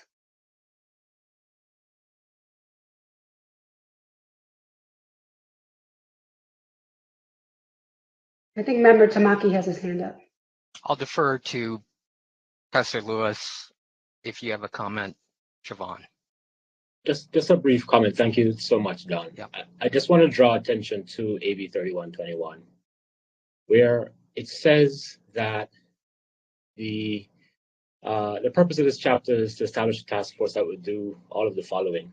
One is study and develop reparations proposals for African Americans as a result of. And following 1A, B, C, D, E, and F, right?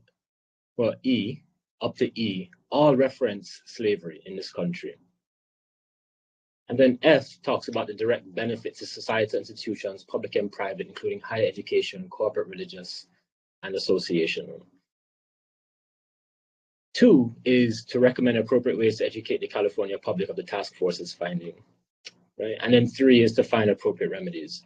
So my view is that with the bill, when it states what the job of the task force is, every single statement about what our role is references slavery. And I wasn't there when the bill was written. But if you're going to tell me that all of the tasks, again, 1A, B, C, D, E, and F, reference slavery, must be responsive to the experience of slavery, then that, to me, very clearly delimits the scope of who we're talking about. Thank you for the time, Don. Thank you. Maybe Professor Lewis, I can just jump off from what you just said. I just want to frame my remarks with the obvious. I'm the only non-Black person on the task force. So I really want to approach this with deep humility and appropriate utmost respect, knowing very well that this is a personal issue. And it's not just about the compensation or the reparations. It's about a group's identity. And that's why I think it stirs, such heartfelt emotions from everybody. I also want to say there's no pure way of remedying this issue or answering the issue. And having gone through the Japanese American reparations movement in the 1980s, and was involved in the litigation connected to that in reopening Korematsu versus the United States, which was the notorious Supreme Court decision legalizing the rounding up of American citizens who happened to look like the enemy. I think I know a little bit about the divisions that can happen. We experience this too.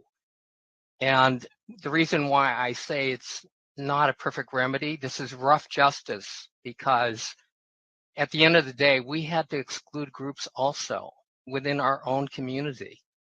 And among them, for instance, if you weren't living at the time that the legislation passed, you didn't get any reparations. Does that go to a person's identity to the group? Absolutely. Does it hurt? Absolutely. Could the bill have passed with something more? Probably not. So some practical, very difficult, decisions were made, and we're feeling the same way on this task force. So I'm not going to talk about lineage or legislative intent and the legal side of it. I think that's been fully covered by the other speakers. What I'm really turning to is the practical impact that we've got to provide guidance to the economists, bottom line, as a starting point, I would say. And in terms of how they measure the harm, they need to know who the community of eligibility is. So as I view or in hear Professor Lewis's comment, it provides at least a framework, and then within that, the task force can evolve and move on to all of the remedies that constitute reparations. So in my mind, there's a couple buckets here. I mean, a principal primary bucket is recognizing the victims of a harm that happened in America. And it is specific, and it is a specific class of victims and people. And, you know, it goes to the question of disaggregation and identifying the differences within an ethnic group. And for that particular harm, there has to be a focus. So that, to that degree, I appreciate what Professor Lewis is doing. And I think from the comments of everybody in the task force, I sense that that particular harm class has to be addressed. But there is another bucket, and that is the other principal precept of reparations, which is cessation of the harm. It's guarantee of non-repetition. And some of those, I'd say 75% of that harm is talked about and described in excruciating detail in our 600-page part 1 of the report. It goes into housing, it goes into education, it goes into criminal justice, it goes into mass incarceration. And those things aren't neatly differentiated by lineage. And so, not that lineage is not important, but to me, lineage is just the tool or the mechanism that you get to identify the harm party. And lineage has its difficulties. Some people will be able to prove, you know, right to the very beginning. Others may not be able to get past 2 or 3 generations, or may not get past the 1940s. And so I think if we still nevertheless approve the concept that we need to recognize the harm group, and these are the descendants of American slavery, and then wrestle in the months to follow with how that's proved. And lineage may be one way, negative inference may be another, you know, where if it's impossible to prove a lineage, then there may be other ways of demonstrating the connection. So that is basically one bucket. And with respect to that kind of reparations, in my view, in my humble opinion, I haven't ruled anything out. It's all on the table in terms of forms of compensation and remedies. But I think we're also tasked with addressing ceasing the harm and guaranteeing non-repetition. For example, Lisa Holder and I are working with the Department of Justice on a survey that courts and 58 district attorneys in those counties would have to respond to, tracking how the racial data in connection with whether Black defendants are charged and sentenced as severely as white defendants for the same crime. You know, that's not a descendancy issue. That is a bias issue. That is a anti-Blackness issue. And to echo Camila Chair Moore, I think these things are not mutually exclusive. We can address a specifically harmed class that Professor Scott Lewis has talked about in his resolution, but we can also work on policies and actions to implement a guarantee of non-repetition, which is all this other stuff. So I don't see them as mutually exclusive. I see them as different facets of the same horrific problem that we're dealing with. So I realize that's an outside observation of someone who's not a member of the Black community, but I think it's a bit informed because we've gone through some of this in my own community. And I realize how deeply personal this is. And believe me, we felt the same way in connection with our reparations issue also. So I really appreciate the comments on all sides, but I would urge us that we have to move forward. We have to give guidance to the economists, let the economists do their metrics and measurement, and let's branch out from there, including, if you can't prove lineage, for example, how else can we do this? There's got to be other ways to recognize and acknowledge, an unacknowledged harm class of people, and also dealing with issues of ongoing discrimination in employment, housing, labor, environment, criminal justice, opportunities, everything else. That's all. Thank you. Chair Moore, I just have a quick comment. Yes, Member Holder, you're recognized. Thank you. The economists did send us a document where they laid out certain parameters. And when I reviewed that document, I noticed that they indicated that there are 2.6 million Black people in California. So they know that number. They have that number. And of those 2.6 million Black people, 2 million are, for lack of a better word, likely descendants of U.S. enslaved people. The other 600,000 are descendants, perhaps, of people who were enslaved outside of the United States. But we know that we have a body, about a constituency of 2.6 million. And what I propose is that at this point, we keep that number. That's the number that we allow the economists to use as their benchmark. You say there's 2.6 million Black Californians, use that to make your calculations, rather than right off the bat excluding 20% of that. We can give them the whole number of 2.6 million and have them use that as their benchmark.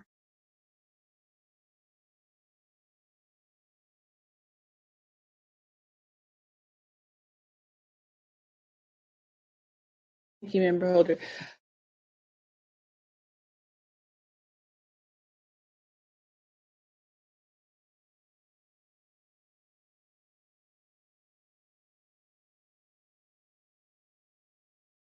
Attorney Holder, but sometimes simplicity is the best way, and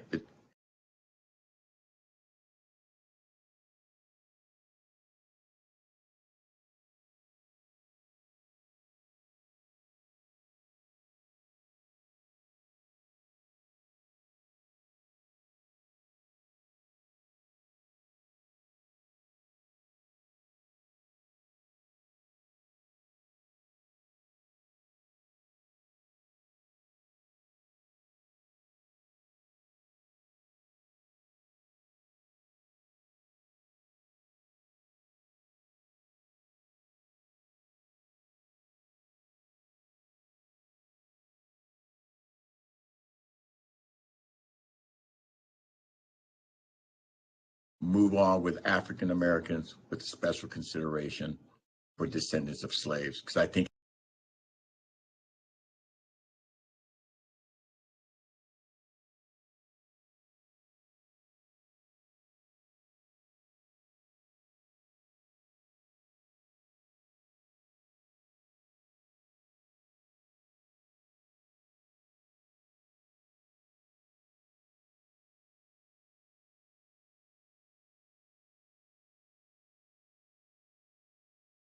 everyone not everything that they want?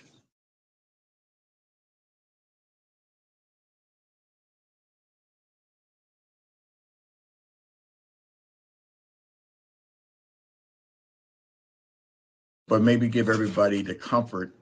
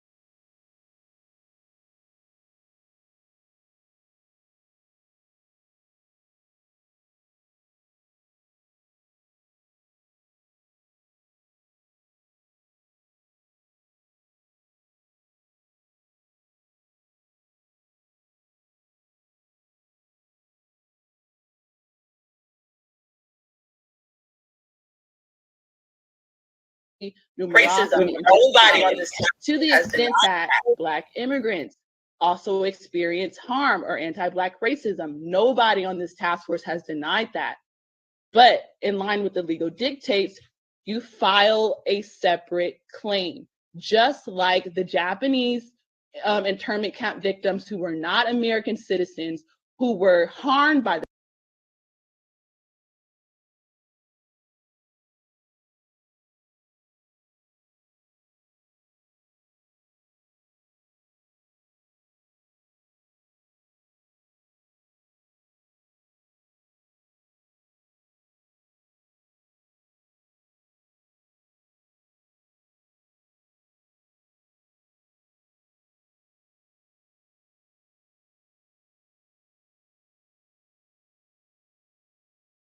the same United States government in the same location, but because they were not American citizens and legal permanent, I think that I'm owed reparations. I think African Americans are only owed reparations. So in terms of common parlance and colloquialism, and that what you're saying is inaccurate. There is an understanding amongst Caribbeans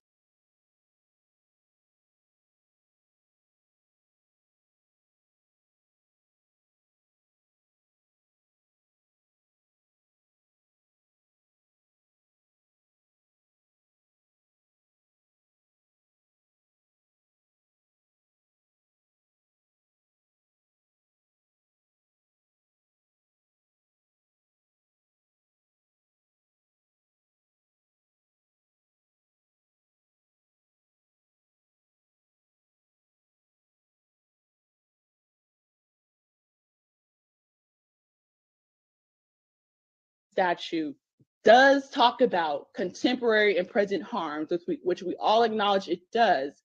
It's mandating the task force study and develop reparations proposals on those contemporary harms against a particular group of people. And it says African slaves and their descendants. That's what it says. So yes, we're supposed to develop reparations, the lingering negative effects of slavery as it pertains to a specific group of people. The last thing I want to say about Queen Mother Moore, because I think there's a misunderstanding, Pan-Africanism. Pan-Africanism and a lineage-based approach to reparations is not mutually exclusive.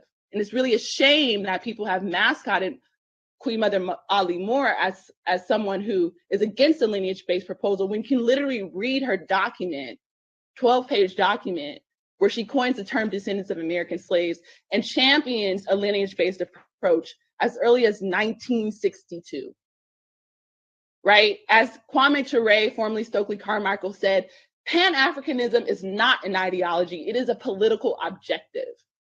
It's useful when it's useful, and it isn't when it isn't, particularly when people weaponize Pan-Africanism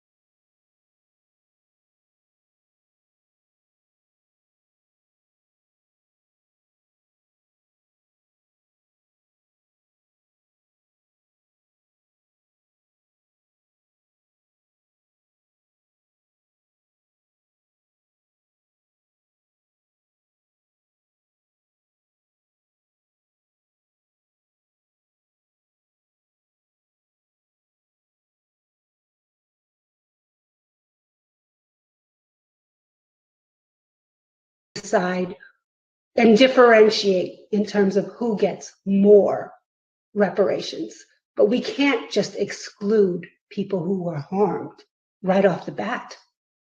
That's not how it works from a legal perspective.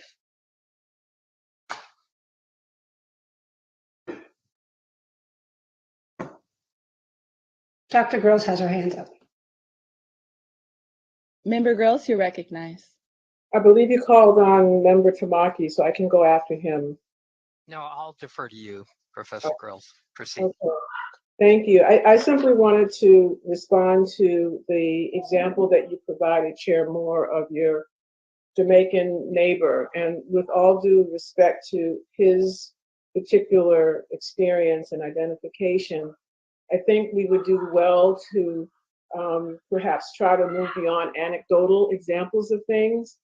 And that this notion about how Caribbean or African immigrants self-identify in terms of race is a bit more complicated and complex. And so I would encourage you and others to look at Sanders Thompson's article called Socialization to Race, or another article called Black in America Too, that's in Social and Economic Studies, and especially an article written by Oswald Warner in Social and Economic Studies called Black in America, Afro-Caribbean Immigrants.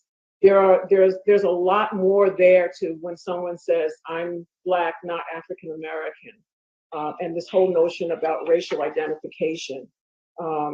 Benson also, Janelle Benson's article in Sociological Forum, exploring the racial identities of Black immigrants in the US would be another article I would recommend. But it's a little more complicated than just saying that immigrants will identify as Black, they don't identify as African American. Thank you. We'll go to Member Tamaki, but before we do that, I want to reference Isabel Wilkerson's cast again, which again, he won a Pulitzer Prize for the book, being the first African American to win the prize for journalism. And in the book, she says, Black immigrants discover that because they look like the people consigned to the lowest caste, the caste system rewards them for doing the opposite of the Europeans. So while white immigrants stand to gain status by becoming Americans, wrote sociologist Philip Kasnitz, by assimilating into the higher status group, Black immigrants may actually lose social status if they lose their cultural distinctiveness. Isabel Wilkerson goes on to say, the caste system encourages Black immigrants to do everything they can to build distance between themselves and the subordinated caste, that being African Americans, they might be taken for. Like everyone else, they are exposed to the corrosive stereotypes of African Americans and may work to make sure that people know that they are not of the group, but are Jamaican, Grenadian, or Ghanaian. Then I'll turn to Todd G. Hamilton's Immigration and the Remaking of Black America. He's a sociologist at Princeton. He demonstrates that immigration from the Caribbean and sub-Saharan Africa is driven by selective, keyword selective migration, meaning that newcomers from these countries tend to have higher educational attainment and better health than those who stay behind.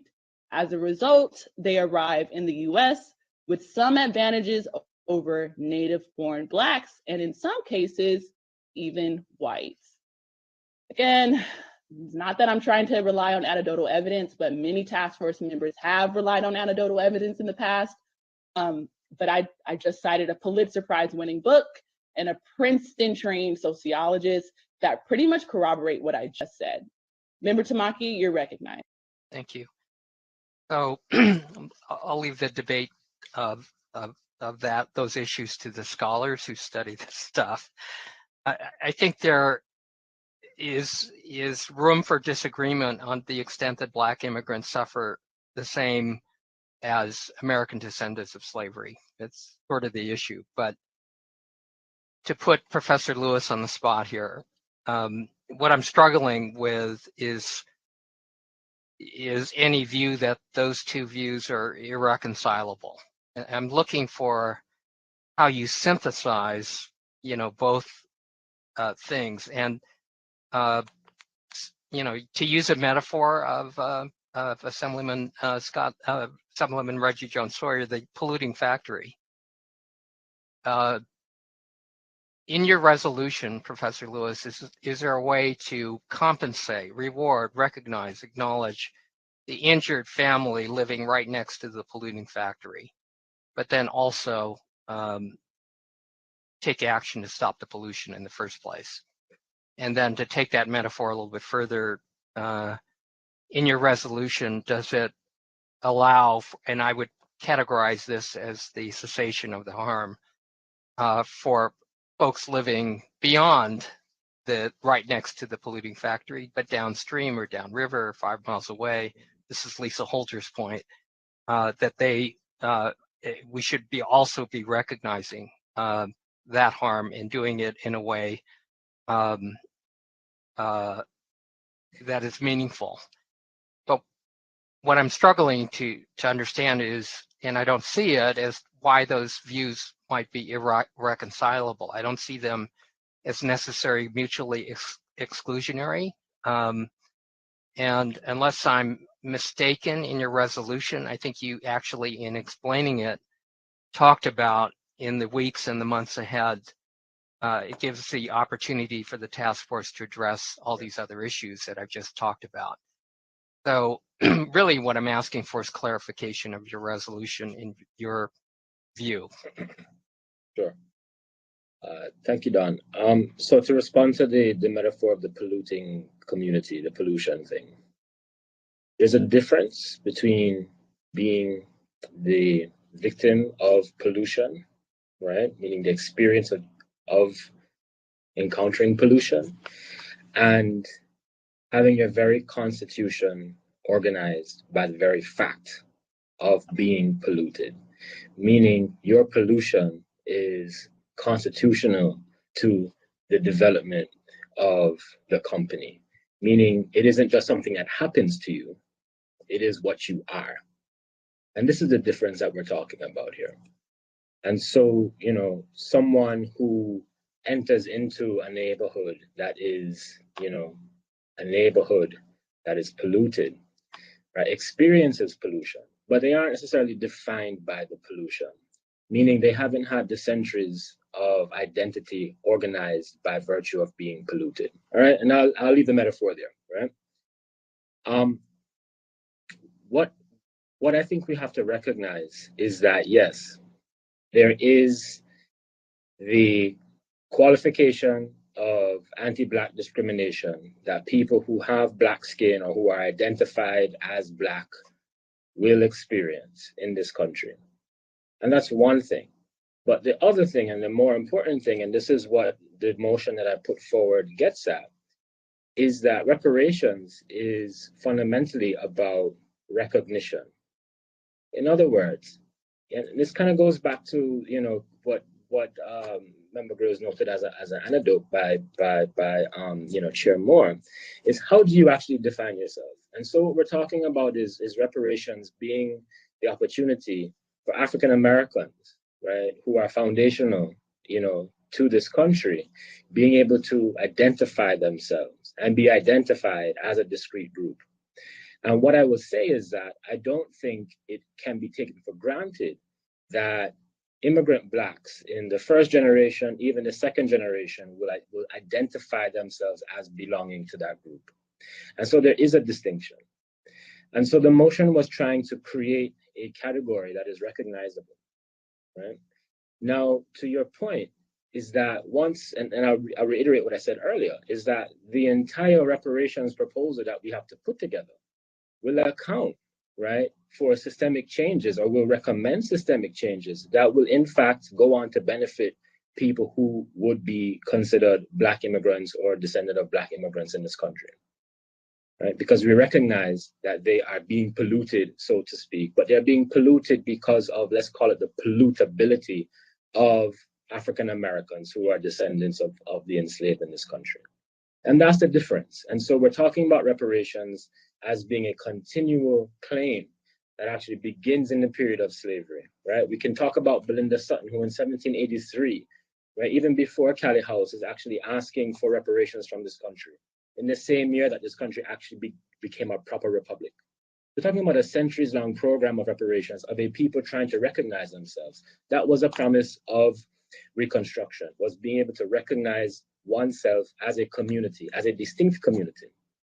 And so the idea of trying to create this all-encompassing Blackness is actually the reproduction of what we can think of as the manipulation of the category of people who can be exploited, but that category is still always in reference to this foundational group, right, for who the whole apparatus of exploitation was developed around. And so I think the idea of, again, guarding against the repetition of these systemic injuries, meaning police violence against Black people, and I use that term generally, right? The kinds of things that we see as a generalized Black injury, these things will be accounted for in a general reparations program. But when we're talking about identifying, right, a community of eligibility, what we're talking about, right, is that foundational group, the group for which anti-Black violence in this country was orchestrated against, and which the benefits of that anti-Black violence, right, were designed around, right? And so that's the difference that we're talking about here. And I get that people can get polluted downstream, but it doesn't necessarily account for, you know, what's actually happening at the source of the issue. And that's what we're trying to get at. And this is why I think AB 3121 continues, right, to anchor, you know, to that point with this language of lingering, the lingering effects. So I don't know if that's clarifying for you, Don, but you know, I think very helpful to me, actually. The entire proposal will, I believe, account for. But when we're talking about compensation, when we're talking about these direct issues, you know, we're talking about this particular group that I identified in my motion, right? Now, the hope is that once you begin to produce remedies for this group, right, what you have is systemic changes, right?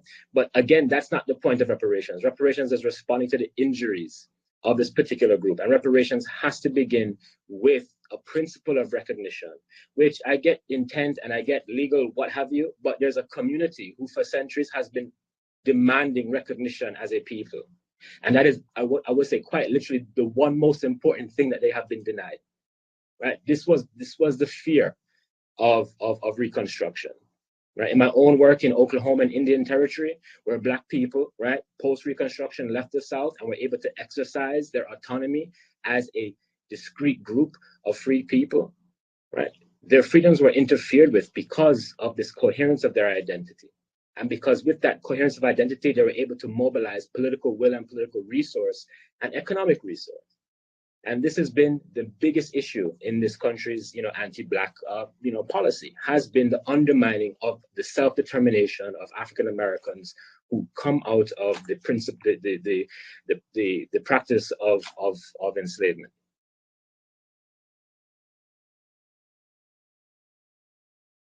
This is Member Holder.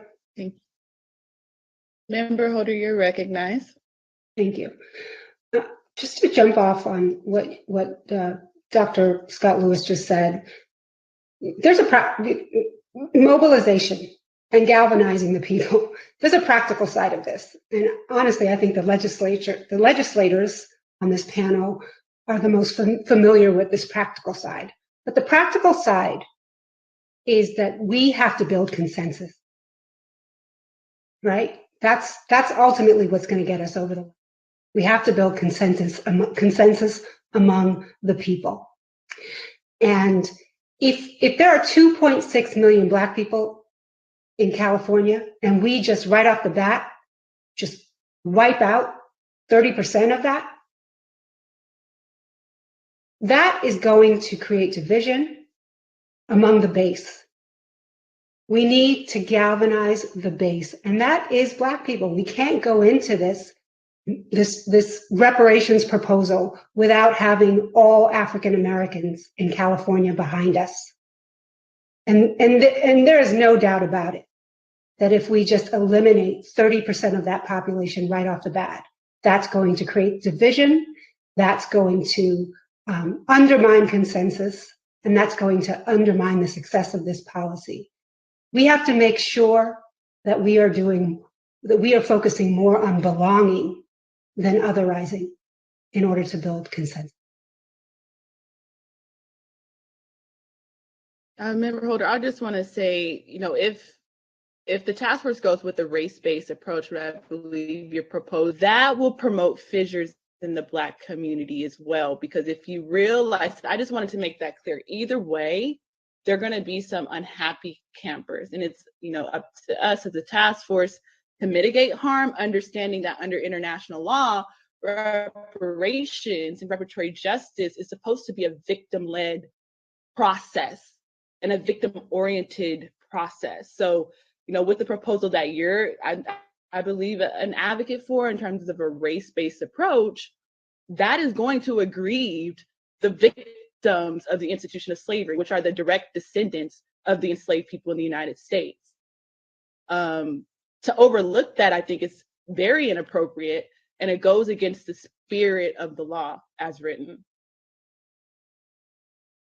That's why you have a special consideration for the descendants. It doesn't feel like special consideration. That covers at all. That's what covers that issue. You give primacy to that group. That's how you build consensus.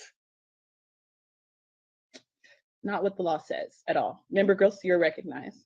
Yeah, and I was just going to add that we don't know what the lion's share of Black folk in California think about this. What we know is what we see in the chat and who shows up for public comment.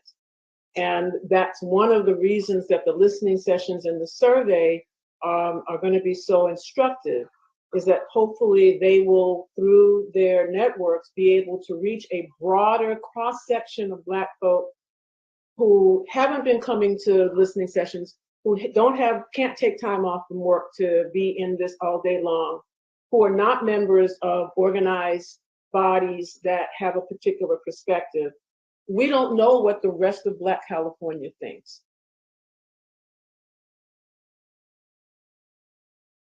Member Montgomery Step, you had your hand raised. I did. Oh, you guys can see me. Okay. Hello, everyone. I just want to say a couple of things. One, about the idea that narrowing the scope of the community of eligibility will create divisiveness in the Black community. And I don't think that's wrong, right? I do think that that's certainly a possibility, and it may happen. But I also think it's the way in which we frame this once we make a decision. Now, everyone has autonomy. We're going to vote this up or down, and all of us have to move forward with whatever this body decides. But the way that I think about it, and I'll speak a little bit about just having to, take laws through a certain process. Certainly can't speak about that on the state level, but I'll speak about that just a little bit on the city level. But as far as being divisive, I think it is also the way that we frame it. I think that moving forward with a reparations proposal that keeps the community of eligibility with the descendants of those that experienced that original sin that occurred in the United States sends a message to me that we are moving towards the America that people talk about and have dreamed of. I don't think that it has to be divisive at all. It depends on the way that we talk about it. I see this as a foundation for doing a lot of other things in the state that we need to do to make it equitable and fair. It's not the be all to end all. I don't see it like that. I don't see any of our work that we do in our respective communities stopping here. Member Holder, we can't hold a candle to what you do and what you have said, but I can almost guarantee you're still going to be in court and you're still going to be fighting Prop 209 issues, whether this proposal goes through or not. So those things will not stop. That advocacy will not stop. But the way that I'm seeing reparations and the way that we define it, I do believe that legally it has to be narrow. I do believe that. I also just, from the political perspective, would love to hear from the family member more, because the way that I try to approach issues, especially as controversial as this, I'm going to people that may not agree with just the concept in general. If I give them a way out by not making and presenting a legally sound proposal, if I give them a way out, you know, that they will take that way out. And my concern is that if we do not present a proposal that is lineage based, that anything race based is, there is a, on its face, a legal way out of supporting a proposal like that. So this is very tough. It's a very tough decision. It's why we're here. I don't think that the phrase of special consideration for African Americans or proposals for African Americans was a special consideration is unambiguous. I think we would need to go to the legislative intent. Part of that record has been made here in this meeting and in all of our meetings. So I just wanted just to say those two things. Like, I think that whatever we decide, we have to frame it appropriately so that we keep people on board with what we're doing, because this is not even half the battle. We have to get this through a legislature, and this is very controversial stuff. So thank you for letting me speak. Thank you, Member Montgomery Stepp. Is there any more discussion on the motion? Is there any more Madam discussion on the Chair, motion? Madam Chair, Madam Chair. Chair Brown, you're recognized. Yes, someone Madam is Chair. muting me. Vice Chair Brown, you're recognized. Yes, you're recognized.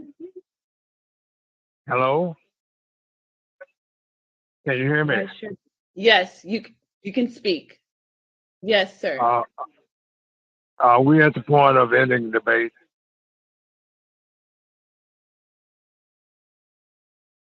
I believe we are. Madam Chair. Well, I'll call for the question, please, ma'am. Thank you. The question has been called. Parliamentarian Johnson. Can you establish a roll call vote on? Yes, we will vote on the call for the question. We will begin the roll call. Chair Moore. Chair Moore. Vice Chair Brown. All right, calling for the question. Time for us to vote. Thank you. Member Bradford.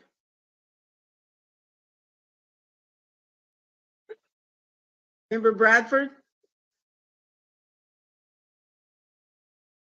Member Bradford, you're muted. Oh, you're not. Okay. Excuse me. Member Grills. No. Member Holder. No. Member Jones Sawyer. No. Member Lewis. Aye. Member Tamaki. Abstain. Member Montgomery Stepp. Aye.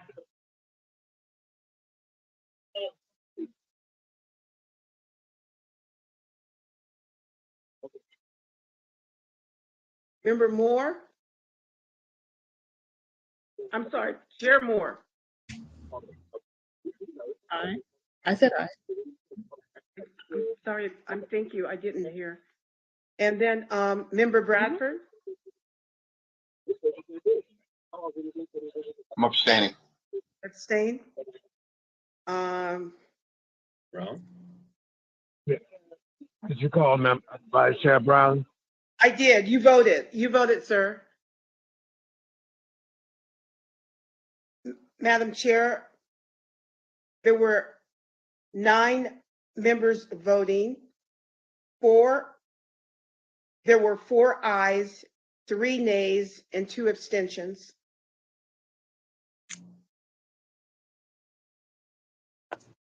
Thank you. So the motion passes. The question has been No, it called. does not. Parliamentarian You Johnson. need, No, you need 5 votes. You need 5. You need 2, yeah, you need 5.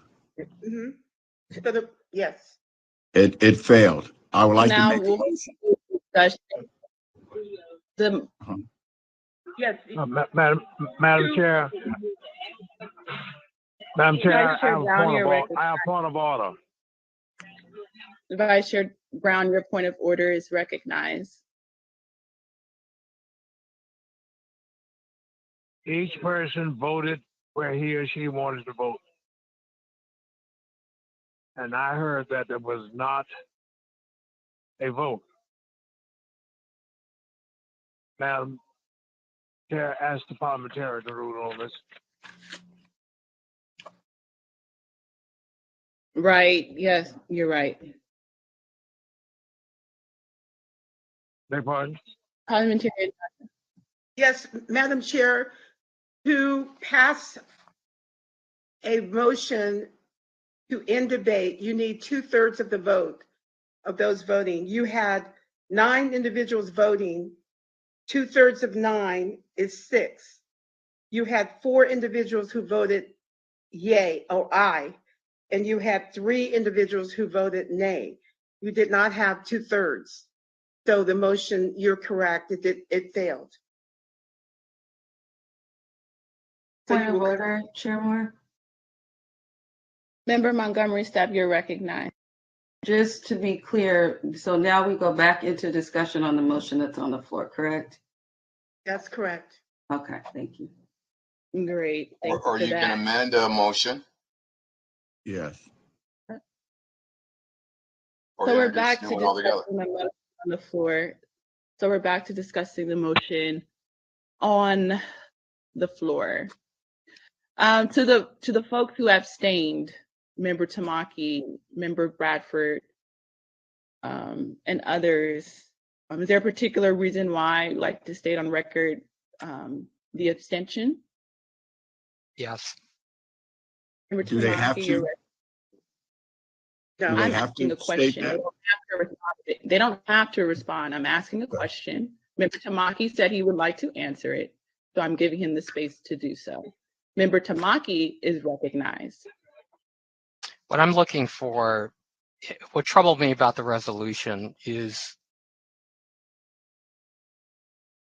the exclusion, is the unclarity to me on whether it is exclusionary or not. And that was my concern. Just to be on the record very clearly, as far as the harm class of people that are descendants of American slavery, I'm absolutely in favor of supporting that. But what I also want clarity on is that going forward, for cessation of the harm and guarantees of non-repetition, that the task force will continue to work on those issues as well. And so because of that unclarity, and that was caused by the back and forth between task force members, in which, you know, there were some sharp rebukes going back and forth, it looked to me that some were interpreting that as being more exclusionary only. And my problem is, you know, we're dealing with all of these other issues, particularly the present day ones, that continue, but you really can't separate it on the basis of lineage. And again, I throw out the example of criminal justice, and the administration of policies based upon racist policies, based upon just anti-Black hatred. At the same time, however, Professor Lewis's remarks that the wellspring of that hatred stems from American slavery. So I really think that has to be acknowledged front and center. I get his point about identity and carving a clear identity that's different from Black immigrants. I think that is also valid. So if somebody could propose an amendment that would clarify that ambiguity, Madam Chair. that would help me a Madam Chair. lot. Madam Vice Chair Chair. Brown, you're recognized. Yeah, you're recognized, Vice Chair Brown. Please, permit me to say.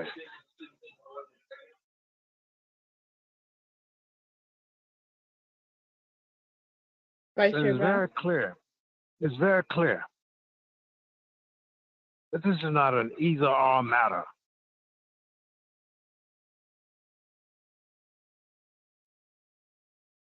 However, at this juncture, what we are dealing with, to use the words of the first book that was written by Dr. Martin Luther King, Strides Toward Freedom.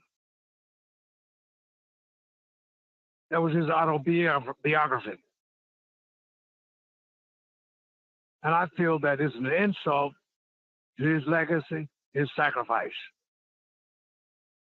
For us to go around in circles as if we do not have the full understanding that if we're going to have any increments of betterments for African Americans in this country, we got to be realistic, practical, and have the full understanding that this measure is about reparations for those who are harmed by a shadow of slavery in this country. There can be another day that we come and bring on other measures. That's why you have amendments to the U.S. Constitution. But somebody is maybe suggesting that we do not have the right as Black folks to take the first step, first stride toward dealing with an issue that has lingered in this country far too long. And finally, as I make my comments, I want everybody to understand, please, that when it comes to the diaspora, when it comes to being concerned about the world community, I am one. And I said I'm not being arrogant, I'm just telling the truth. I stood at the top of the list. When I went to Africa, 1964, in Operation Crossroads, Africa, I was engaged in doing practical things with sons and daughters of Africa. Even in the United States of America, when it came to the issue of immigration and resettling Blacks here who deserve to be here from Haiti and from Ethiopia and Eritrea. There's not one Black church in America that has resettled over 3,000 refugees. That's Third Baptist Church did. So people are missing the point when they are suggesting we are being divisive and we're not concerned about Black folk. That's not the issue. But we are concerned about the practical step to get something done for African Americans. That's it and no more. None of us can do all things at all times in this earth as human creatures, mortal persons. But I'm saddened that it appears that there is a feeling that we can't take the first step. And finally, again, I say, as a Baptist preacher, why set up ourselves to be involved in a legal battle? And we know very well in the state of California, because of Proposition 209, which has not been repealed, you cannot have race-based activities or legislation. So are we going to be a friend to the enemy? That's the basic question. And I appeal to us be realistic and show we're concerned about making the first step toward this issue of reparations in the state of California. Thank you. Thank you, member. Thank you, Vice Chair Brown. I think the other comments I want to say in terms of guarantees of non-repetition, and I hope that this provides some clarity for folks who abstain, right? But the logic around guarantees of non-repetition as it pertains to the institutions, right? The state harmed direct victims, that being freed African slaves and their descendants. And we have all acknowledged that other groups have incidentally been harmed as a result of that direct harm. So now when we're talking about a lineage-based model, the state must remedy direct victims and their descendants, right? And other groups may very well benefit from a lineage based crafted GNR policy, which is actually a good thing, right? But the logic is that the state directly harmed these direct descendants and their victims, and thus the state must remedy specifically these victims and their descendants. And to the extent that people incidentally benefit, that's fine, but that's not in our purview to study and develop as a reparations task force. And I will say, if we vote outside of the motion that was very well articulated by member Scott Lewis and then properly seconded by member Montgomery Stepp, this task force ceases to be a reparations task force for the institution of slavery. It then becomes a racial equity and identity and racial profiling task force, to which that already exists. It's called the RIPA, and the DOJ, California DOJ, already gives them administrative support. That's a whole other task force. This is a reparations task force for the institution of slavery as it affects the freed African slaves and their descendants, right? I pointed to one of the major points in the statutory provisions, which is that of the apology. It's mandating the task force develop an apology on behalf of the state of California, not for all Black Californians on the basis of race or skin color. It's mandating us draft and craft a policy for freed African slaves and their descendants and nobody else. Now, to the point about Prop 209, I'll just say this. The people of California have spoken. I understand Member Holder was a co-chair of the campaign to bring back affirmative action, race-based policy, but it was a failing campaign. The people of California voted against it. So what are we gonna do? Like, continue to, like I said, use the master's tools and continue to use race? Or are we gonna be like Isabel Wilkerson and understand that what we're facing in this country and in the state is much deeper than race? And in order to dismantle racism, you have to first address caste. You have to address the caste system that's built on the bones of these African slaves in the United States and their descendants. So that's, again, where I stand. I think the motion on the floor is very well articulated, very well crafted. Again, it's in line with what the statute actually says. It's in line with the lead author of the bill has stated. It's in line with the preeminent legal advice that we've received. There's other factors as well that lean into an understanding that this is supposed to be a pure lineage reparations task force. And again, I'll just say Martin Luther King Jr. Is someone that I look up to. Vice Chair Brown was one of his students, and actually an article was just released a week ago talking about how Vice Chair Brown was one of his students. And in the last book that Martin Luther King Jr. wrote before he was assassinated, called Where Do We Go From Here? Chaos or Community, he says, who are we, African Americans? We're not totally African nor totally Western. We're a true hybrid. We're descendants of slaves, and we're owed reparations for that. Member Bradford, you are recognized. I think we're just splitting hairs. I just think I'm totally in agreement with all that's just been said, but I just think it could be worded a little bit better. And to use Prop 209 as an example, Prop 209, Prop 16, I should say, was written brilliantly. It was a lousy campaign. And those are two different things. The policy was straight on point because I was involved with that. The campaign was chaotic. And we had people who were running the campaign who never ran a ballot initiative.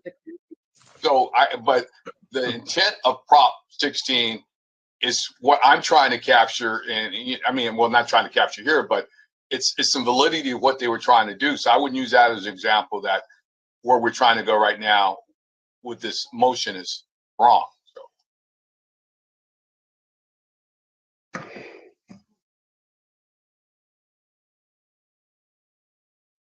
No, that wasn't to offend anyone in particular. It's to note the campaign failed.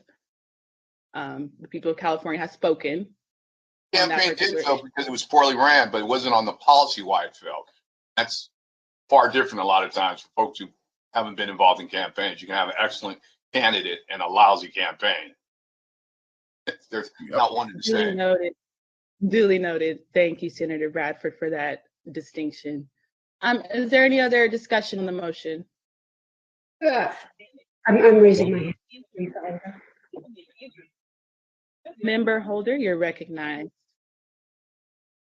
What I'm hearing, and I heard this specifically from Member Tamaki, is that we want a motion that is more satisfactory and clear on the issue of whether one group is being excluded or not. So I think the motion needs to be amended. And I think until the motion is amended, people are going to be struggling to vote for it.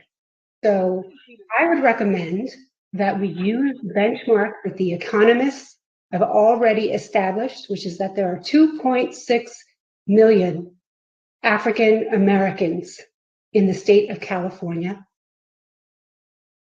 And that should be the benchmark for calculating reparations.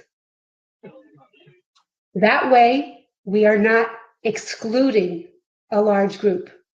And we can make it very clear in this motion that ultimately, we want to give primacy to the group descended specifically from US slavery, which is about 200,000 Californians.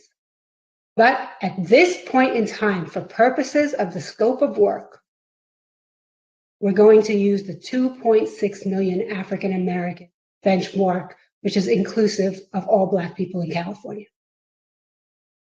And so I'm happy. I have a question. So I'm not done. So with that said, I'm going to put a motion on an amendment to Dr. Scott Lewis's motion that. I have a question. It's still part of the discussion. So my question is, in the past hearings, Member Holder, you referenced descendants of enslaved Africans as a sliver of the United States and the California population. But then when you noted the community, the economic consultant team presentation, you noted that out of that 2.6 million Black Californians or African-American Californians in California, 2 million of those 6 million are descendants of enslaved Africans in the United States. So I want to point out a bit of an inconsistency that I'm hearing over the past couple of hearings, where you have, stated that descendants of enslaved Africans in the United States are a small sliver of the Black community, and therefore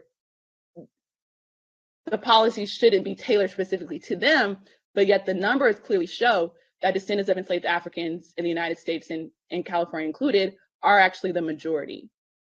Okay. I just want to put that on record. I'll come to you. And since you're referencing my statement, you're leveraging my statements, let me tell you what I stated.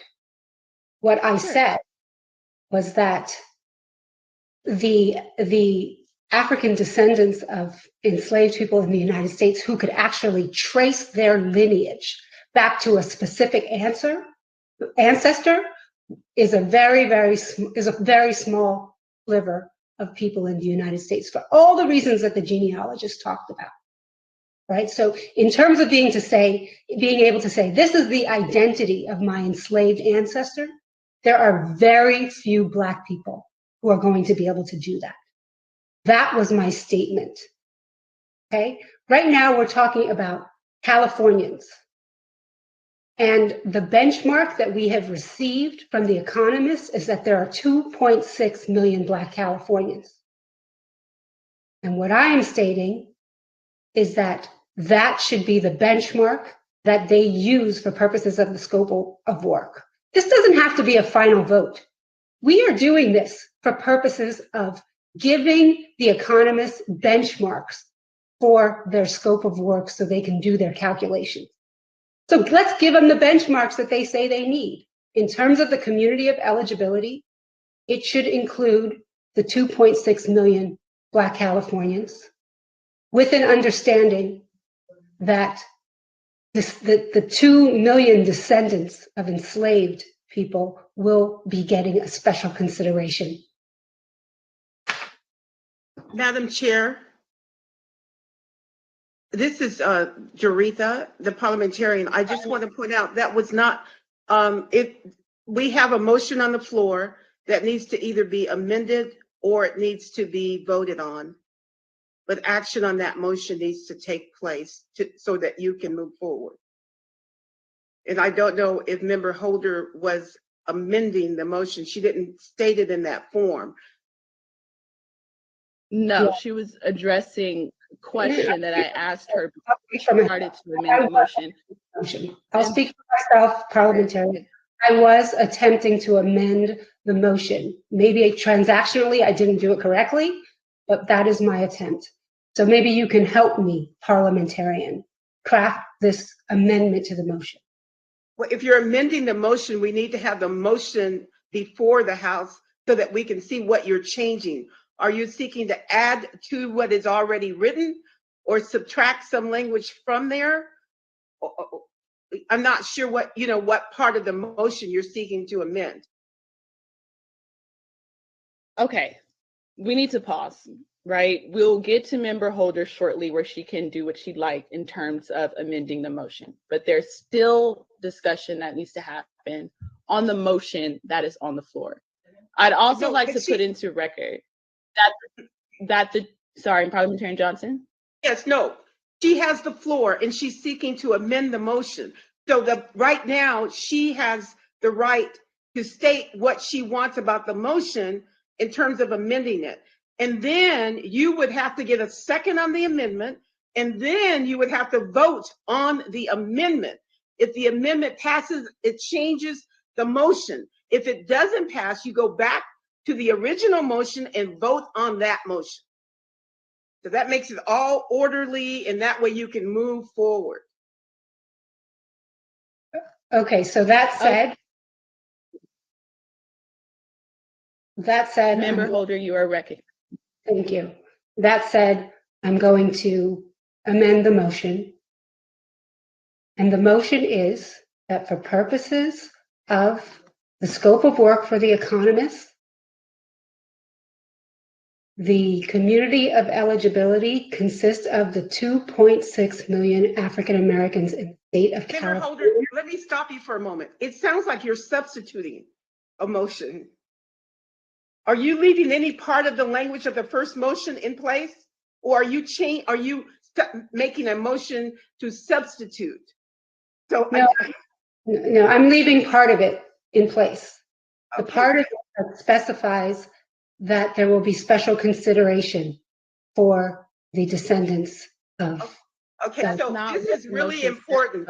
So it's really important, and I may have to ask Madam Chair if she could get DOJ to assist in that. You need to know what the language is, what it actually states, so that you can do strike out and amend.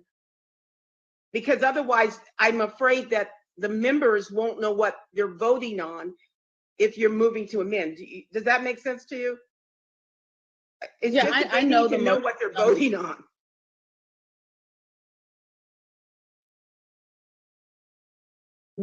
Parliamentarian Johnson, I know what the motion is. It was moved by, I will state it now.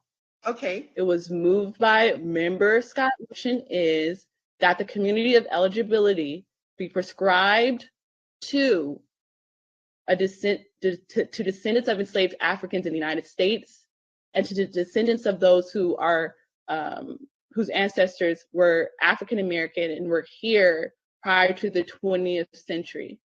That's the motion on the floor. So it does sound like member Holder is trying to substitute the entire motion. Okay, so she said she was leaving part of it in place. So if that's the case, we just need to know what she's striking out. Hold on, Parliamentarian Johnson. There was no reference by member Scott Lewis of special consideration. So she's trying to amend it by saying, I want to leave special consideration in. That wasn't in the motion to begin with. Okay. He said that the good. Okay, it's good. Thank you. That's okay. So you're right. Africans in the United States. Okay, you're right. If that wasn't there, then she can't strike it out. So we need, so we need to know what you're doing, member Holder, in terms of the specific language. Yeah, I'm actually trying to write down what the specific language is. It's very hard to just know all of it, but I'm looking at it.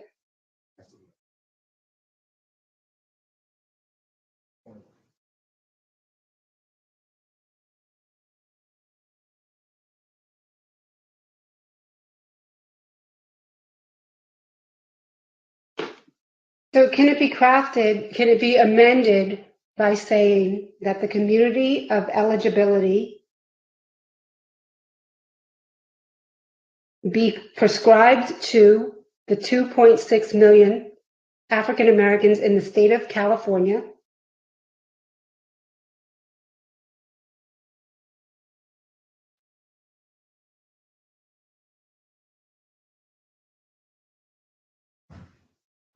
with a recognition that the descendants of enslaved people in the United States will receive a special consideration? Would that be considered an amendment or a changed proposal?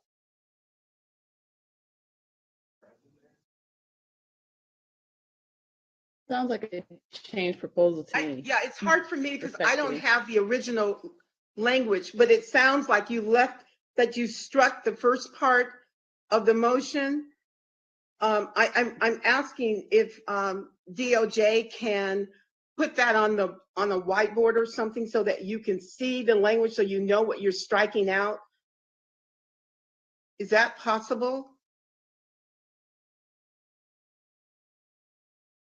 Parliamentarian Johnson, are you suggesting that we put up some sort of slide for the task members to see that contains the language of the motion that member Scott Lewis proposed?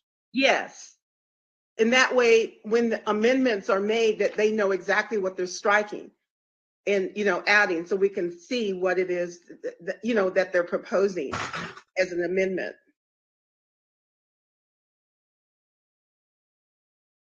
Okay, just give us one moment.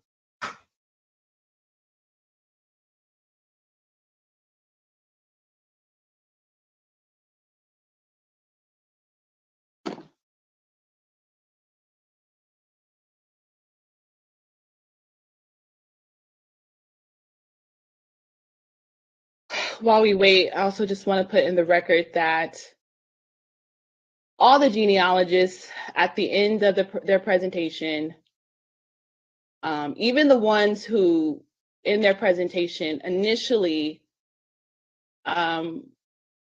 spoke about the difficulties of a genealogical approach and even spoke against it in some ways in their presentation, at the end of their presentations, when I asked them, what would you go for in terms of lineage or race? They all said lineage.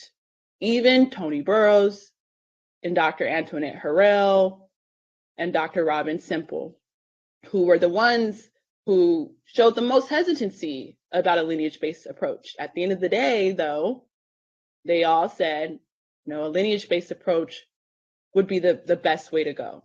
And particularly, I think Tony Burroughs even cited the statute, AB 3121. Putting that on the record. And I'd like to put something on the record. With all due respect, with all due respect, that was a false dichotomy. And many of them were hesitant to be hemmed into a false dichotomy. Because I think most of the comments of those who were hesitant was that this is a harm-based issue. But if you're saying that with a gun to my head, I have to choose one or the other, I'll choose lineage. So, I don't really see that as a strong point in rebuttal. Madam Chair, could you ask? We need to be careful about the language we use. That's a very inappropriate analogy. Madam Chair. Parliamentary. Yes, could you ask? Thank you. Could you please ask Member Lewis to restate his motion? Member Scott Lewis, you can restate. Member Scott Lewis, would you like to restate your motion? Slowly. Thank you. Okay, thank you so much. So I'm having trouble with my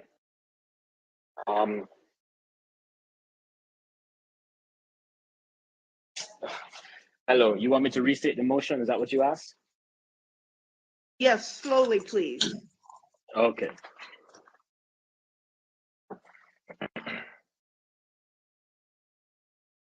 So I move that we define the community of eligibility based on lineage determined by an individual being an African-American descendant of a chattel enslaved person or the descendant of a free Black person living in the United States prior to the end of the 19th century. Okay, could you repeat that slowly? Sure. Would it be helpful if I try and put it in the moderator's chat? I don't know. Yes. DOJ is trying to write. So Yes, that would be very helpful. Would be helpful. Okay. All right. While he's putting it in the chat, Chair Moore, I'd like to also have something to say on the record based on the. Now in the chat. But based Go ahead, on Member Girls, you're right. Okay, so based on the polling that you did with the witness experts this morning, I wrote down what each of them said and how they responded. And 1, 2, 3, 4, 5 of them said lineage based, but they gave all kinds of caveats and considerations. It wasn't just a clean, yes, lineage is fine. So this, just to note that.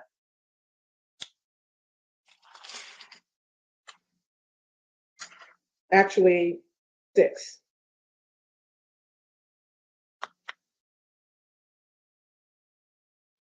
Yeah, there are 6 genealogists. All of them supported lineage with certain, like you said, caveats, but it was really suggestions and recommendations. If we go with the lineage, what are some ways or ways that we could get to that, like negative evidence and other things like that? It wasn't to go against lineage in any way. And then Mike Davis, Kevin Brown, Marcus Champion all supported lineage. Even Greg Carr, who initially in his remarks was pro-race, but then at the end, he was pro-lineage. The only person who was against lineage was Jam Ayuar. So it wasn't okay. Now we're as clean as you're describing it. I'm sorry, I just disagree. Members, okay, Lewis, did you put that in the chat? Because I don't see it. It is in the moderator chat. I put it in there 2 minutes ago. Do you want me to put it in the general chat? I can do that as well. And I just sent it to Michael Newman as well. Oh, great. I don't. He Yeah, I don't see it. He confirmed receipt. Okay, so you don't see it in the moderator chat. I have it, and I think we're putting it into a slide to put it up. Okay.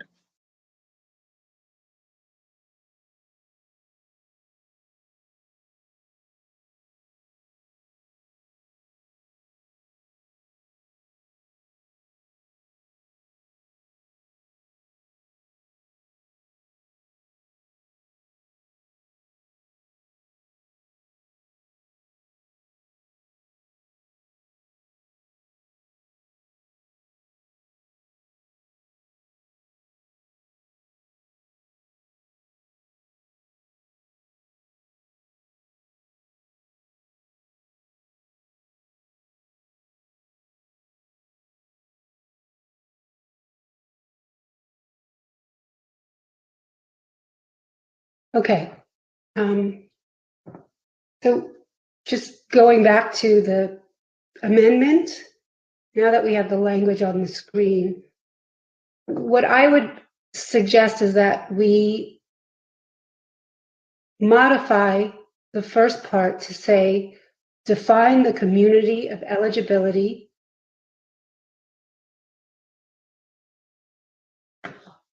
to be consistent with the 2.6 million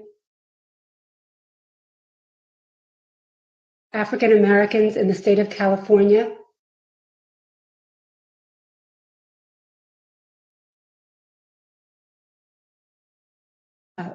With an understanding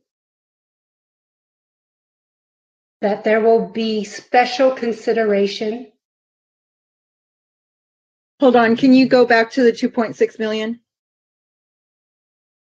Be consistent with the 2.6 million African Americans in the state of California.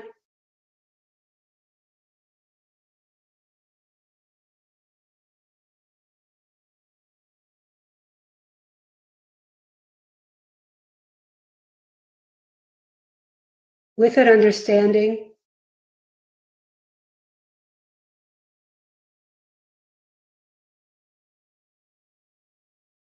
that there will be special considerations.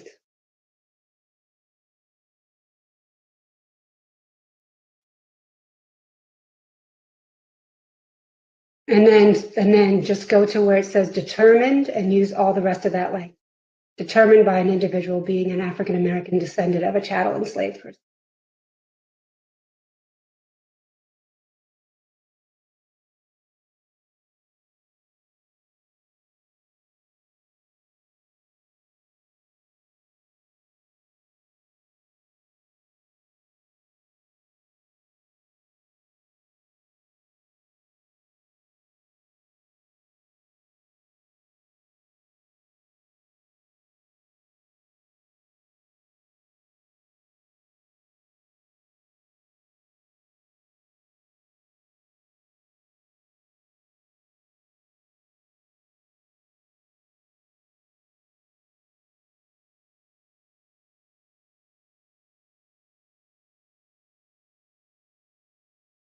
Parliamentarian Johnson, Yes. I have a question. Is this an amendment? Because it seems as if it's a substantive. Well, it is substantive, but it is an amendment because the bottom part is the same. So the strikeout is I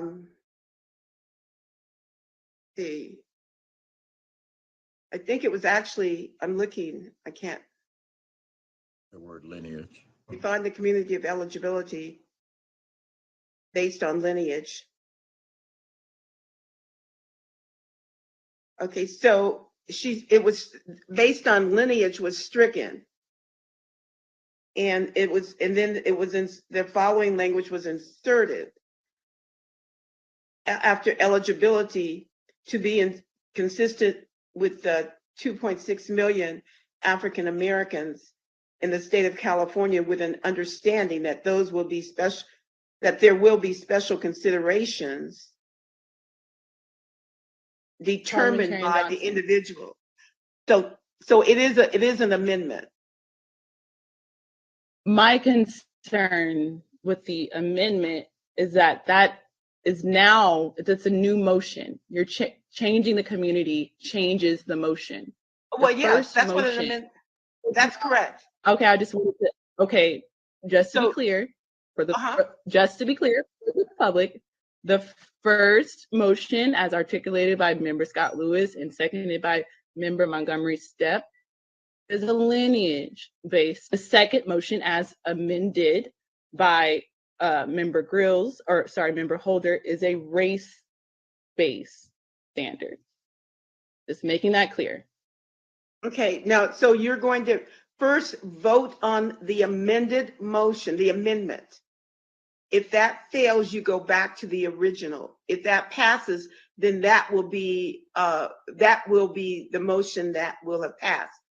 Madam Parliamentarian, do you need a second to the amendment? Yes, you do. Second, Who was that? Assembly Member Reggie Jones Okay, Sawyer. thank you.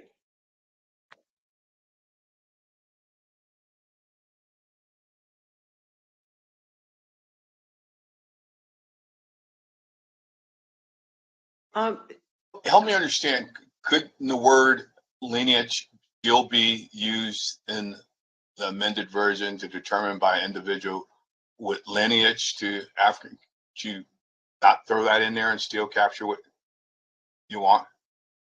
No, Madam Chair. Madam Chair. And Vice Chair Brown, you're recognized, Vice Chair.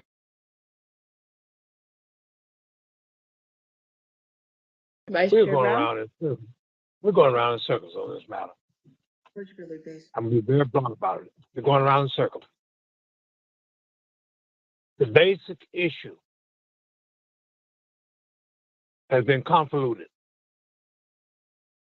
And I hope that we would go back to that motion, we voted up or down. But these specificities about the number of people in the state of California has nothing to do with the generic issue of a lineage-based reparations.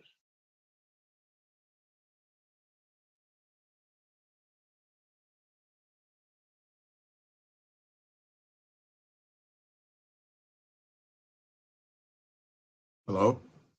The question that was raised was whether or not you could include the phrase based on lineage determined by an individual.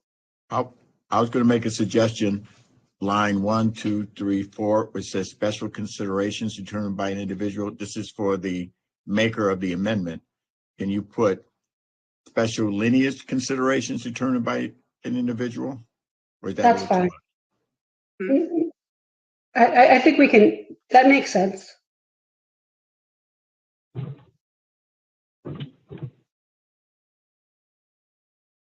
Trying to get to a compromise so we can get beyond this. Would it be, Member John Sawyer, would it be special considerations including lineage? Either way, I'm good. If the people who want to insist on some type of lineage consideration, if they're good with it, I'm ecstatic. I think that language reads just fine. Special lineage considerations. My question is, what does it actually do beyond the generic language of the bill, which we are asked to take forward and further specify? Thank you. It gives the economists a benchmark. What the economists are saying that they need is a benchmark for purposes of calculations. Now they have their benchmark, 2.6. But they had the benchmark in the first one. Special means. Nobody knows what the special means. That's very subjective. That's what was that special is already in the legislation. But the question is, how are you defining African American here? That's right. So you still have to do that work. Special lineage consideration. There you go. So are you saying that you're for a moment you're using the language of African American, but what you really mean are people who can, who have this lineage, or are you trying to create a two-tier system or something where you are looking at the general population of people who we can consider Black, and then you want to have some kind of special consideration provision for people who can identify themselves or who identify themselves in a lineage model? And descendants of a free person living in the U.S. prior to the end of the 19th century. Okay, so if it's both, then my question is that we still have to go and define who are African American here. So what's the determination by which we are assigning this 2.6 million African Americans? What is that based on? Is that on census? I have a report here that was given. So people out. who just tick Black in the census? Yeah, and I think we're going to try to pare it down when you get into lineage, when you get into your about free persons, that's when we start to get a little more specificity. I'll just say I think that's incredibly problematic because an article just was released about Native American in 2020, the notified as Native American and Alaska Native alone on the census was 9.7 million, which and Native Americans have this because they realize their numbers aren't that large, but yet the census allows for self-selection. And so people who are not, in fact, Native American, are not, descendants of indigenous peoples whose lands were stolen, are self-selecting as Native American. And it's taking away from the specific needs of recognized tribes. That's not the thing. And using that as a benchmark is extremely problematic. I'm sorry, Madam Chair. Madam Chair, you're cutting in and out. There's something wrong with your internet. I can't make out everything. Okay. Anyways.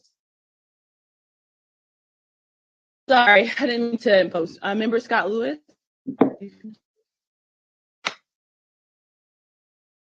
No, that's fine. Go ahead. Can you hear me okay?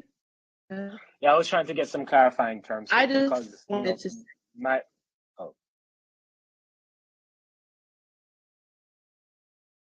Go ahead, please, Chairman.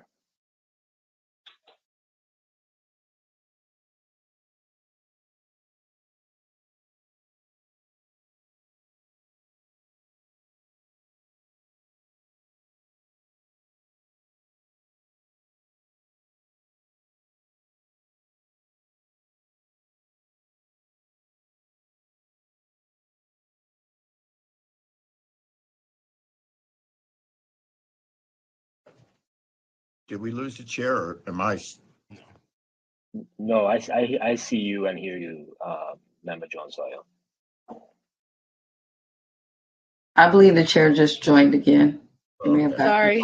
There you are. I apologize. I didn't mean to cut anyone off. I just wanted to say that there was an article that was just released about how people have been self-selecting as Native and Indigenous on the census forms, which is directly harming the Indigenous and Native American population that actually does have lineage to the original peoples of this land and were robbed of their land by colonizers. And so to Member Scott Lewis's point, okay, we're using the census, which is a self-selecting process. That in and of itself as an initial benchmark is problematic in and of itself. I'll just stop there. If I can say something, I think when you say the 2.6 million African Americans in the state of California, that language is self-evident. You have to have benchmarks at some point. The economists have told us that there are 2.6 million Black people in the state of California. There's no reason to continue to parse that language. It is self-evident. The economists gave us that benchmark. This is supposed to be about creating a scope of work so that the economists can move forward. As I said, this does not have to be a final vote. We've been told all along that the urgency today is to get benchmarks to the economists. That's what this vote is about. Would not the 2.6 million capture all the individuals that Dr. Scott Lewis is trying to target? I mean, doesn't that capture everybody in the lineage base? Wouldn't that capture them? Giving them special consideration first on the food chain for reparations, and then, desegregating out after that. I just want to be clear. You're the maker of the motion, so I just wanted to make sure, amending that, does that not still capture all the folks that would fall under lineage base?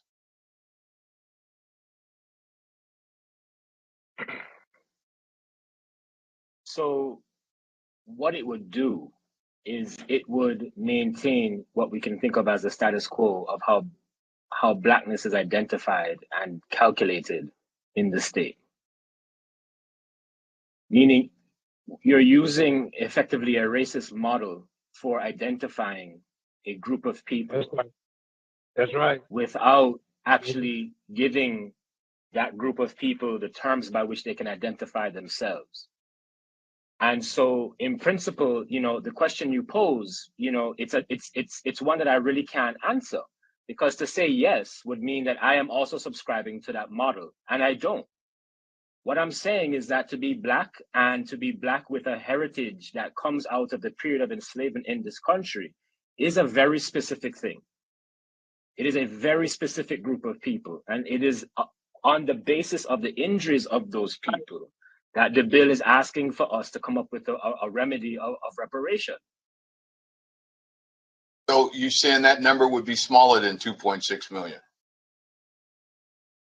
Presuming that everybody who can somehow, to answer your question, I would say yes, likely, yes. I don't know, I'm not a census worker. I don't know, right, who's on the other side of filling out the form, but I would presume yes, right? But if you think about the waves of immigrants to the state, if you think about the refugeeism in the 90s to the state, right? There's a question as to how are Ethiopian and Eritrean second generation, right, meaning first generation born, how are they identifying themselves? But what does it mean again, I don't see how broadening the pool then narrow. I thought we look at all African Americans. This is the way I'm interpreting it as a person who looks at it. We're looking at, except the fact there's 2.6 million African Americans in California. Of that 2.6 million, we will give special consideration to those folks with special lineage consideration. So to go back to my original point, when I asked Member Holder about her amended motion, we have her amended motion doesn't actually do any further clarifying work. The AB 3121 introductory language already says African Americans with special consideration. If that were the definition, then we wouldn't be asked in the following lines to actually identify who's eligible. So that means that the expectation of determining eligibility moves past just that generic language of African Americans with special consideration. Because if that were the task, then we wouldn't actually be asked to identify who is eligible. So my view is, well, okay, I understand what you're saying, and I understand the logic. If you just say all Black people, then yes, logically, within all Black people, the universe of all Black people, there will be lineage-based Black people, right? To use that language just conveniently. The point is that the job, right, is to go and actually define. So if Member Holder, or if you, Senator Bradford, explain to me what special consideration actually means, right? That would actually give me some sense of what is being proposed here. But what's being proposed is simply a reproduction of the generic language, which is only the starting point based upon our duties.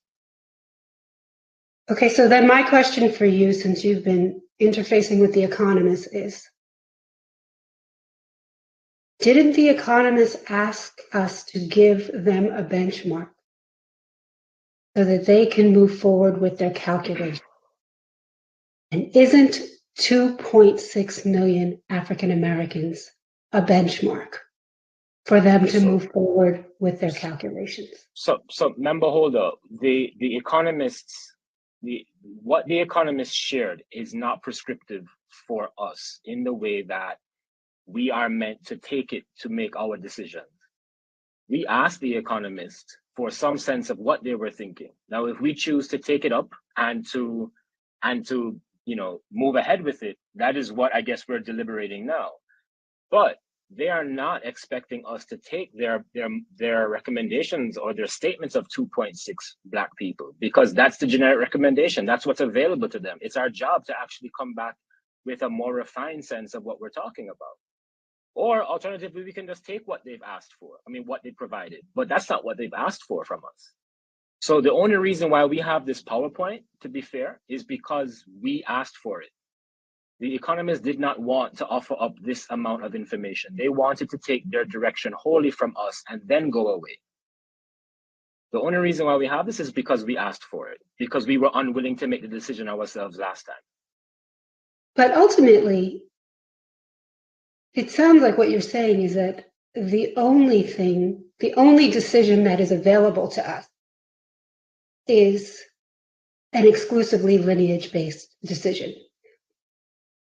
I'm not saying that's all that's available to us. Benchmark. Because you're saying that you can't use the 2.6 million as a benchmark because it's not specific enough. And so the only thing available is the lineage-based.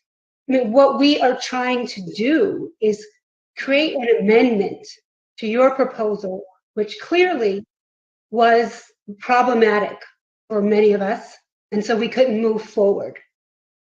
So this is the amendment. Let's vote on it. Well, no, because what I'm asking is Go ahead and vote clarification of what special consideration means.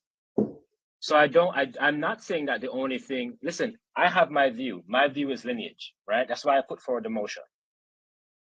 What I'm saying is that my problem with your amendment and why I find your amended motion problematic is it doesn't actually provide any further clarification than the generic language of AB 3121.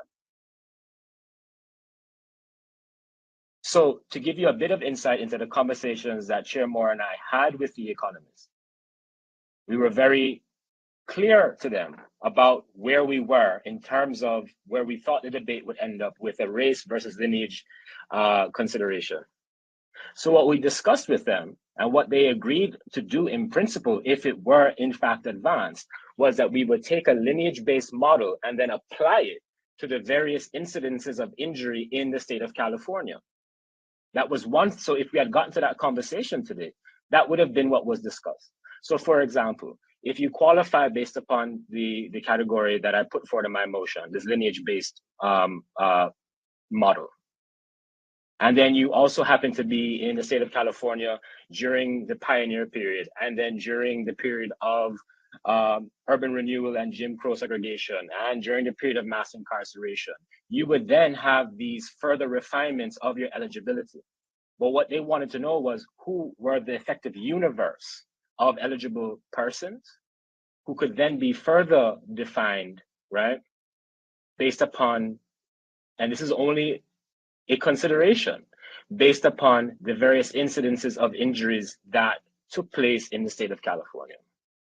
So what I'm saying is that if you're trying to advance in your amendment, this 2.6 million, that's fine. What I'm asking for, meaning I don't agree with it, but what I'm saying, it's fine for you to do that. But as a member of the task force, what I'm asking for is further clarification about the special consideration, because it means nothing more than it meant to us in June of last year, when we first talked about the question of special consideration and what it meant. And this is why we had Shirley Weber come to talk to us a few meetings ago, because we couldn't understand, or we couldn't come to terms on what special consideration meant. Shirley Weber came and told us it meant African Americans descended of slavery. She told us that. We asked for clarification, she provided it to us. And this is why I based my motion the way that I did. Okay, but people were not satisfied with the motion that you crafted. So now I'm trying to put forward an amendment that gives a broader universe, a more inclusive universe for purposes of eligibility. And you're saying I understand that. But what I'm saying is that the bottom line is this an amendment that we can vote on? Or is there something I don't understand that makes it impossible for this to be the amended language?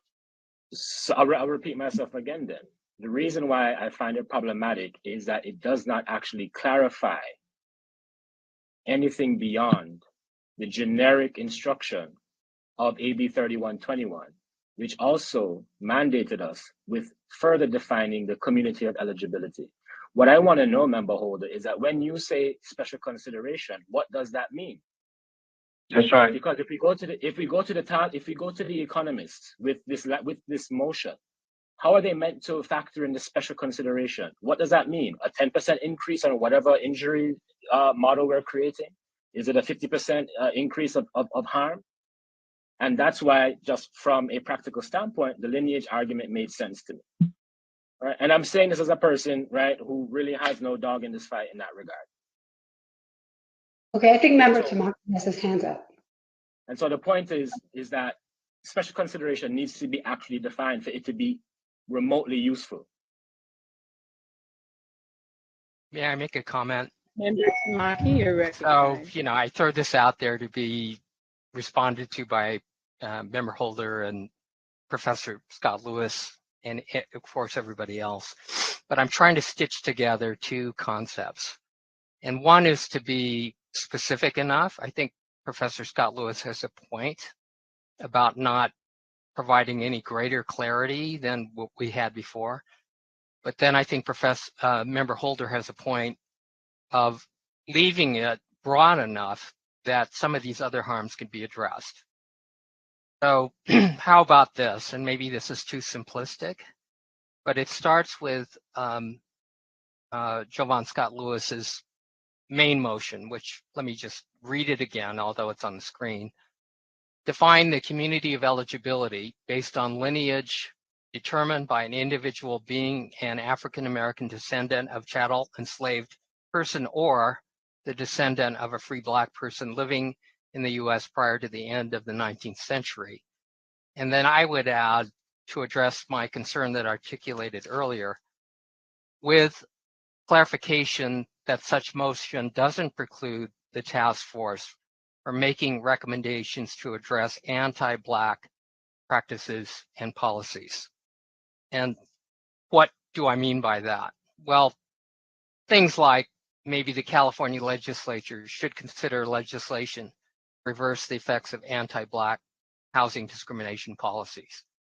We talked about Allensworth. We talked about many other things in terms of employment and criminal justice. So those are the kinds of things that I want to make sure that the task force is also addressing those things at the same time that we acknowledge and recognize a specific class of victims resulting from chattel slavery. Is that narrow enough? Is that specific enough? And then also create an avenue to deal for the task force to deal with these other issues.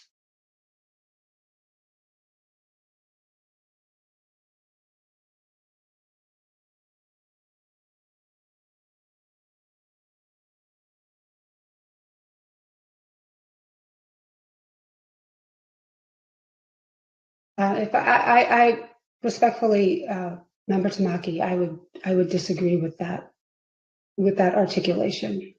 I honestly, I think that what we understand from the economists, Member Holder, please, can you please stop? Can Member Tamaki restate simply what you're proposing? And then I'll go to Member Holder. I could restate it. I mean, conceptually, I'm trying to knit together two concepts that now are being treated as mutually exclusive. And one concept is to recognize a distinct, specific class of harmed individuals. The other concept is to have the task force address the continuing harm of anti-Black hatred and its consequences. And they're related, but they're two different things. One has to do with compensating and acknowledging and providing an identity for a distinctly harmed American group of people. And the other one has to do with dealing with the continuing infection and pathology of ongoing anti-Black hatred, which is not necessarily lineage-based. So the intention was to take Professor Scott Lewis's motion and simply add on. And he defines the community of eligibility based on lineage to descendants of enslaved persons or free Black people living in the US prior to the end of the 19th century. And then the addition is with clarification. Again, this is make sure that it's not mutually exclusive, with clarification that such motion doesn't preclude the task force making recommendations to address anti-Black practices and policies. And again, I refer to our 600-page report that we're going to release in June. And so much of it has to do with recommendations that I hope we would make dealing with each of these subject matters of housing, employment, political disenfranchisement, and so on. Madam Chair. Yes, Madam Chair. Yes, Vice Chair Brown, you're recognized.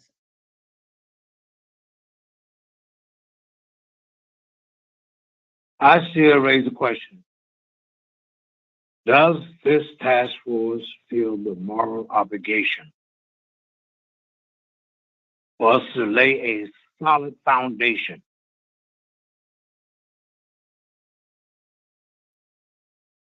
or do we wish to set up ourselves with what I call cotton candy politicization?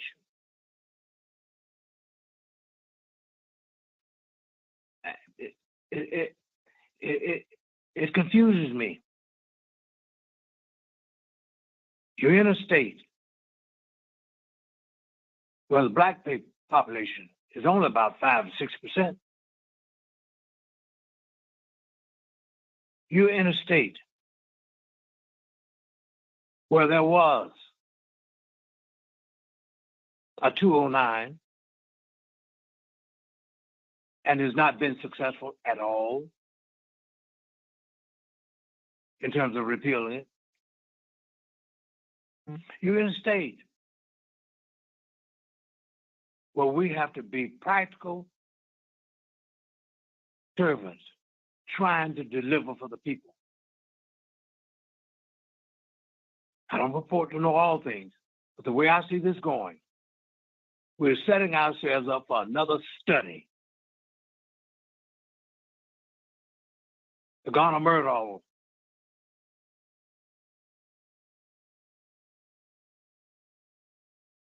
Another study. The Kerner Commission report. Another study that was represented in Andrew Hacker's book, Two Nations Divided and Unequal and Hostile. Is that what we want to be known for? Another study? Are we going to give a basic plan to hold this state accountable, to do something, to pay back, to give release for those descendants of chattel slavery who are still there in that state of California?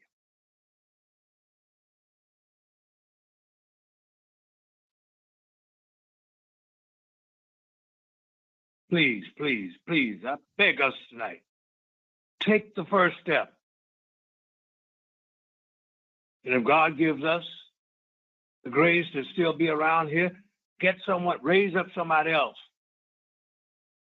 who will deal with the additional things that we are talking about. This is an eternal struggle. It's no sprint. It's a relay.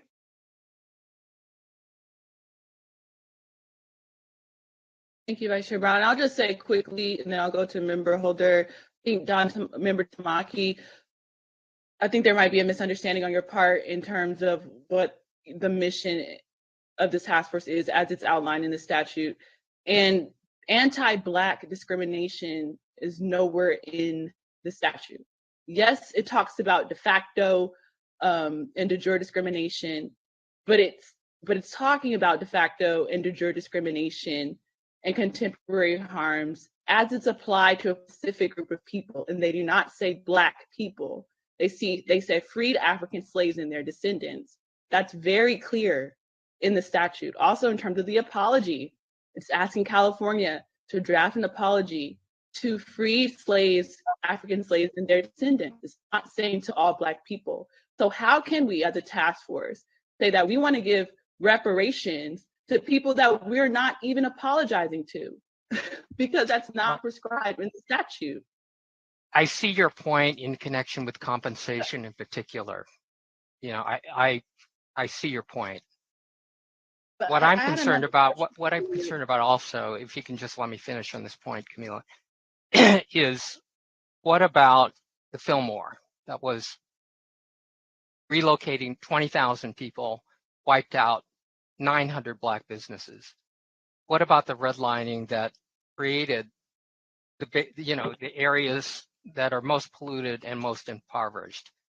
I think the task force certainly addresses those things in its report. And I think that we have something to say about that. And I think that doesn't preclude at all the reparations portion, in particular compensation to descendants of American slavery. So I'm struggling with how to reconcile those two things. And I don't see them as mutually exclusive. So if you think that's off base, please help me understand that. Madam Chair, may I speak? To the brother since he invoked the Fillmore. Yeah. We have a local task force on reparations. We're addressing the Fillmore. I'm very welcome. I'm versed in that. We got to brighten the corner where we are. We got to give emergency treatment to where it is needed.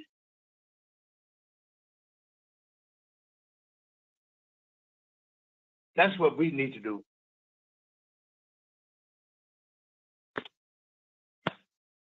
And then the last point that I wanted to raise, well, actually, let's go to Member Holder. Go ahead, Member Holder. Mm-hmm.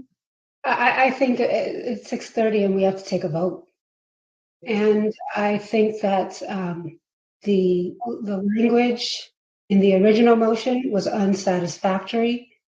And so I've tried to amend it to respond to the concerns about making it too exclusionary. So this broadens it. And now this process is being blocked. And I feel like we're being told that, no, we're not going to accept any amendment that broadens it.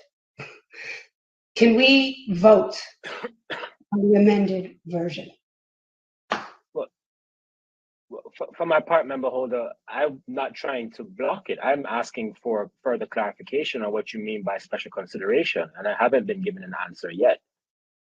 What I will do is I will share an email that Chair Moore and I, as advisory group members to The Economist, just received from Garrity and Mullen. And it reads, Dear Chair Moore and Member Scott Lewis, guidance on the benchmark from the Reparations Task Force can include direction to do our calculations based upon a subset of the 2.6 million. There's nothing sacred about the 2.6 million figure. We used it for illustrative purposes. We also illustrated in our PowerPoint what might be done with an estimated 2 million who are Black American descendants of US slavery. And so this, and I mean, I can add that to the chat if it's helpful. So again, that 2.6 million, as I mentioned earlier, was not meant to be prescriptive from The Economist. It was used for illustrative purposes in the absence of clear guidance from us about which community we were talking about. But in effect, that is saying that the only language that will be acceptable for purposes of a vote is if we have 2 million. We can't use the broader 2.6 million. And may I add something? I've been raising my hand for a while here. And Member Gross, you're recognized. Mm-hmm. So we're talking about two classes of people and two important forms of harm that, and those two forms of harm were specified in the bill. It's about what happened for those of us who were our descendants of African. And yes, who is this? Karen Johnson, you have to turn off your. Yes. Can I help you? What is it? Parliamentarian Johnson, you're not on mute. Up on mute, please. Thank you. I lost my train of thought. So anyway, that we're talking about two classes of harm that the bill said we needed to take a look at. And the reality is that the legacy of the enslavement period impacts all Black people in California that our findings have clearly illustrated. And so is there a way to think about this community of eligibility with the special consideration, meaning that and now I actually think we're starting to get into forms of reparation, and that's where the special consideration will then need to be further defined. But that for folks who are direct descendants, that there are certain forms of reparations that are dedicated specifically to them. And that then those who have been harmed by anti-Blackness, which is the legacy of enslavement, that casts a net that is broad enough to include everybody Black, no matter where you came from or when you came, but that you are here, then those calculations are based on the broader 2.6 million. But it does seem like, Member Scott Lewis, that you're taking us a little bit ahead in further defining the special consideration into the forms of reparations. Respectfully, Member Groves, what you and Member Holder are outlining is outside of the scope of the statute. And what Member Jovan Scott Lewis moved and Member Scott Montgomery Stepp properly seconded is in alignment or is within the scope of the statute. I just want to continue to make that clear. I referenced in my presentation at least 4 different statutory provisions that reference the lingering negative effects on slavery, which requires the task force to study and develop reparations proposals on the lingering negative effects of slavery against freed African slaves and their descendants, nobody else. So to the point of the report, the 600-page report, not only are we discussing freed African slaves and their descendants, we have some information in there about Native Americans and indigenous original peoples. We have information on there about Asian Americans, Latino Americans, and the harms they endured in California, but we're not mandated to create reparations proposals for those groups. The statute tells us that we need to develop reparations proposals as it pertains to freed African slaves and their descendants who were deemed United States citizens from 1868 to present. When it talks about the lingering negative effects and legacy of slavery, it particularizes it to a particular group, which is freed African slaves and their descendants. So again, the original motion is in complete alignment with the statute, and the amended motion is outside of the scope of the statute. So in order to have reconsideration of the original motion, what must we do? That's the pleasure. We're going back and forth on this, so we have to do something.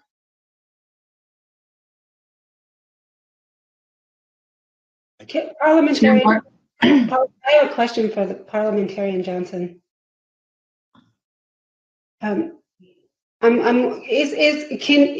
we call the question on the amended?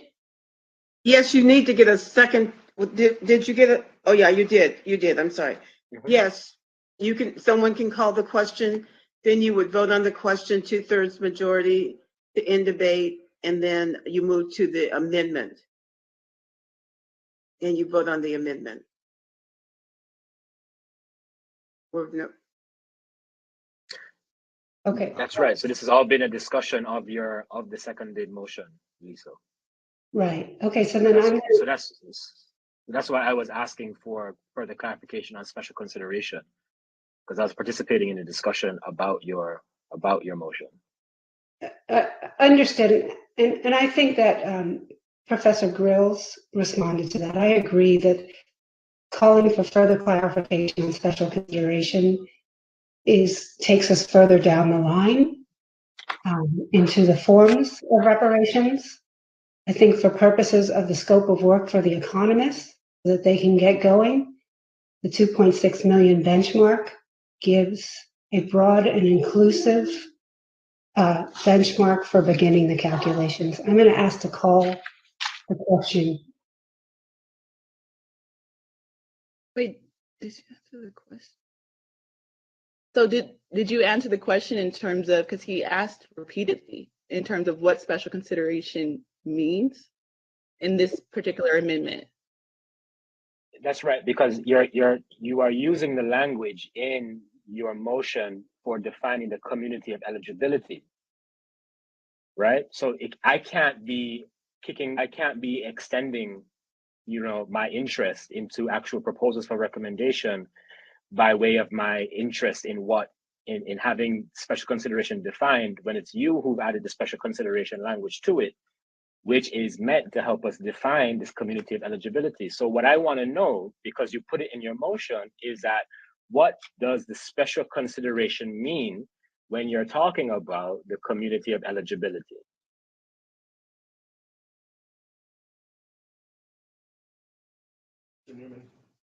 Would it clarify to take the word special out and have lineage considerations? Because is it the word special that is? It's consideration. It's special consideration, it's consideration. Because what is the consideration around eligibility? Meaning you're recognizing that it's a thing that exists and that we may need to pay attention to. I don't know. I understand what you're saying and what Member Burroughs is saying, that when we're thinking about, okay, there's a portion of money that's called reparations, we're gonna give special consideration to lineage-based African Americans, right? And to refer back to Senator Bradford's comment, that may mean special consideration looks like going to the front of the line, right? To use Senator Bradford's language. But when we're defining eligibility, I can't understand what special consideration means within the very specific task of defining eligibility. I don't know what work it actually does in defining eligibility. Okay, so perhaps we can say with an understanding that there will be lineage-based considerations determined by lineage-based considerations or lineage-based eligibility. It's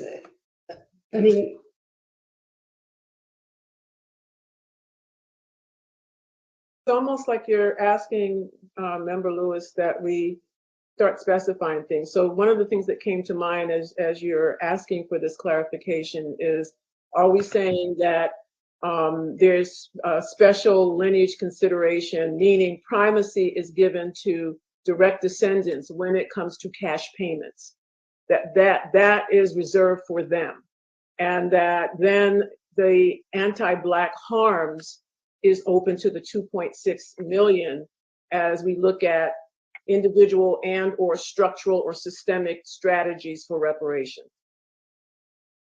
Again, respectfully, Member Girls, your anti-Black harms is not in the statute. Okay. So, but as an example, though, if I may. The legacy of enslavement, that is in the statute. It pertains to freed African slaves and their descendants who were deemed United States citizens from 1868 to present. So essentially, Member Holder and Member Grills, you all are asking for the statute to be rewritten to include other groups and to include anti-Black discrimination. That's what you're asking for. That needs to be very clear. I think they disagree with, and so do I, with your interpretation of the bill as an author of the bill. So I think that's part of the back and forth, Madam Chair, that your interpretation is not being challenged, but has a differing understanding, and that's why we keep going back and forth. Madam Parliamentarian, can we have reconsideration on the motion? On which motion? On the amendment? On the first motion. Well, there's There's an amendment. not while there's an amendment pending. So we need to vote up or down the amendment. Yes, and then you can go back to the main Call motion. for the question. I thought it was already called. Do they need a second? So we can at least. Yes, you go need a through that. second. A second. Intern. Yes, I'm sorry. This is the vote on the call of the question, call for the question, the previous question. Chair Moore, Aye. Vice Chair Brown, What are we voting on? the call of the question, call the previous question on the amendment. On the Restate the amendment. motion. Pardon me? Restate the amendment. Restate the amendment, please. Okay, this is to end debate on the amendment. And then he's asking. Do we have the end of the debate? Yes, and Yes. Vice Chair Brown, did you have any further questions of me? no, I'm saying if this is up to end the debate, my Yeah. vote is yes. Is yes? Thank you. That's right. Member Bradford, Purposes of ending the debate, yes. Aye. thank you. Member Grills, Aye. Member Holder, Aye. Member Jones Sawyer, Aye. Member Lewis, Aye. Member Tamaki, Aye. Member Montgomery Stepp. Aye. Thank you. Madam Chair, there were 9 members voting. There were 9 ayes and 0 nays to end debate. Thank you. So the debate has ended. And so the amendment's already on the floor. It's been properly moved and seconded. So Parliamentarian Johnson, please do a roll call vote on the amendment on the floor. And again, the amendment is define the community of eligibility to be consistent with the 2.6 million African Americans in the state of California, with an understanding that there will be special lineage considerations determined by an individual being an African American descendant of chattel enslaved person or the descendant of a free Black living in the United States prior to the end of the 19th century. Parliamentarian Johnson? Thank you. Chair Moore, No. Vice Chair Brown, No. Member Bradford, Abstain. Member Grills, Aye. Member Holder,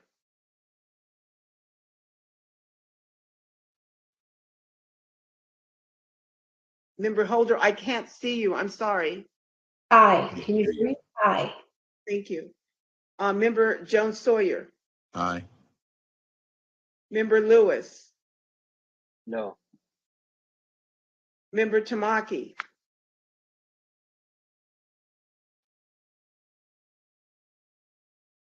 Abstain. Member Montgomery Stepp.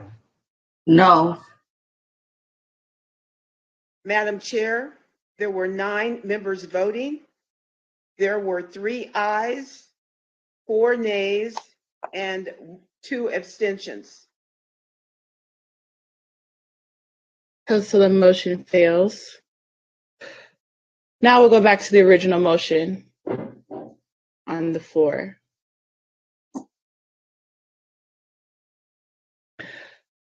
Reconsideration. Sorry, go ahead. Okay. The original motion. Okay. I'm going to call the roll for the original motion as stated at the top of the page. Chair Moore, Aye. Vice Chair Brown, Aye. Member Bradford, Aye. Member Grills, No. Member Holder. No. I'm sorry. No. I'm sorry. Member Holder voted yes. Aye. No. She voted. Can you repeat? No. Thank you. Member Holder voted no, nay. Member Jones Sawyer.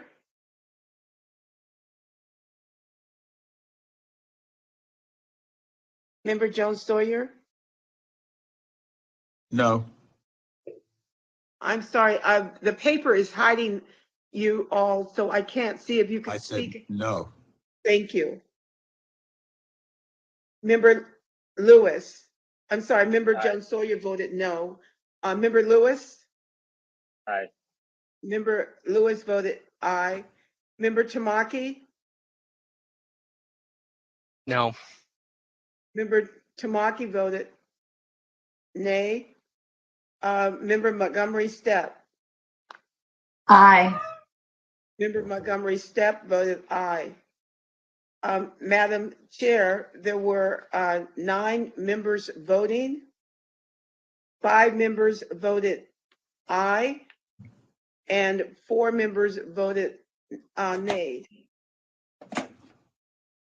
Thank you. There are 9 members voting, 5 members voted aye, 4 members voted nay. The ayes have it and the motion carries. So the community of eligibility will be based on lineage determined by an individual being an African American descendant of a chattel enslaved person or the descendant of a free Black person living in the United States prior to the end of the 19th century. And we will use this community of eligibility standard to instruct the economic consultant team with next steps. Thank you. Okay, so we will now move to the next item on the agenda, which we know has been tabled right until tomorrow. Attorney Newman, Parliamentarian Johnson, are they still here, or we're moving to discuss it tomorrow, right? It was tabled to tomorrow. Okay, great. All right, let me go back to my agenda. All right, so that concludes our agenda today, and we will recess until tomorrow morning at 9 a.m. Thank you, esteemed task force members. Thank you to DOJ staff. Thank you to the members of the public and the press who have endured technical difficulties throughout the day. Really appreciate it. And we will recess until tomorrow morning at 9 a.m. Thank you.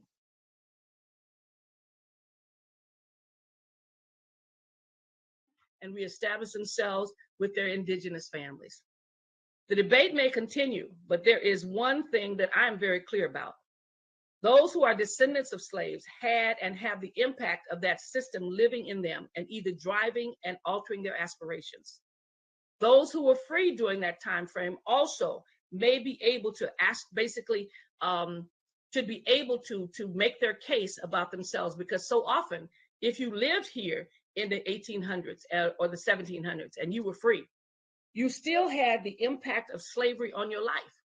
The ability to move, the ability to own property was often taken away. Many of you have seen the movie 12 Years as a Slave. If you were free, you had to validate your existence every day, and someone could take your identity card and tear it up, and you immediately became a slave.